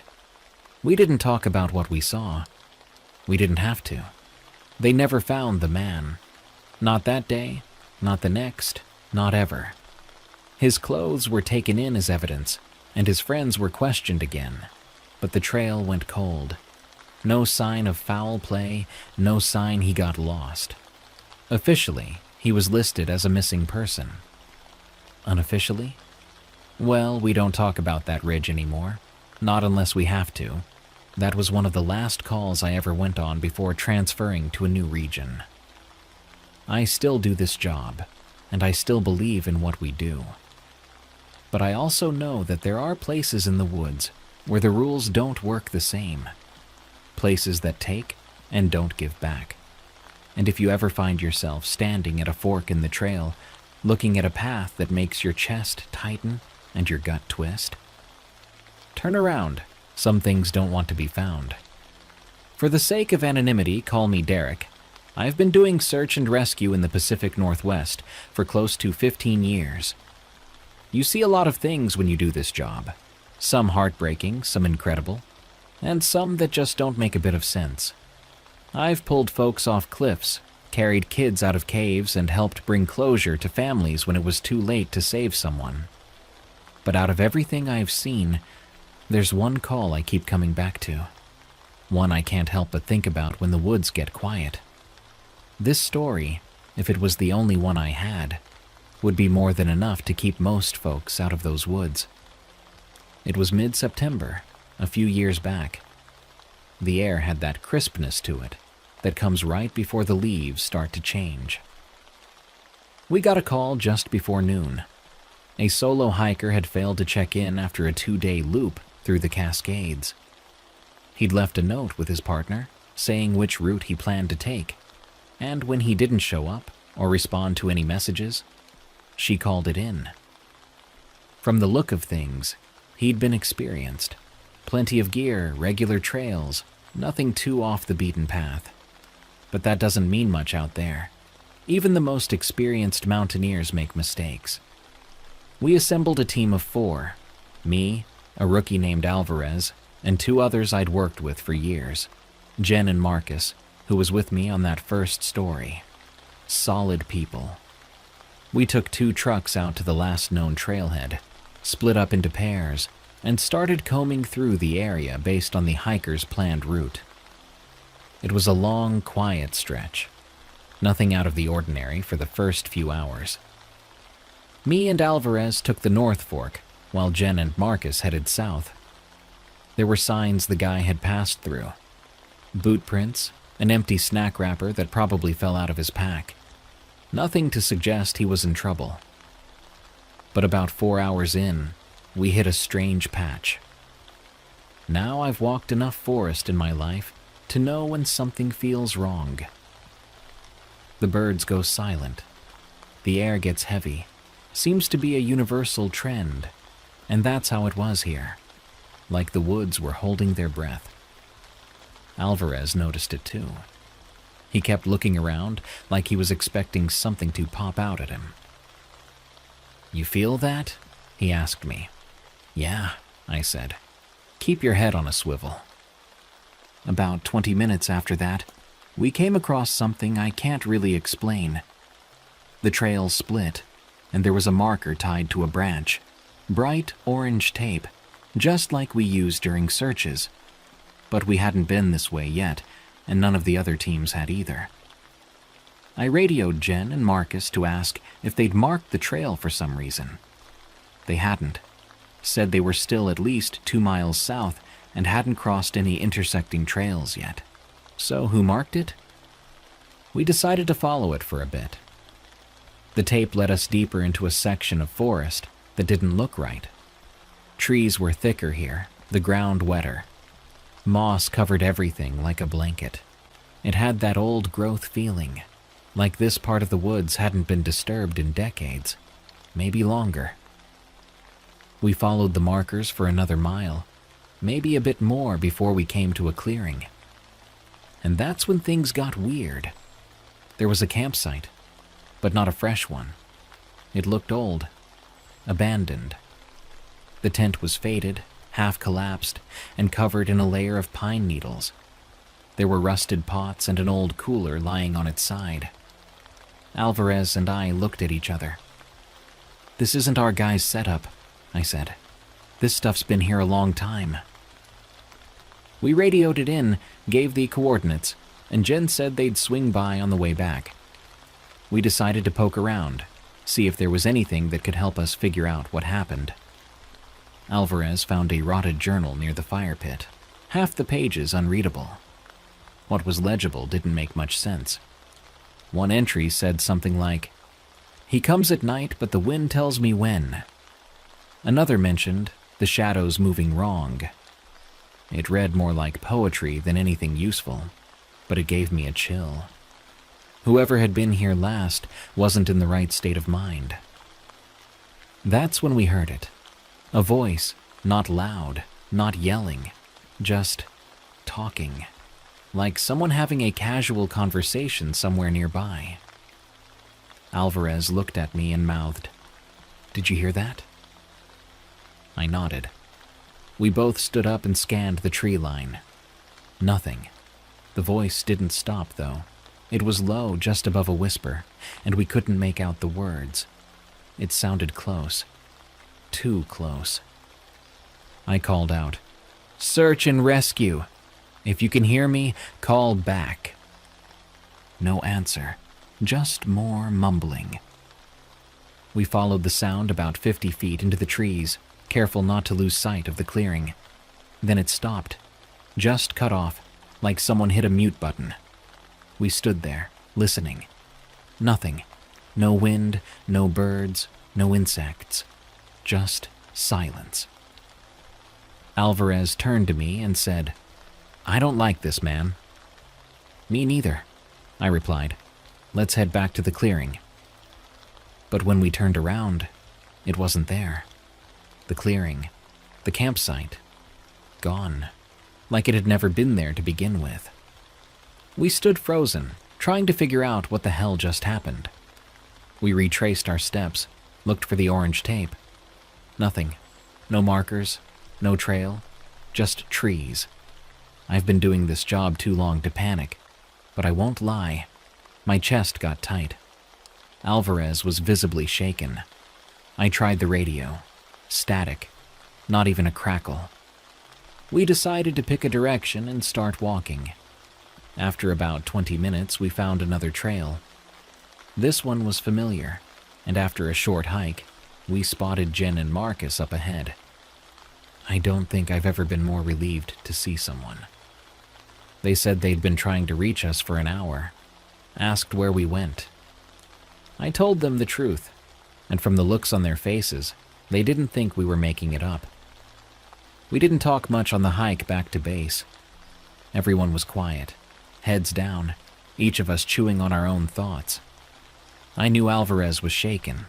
I was too, even if I didn't show it. We all know the woods can play tricks on you. Time slips, echoes, even light can make things appear where they aren't. But this hadn't felt like a trick. It felt deliberate.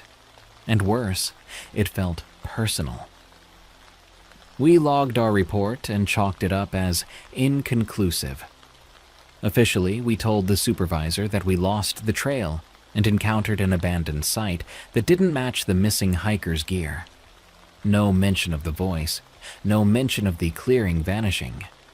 You learn quickly in this line of work what kinds of details make it into reports and what don't. Not because anyone's hiding the truth, but because sometimes there just aren't words that sound sane on paper.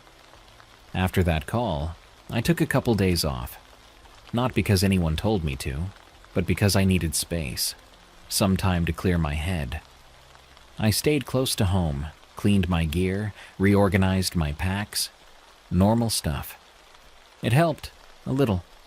But the silence was different now, like I knew it held something else. I'd sit on my porch and listen to the wind in the trees behind my house, and I swear I could hear that same murmur. Not words, just sound. Like something was trying to get my attention but hadn't quite figured out how. Alvarez called me 3 days later. Said he'd been having nightmares. Said he heard the voice, too, when he was trying to sleep. I asked him what it said. He got quiet for a long time before answering.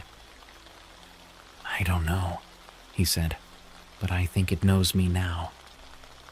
That stuck with me. A week passed, then 2. No more calls about the hiker. Case went cold, like a lot of them do eventually. I tried to move on. Told myself it was just one of those things. But I couldn't shake the feeling that something had followed us out of those woods. About a month after the search, I got a call from Marcus.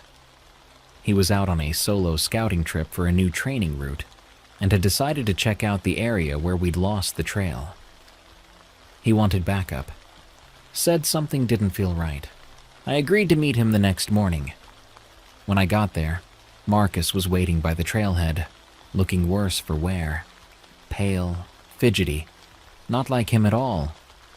"It's still there," he said before I even stepped out of the truck. "What is?" "That place, the clearing. It's back, but it's different." We hiked in, retracing our original route. Marcus wasn't kidding. The trail was just as we remembered it, right down to the way the trees bent slightly to the east at one junction. We found the orange tape again. Brand new. Tied tight, not weathered. "You put this here?" I asked. He shook his head no.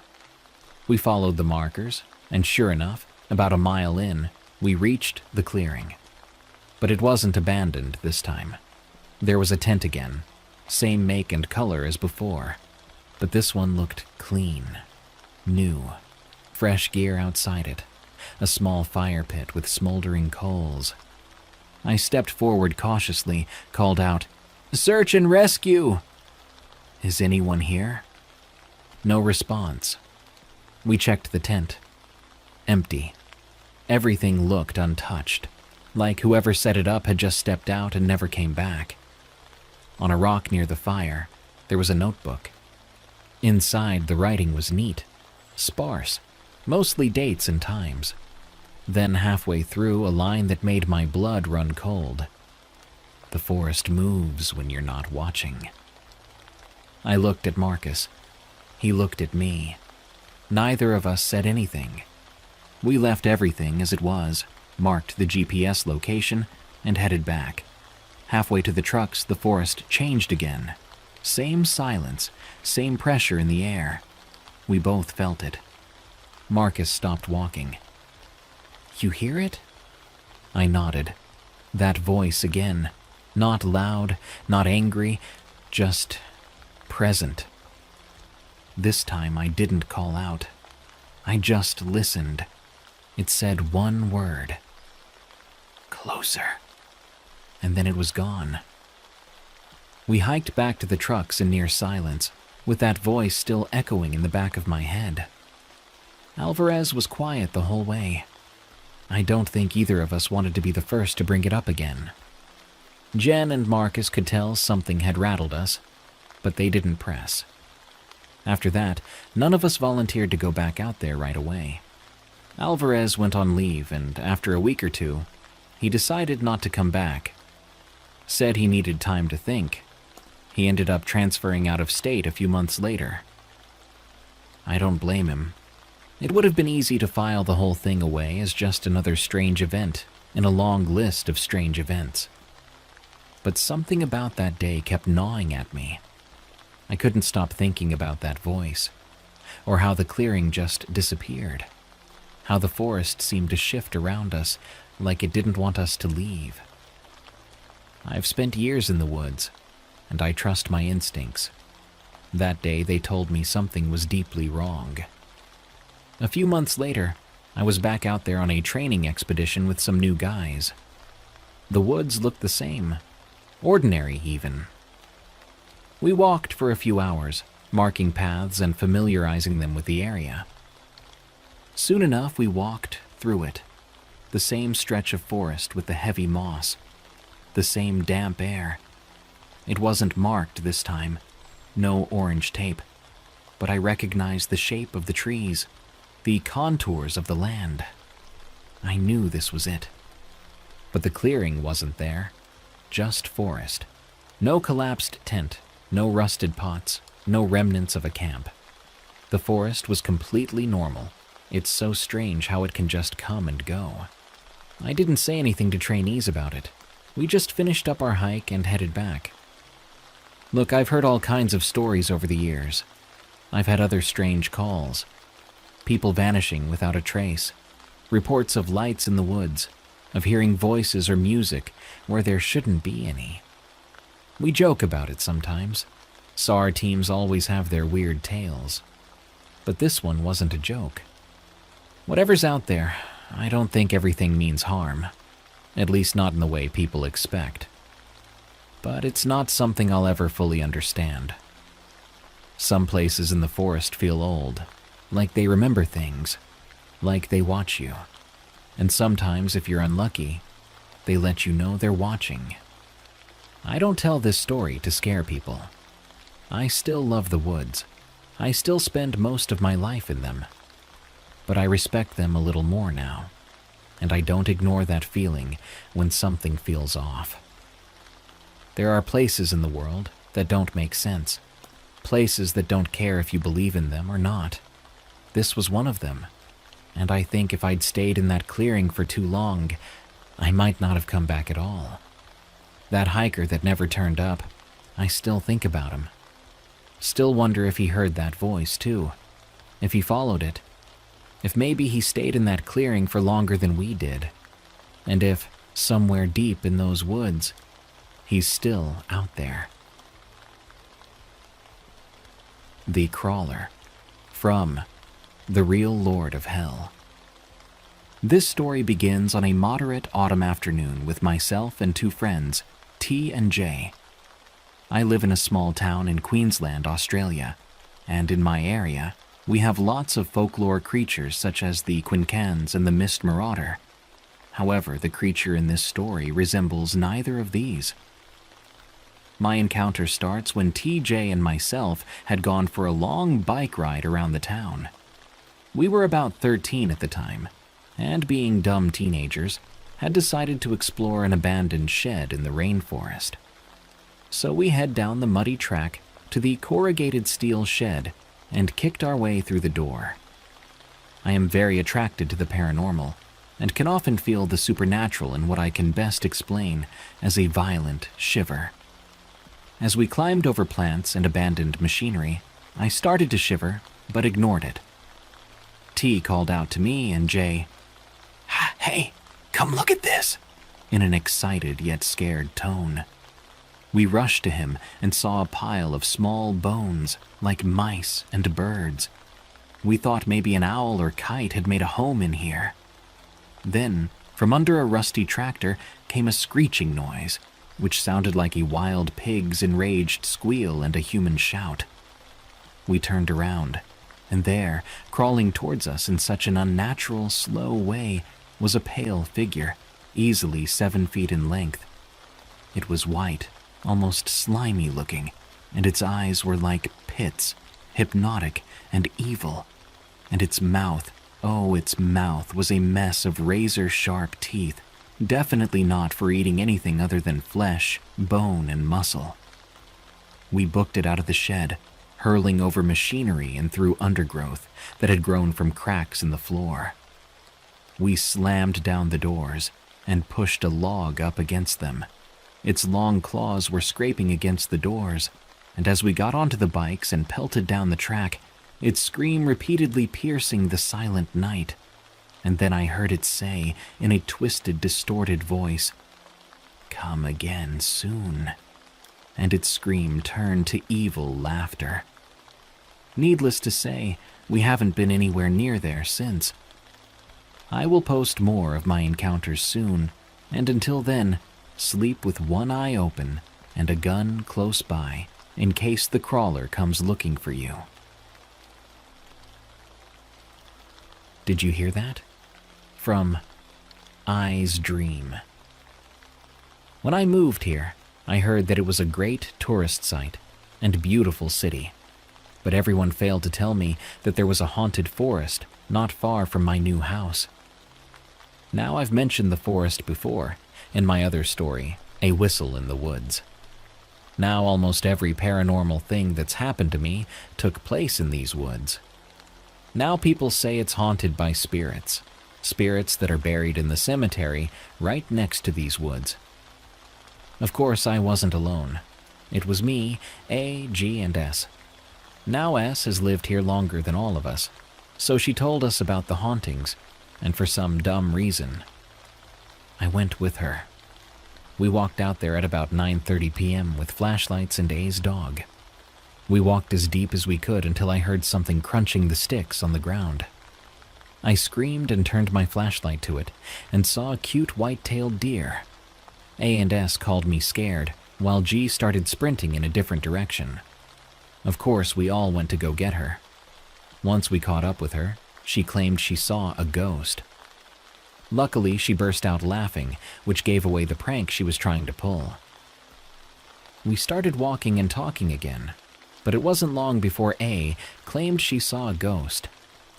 Now, if I hadn't been there to see it, then I wouldn't have believed myself, but there, we saw a shadowy black thing with a yellowish glow around it. Now I've never seen a ghost, so I was hoping it was the outline of a lantern in the distance. I called out to it, and then it disappeared. Right then and there, we booked it, not looking back until we saw headlights and heard traffic. Unfortunately, S tripped over a branch, but still made it out with us. She came out more scared than all of us. A asked what was wrong, and she told us one of the scariest things I'd ever heard. She claims that she saw a spirit going toward her. She said she screamed and closed her eyes, and when she opened them, the spirit was gone. This was the third time I've been in these woods, and every time I go, I see something or hear something scary. Will I go to these woods again? Probably so. I do know I will never go alone, and I will always have protection on me. Real Life DBD from The Nightmare. This happened a few years ago after we played a certain game that was just released a few days before this. The game in question is called Dead by Daylight, and it's a very fun game still being played much to this day. Here's what happened. My friends and I played Dead by Daylight on my PS4 and took turns playing, laughing at how stupid some of us died in that game as we died from laughter. With potato chips, sodas, and corn chips, we had a very fun night until there was a power outage. "Oh man, why now?" I said somberly. But my friend Seth then said, "Well, if we can't play the game on the PS4, then why not go play it in real life?" "Wow, hey man, I ain't killing people, all right?" Walter shouted in response. But Seth replied, "What are you, nuts? Of course not. We're going to use that sword I got that leaves a paint trail on your body when hit by it." "You forgot the original name of it, didn't you, Seth?" I said, and Seth just smiled. He ran up the stairs of the house to get it, so there I was with 4 of my friends. Walter stood up while saying, "Why don't we do this in the woods at the end of the street?" And then we heard Seth's voice coming from the stairs. "That's a great idea, Walter." Mia then said, "Yeah, dude, that's a pretty awesome idea." To which we all laughed a little. Mia was the only girl in my friend group, but she quickly became one of my best friends. All right, if even the Missy of the group is up for it, then we go to the woods, weirdos, Seth happily said, shouting the weirdos part, as if it was the New Day from WWE shouting their name. All of us grabbed some dark clothing from my house because it was going to be dark soon. As we arrived at the parking lot at the edge of the woods, I was made the killer, so I had been given the sword, and all my friends but Mia ran into the woods. So it's basically hide and seek, right? She said, to which I replied, yeah, basically, but if I see you, you can run away from me until I hit you with the sword. I turned my head around to Mia and saw her putting on one of the black hoodies, and she noticed, saying, hey, next time wait until I pulled down the hoodie, okay? I was trying to get my composure, but then Mia kissed me on the cheek, saying right after, don't worry, lover boy, I know I only need to blink my eyes. Teasingly, she winked and then ran into the woods. I waited a minute until she left, like we had agreed when we drove to the parking lot. All right, I'm coming, I shouted, running into the woods, ready to start swinging the sword. I was the fastest of all of us by a mile, so I knew I could easily catch up with them. After a minute of nothing but running, I started looking around carefully, and I saw Akihiko's hoodie pop up from the shrubbery, so I slowly walked around the shrubbery. I slammed the sword against his back, and Akihiko just sighed and said, man, I'm always the first to be killed. Just get to the car, Aki. And he nodded and just went to the car. As I looked around for more of my friends, I then heard giggling, and of course I started looking around where it could come from. After I didn't see anyone, I hung my head and started laughing. Okay, Mia, very funny, was the first thing I managed to say, and then I saw Walter running. Of course, I ran after him immediately, quickly catching up to him and hitting him with the sword, to which he only said, man, you're fast. We bro-hugged, and he went to the car. Now I only needed to catch Seth and Mia, so I started paying even more attention to my surroundings. I knew Seth from kindergarten, and even then, he was the absolute best in hide-and-seek. Not even teachers could find him with a few hours back then, so I was prepared for a long night of searching for him and Mia. I walked for what seemed like hours until I heard the giggling again. Mia, stop toying with me like that, which immediately was followed by a voice I never heard saying, not Mia. In my head, I was like, what? How? But then I heard rustling in one of the bushes nearby, which I rushed, and I hit Mia right on the head with the sword, causing me to fall right on top of her. We looked at each other in the eyes, and after a few seconds, she pushed me off of her. Well, you got me, so I, think I'll go to the car. And she started walking, looking back at me, biting her lip. I then shouted, okay, Seth, it's just you and me now. And then I heard the voice from before saying, can I play? I looked around again and then said, who are you? To which quickly I got a reply, which was death. There was rustling about 4 feet from my left, and I saw Seth standing there, hitting him with the sword. He didn't even react to the hit, so I said, Seth, I hit you. To which he said, yeah, I know, but what's with that voice? I don't know, man, was all I could muster up to say. But then we heard the voice say, follow me. It sounded cheery now, and Seth just tapped me on the shoulder. Should we follow it? To which I replied, maybe, I don't know. We ended up following the voice that guided us somewhere deeper in the woods. Then the voice said, hide and seek, your turn. Seth and I were standing in front of a wooden house that had definitely seen better days. The door was, after all, hanging on one hinge, but Seth and I went in anyway. There was moss growing on the walls, doors on the floor, rodents walking around, and just a smell that wasn't right. Bro, something just ain't right, man, I said to Seth when we were just heading into one of the rooms on the right, until we then heard, Hi, I'm not there. Seth just quickly shouted, Do you want us to find you or something? Which was immediately answered with, Yes, find me. I put on my thinking cap, and after a few seconds I said, Are you in this house? Seth and I waited for an answer, and when I thought we weren't going to get one, the voice said, I'm close. We went out of the room and started walking into the living room. The room was huge, but before we ended admiring the huge size of the room, we heard, Found me. Seth and I looked at each other, and I said, Where are you? Right in front of you, haha, was what we heard right after, and we looked around frantically. Suddenly, both Seth and I stopped, and I saw a girl in the middle of the room. Hey Seth, you see her as well, right? To which Seth said, Yeah, I see her. It was a girl who looked about 12 or 13 with long black hair. I swear I saw her mouth turn into a devilish grin, and it was then I put my hand on Seth's shoulder and said, We need to get out of here, man. I saw in the corner of my eye Seth nodded, but then the eyes of the girl started glowing.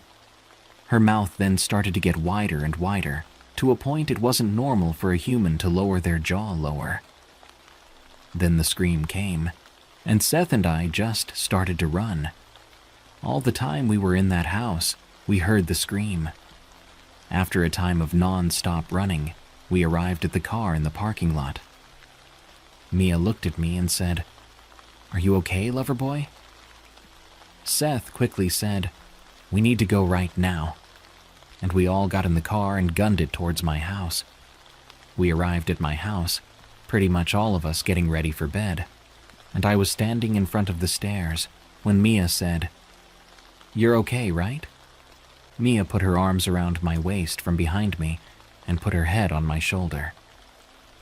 I think I'm fine, I told her, to which she said in my ear, Just in case, I'll sleep next to you tonight.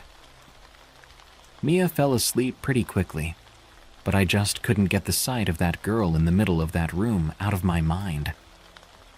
Luckily, I fell asleep at some point and woke up with Mia being awake, looking at me.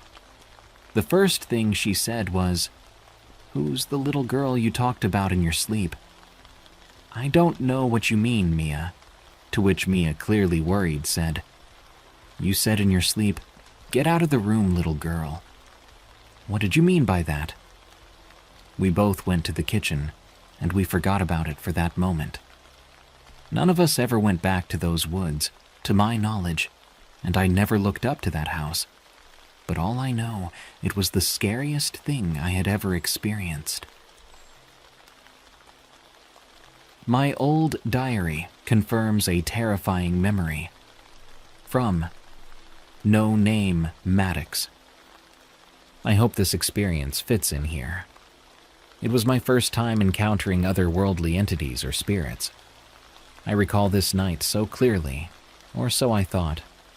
I'm currently reading through all my old diaries, ages 11 to 22, and came across the night in question. It was in the middle of an entry. For a second, I didn't even know I was reading the same event that touched me so deeply. For context, when I was 12, my mom couldn't find a sitter for a late-night meeting, so I had to go with her, along with my younger brother, B, and a friend, Mac. We had to keep ourselves entertained somehow in a church at night. Naturally, there's a cemetery in the back we had to fool around in. My entry reads, Me, Mac, and B went into the cemetery in the dark. I screamed and hid behind a gravestone to scare B. Then B taught us a ritual that brings the spirits out. You stand on a gravestone and say, May raise 10 times. I stood on about 6 stones at different times and did it. Then I was standing on one, and Mac and B were facing me. Mac saw something walk towards us and then run. I saw a black something that was hunched over going behind a tree. B saw what I saw. Then we were up near the church more, and I was staring at one that was right next to a tree. I stared at it for a long time, and it was shaking a lot, and fast. Its head moved the most. Then it waved for me to go over there. I'm not crazy. Mac even saw it too. To clear things up, Mac saw something walk towards us and then run. I am standing on a stone, facing B, Mac, the church, and a wooded area to the right of it, where I saw the something. Mac said she saw a tall person wearing a robe standing behind a stone in the back of the cemetery. While she was trying to make out what she was seeing, it appeared a few rows closer. She screams and pulls me off the grave. Fallen on my stomach, I looked up to see her and B running toward the church's spotlights, so I followed. I was computing what I thought was a hunched, robed person walking behind a tree within the woods next to the church. At the same time, they were absorbed in the figure behind me. Our descriptions of the two different things we saw were oddly similar, though theirs sounded tall, around 7 feet, and mine was short, around 5 feet. I also want to point out that I completely forgot about the part where we stood under the light and stared at one of them next to a tree. All three of us stood there in silence for at least 5 minutes. I remember watching its head rotating around the shoulders like a pinwheel, so fast it was blurry. Following this experience, I don't recall feeling anything about it. Even my diary entry quickly moves on to another topic. It wasn't until a couple of years later that I experienced a similar entity in a cemetery while using a Ouija board with a friend. I felt a dreadful, familiar feeling, one that made me recall the night at the church. On the outside, my skin felt sweaty, like I suddenly got the flu. But on the inside, I'm a dark, hollow carcass, bound to the savageries of the universe. Anyway, I just wanted to share this experience, especially since I found this old diary entry. The Eyes in the Darkness, from Anonymous. I know this story sounds strange. Trust me, I wouldn't go to the trouble of writing all this if it hadn't genuinely scared me. Some people might think it's made up, but I promise it's not. This happened on a weekend evening, just around 6:30 p.m. My friend, who I'll call Jazz, was over at my house.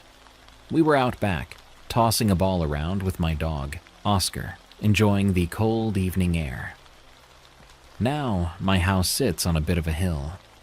The backyard slopes down into a patch of woods. Not huge, but big enough to get lost in if you weren't careful. Oscar kept stopping when he got near the side of the house, close to where the woods started. At first, we thought he was just distracted. Dogs do that, but he kept staring into the same spot, ears perked up, tail stiff, body tense. It wasn't like him at all. I called Jazz over and asked her if she saw anything. She didn't. Nothing looked out of place from where we stood. Still, I didn't feel great about it, so I called Oscar inside. Then, for whatever reason, I decided to walk down the hill and get a better look. It wasn't too steep, and our driveway wraps around the house, so it was easy enough to make our way down. Jazz followed me at first, but she stopped short once we got close to the trees. That's when we heard footsteps. Just one set, coming from a little ahead of us. It wasn't loud. Actually, it was light. Too light to be an adult or something heavy. We started guessing what kind of animal it could be. Jazz said maybe a coyote, but then shook her head. No, it didn't sound like one. And possums? They'd be asleep this time of night, tucked into whatever shelter they'd made. I don't know what made me suggest it, but I told Jazz we should try scaring it off. We figured maybe we could toss a rock in its direction. Not to hit anything, just to spook it. I threw first and missed the tree line by just a foot or so. Jazz managed to get hers just past it. That's when we heard another set of footsteps to our front left. I felt uneasy, grabbed Jazz's arm and took a step back. As we did, a third set of footsteps came from our left. That did it for me. Something about hearing multiple sources made me feel like we were being surrounded. I scanned the trees again and caught a quick flash of light, low to the ground, almost like a blink of lightning. But no thunder followed. Just this fast, intense burst. Jazz said she saw something too. She called it an orb, like a glowing ball of light. She said it left a faint trail behind it as it moved, flickering slightly like a sparkler being twirled. I didn't see it that clearly. All I know is the moment she mentioned it, my head started to ache. A sharp, localized pain right where we'd been standing. It was like something invisible had placed its hand on the side of my skull and squeezed. We decided to go back inside. Sitting on the couch, we tried to laugh it off, but neither of us really could. Jazz said she also had a headache, in the same spot I did. She pointed toward the woods and said it felt like the pain was coming from that direction. I asked if she wanted to go back out, maybe just check to see if we could smell something strange or spot whatever it was. She agreed. I grabbed my baseball bat, just in case. And here's an important detail. I was fully dressed. Jacket, jeans, gloves with the fingertips cut off. Only my face, fingers, and toes were exposed. Still, as we stepped outside again, both Jazz and I started itching. All over, like ants crawling across our skin. My arms, back, legs, everything itched like I was being bitten by invisible bugs. Jazz said the same thing. And again, I remind you, I was fully clothed. This time, Jazz pointed out 2 more of those glowing orbs. She said they looked like eyes watching us. I kept looking but never quite saw them myself. My attention kept getting pulled to our left, like something was standing just beyond my line of sight, teasing the edge of my vision. Jazz said her side started to hurt, badly, like something was pulling at her skin. The itching intensified for both of us, and I decided enough was enough. We headed back inside and holed up in my room. I was rattled, definitely, but Jazz was worse off. She said it felt like something was biting her, slow and deep, right into her side. This all started around 7:15 p.m. We stayed inside until almost 9:30 p.m. I told another friend what was happening, mostly just to feel like I wasn't losing my mind. At around 10 o'clock, we were hanging out in the living room. The only light outside was from a nearby street lamp, one I'd always felt weirdly comforted by. Jazz went to the window and froze. Friday, she said. That's the nickname she used for me. I think I might have messed up. The eyes turned red, and then they disappeared. I panicked. I knew from all the stories and shows I'd consumed over the years. Red meant anger. It meant danger. Why would you look at it again? I asked, trying not to raise my voice. Didn't you look at it more than once? She nodded. I looked when we came back in, and again when I got a drink. I think that was the 5th time. That's when I started spiraling. My back was to the wall, right by the window. I didn't want to move, but I also didn't want to stay. We both agreed to go back to my room, figuring it might be safer. But before I made it to the hallway, I heard it, tapping, then growling. It didn't sound like any animal. It was guttural, almost human, but distorted, like it wanted us to think it was human. I didn't turn around. I couldn't.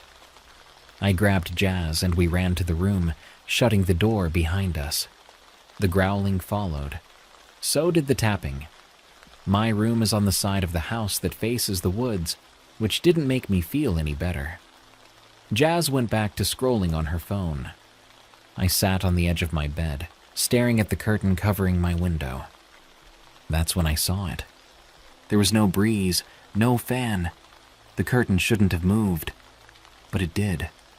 And through it, just for a second, I saw the most terrifying thing I've ever seen. A half-decayed face, deathly pale, staring in at me with 2 red eyes. The smile was wide, wrong. It looked more like a crack in its face than a human mouth. I yelped and fell off the bed. Jazz looked at me like I was crazy. "What did you see?" she asked. I couldn't speak, just pointed at the window, still gasping for breath. For the rest of the night, whatever it was, didn't stop. It growled, knocked, and scratched. Worst of all, it spoke. Jazz, come out. You'll learn so much if you just come out." The voice was so inviting, like it was trying to trick us into opening the door. Jazz almost listened. She stood near the door once or twice. I had to keep talking her down. "Don't do it. It's not safe," I whispered, tears in my eyes. It kept going until around 4:40 in the morning. Then it just stopped. We didn't sleep that night. We stayed in the room, shaking, waiting for sunrise. I haven't seen the red eyes or that face again, but I've heard my name in the woods more than once. When I walk to the bus stop, when I take Oscar out late at night, I know it's still out there, and I know it remembers me. And sometimes late at night, I wonder what would have happened if Jazz had opened that door, or if I had looked a second longer at that face in the window. I wonder how close it really was, and why it chose us. That night changed something in me. I don't feel safe in the woods anymore. I used to love sitting on the back deck, listening to the wind move through the trees. Now every creak or rustle puts me on edge. I haven't told anyone else. Not my parents, not even my other friends. It sounds insane when I say it out loud. But it happened. Sometimes I think I still feel that itching. Not as bad as it was that night, but faint, like a memory my skin hasn't forgotten. Jazz moved away a few months after that. She said it was unrelated. Part of me wonders if she was just trying to put distance between herself and whatever that thing was. I don't blame her. I still live here. And I still hear things. Just last week, Oscar wouldn't stop barking toward the woods. I didn't check. I couldn't. Whatever it wasn't done with us. Not yet. I don't know what it was, but I know it wasn't human. Be careful where you look. And if you see red eyes in the woods, don't look again. I still think about that night more often than I like to admit. Sometimes I sit up late, just scrolling through my phone, trying to distract myself, but that feeling comes back. That prickling sensation on the back of my neck. And I know if I looked out the window just once, I might see it again. I don't want to. But part of me always wonders if it's still watching, just waiting for another chance. I don't know if it'll ever come back for real, or if it just wanted to be seen that one time. Maybe it was warning us, or maybe it was just playing a game. All I know is we lost something that night. Some kind of innocence, some kind of peace. We saw something we weren't meant to, and it saw us back. So if you ever see something glowing in the woods, don't follow it. Don't even look. Just turn around and walk away. I wish we had. Thanks for stopping by our little campsite here at Outdoor Terrors. To hear your story on the show, send it to us at darkstories.org. For more scary stories from me, catch me on my other podcasts, Unexplained Encounters and Tales from the Break Room on Spotify, Apple Podcasts, or your favorite podcast app. Or go to eeriecast.com for those and even more terrifying podcasts. Follow me on X or Twitter at Dark Prevails, and if you don't mind, leave a rating for Outdoor Terrors on Spotify and Apple Podcasts. Till next time, I'll see you soon when the campfire blazes once again.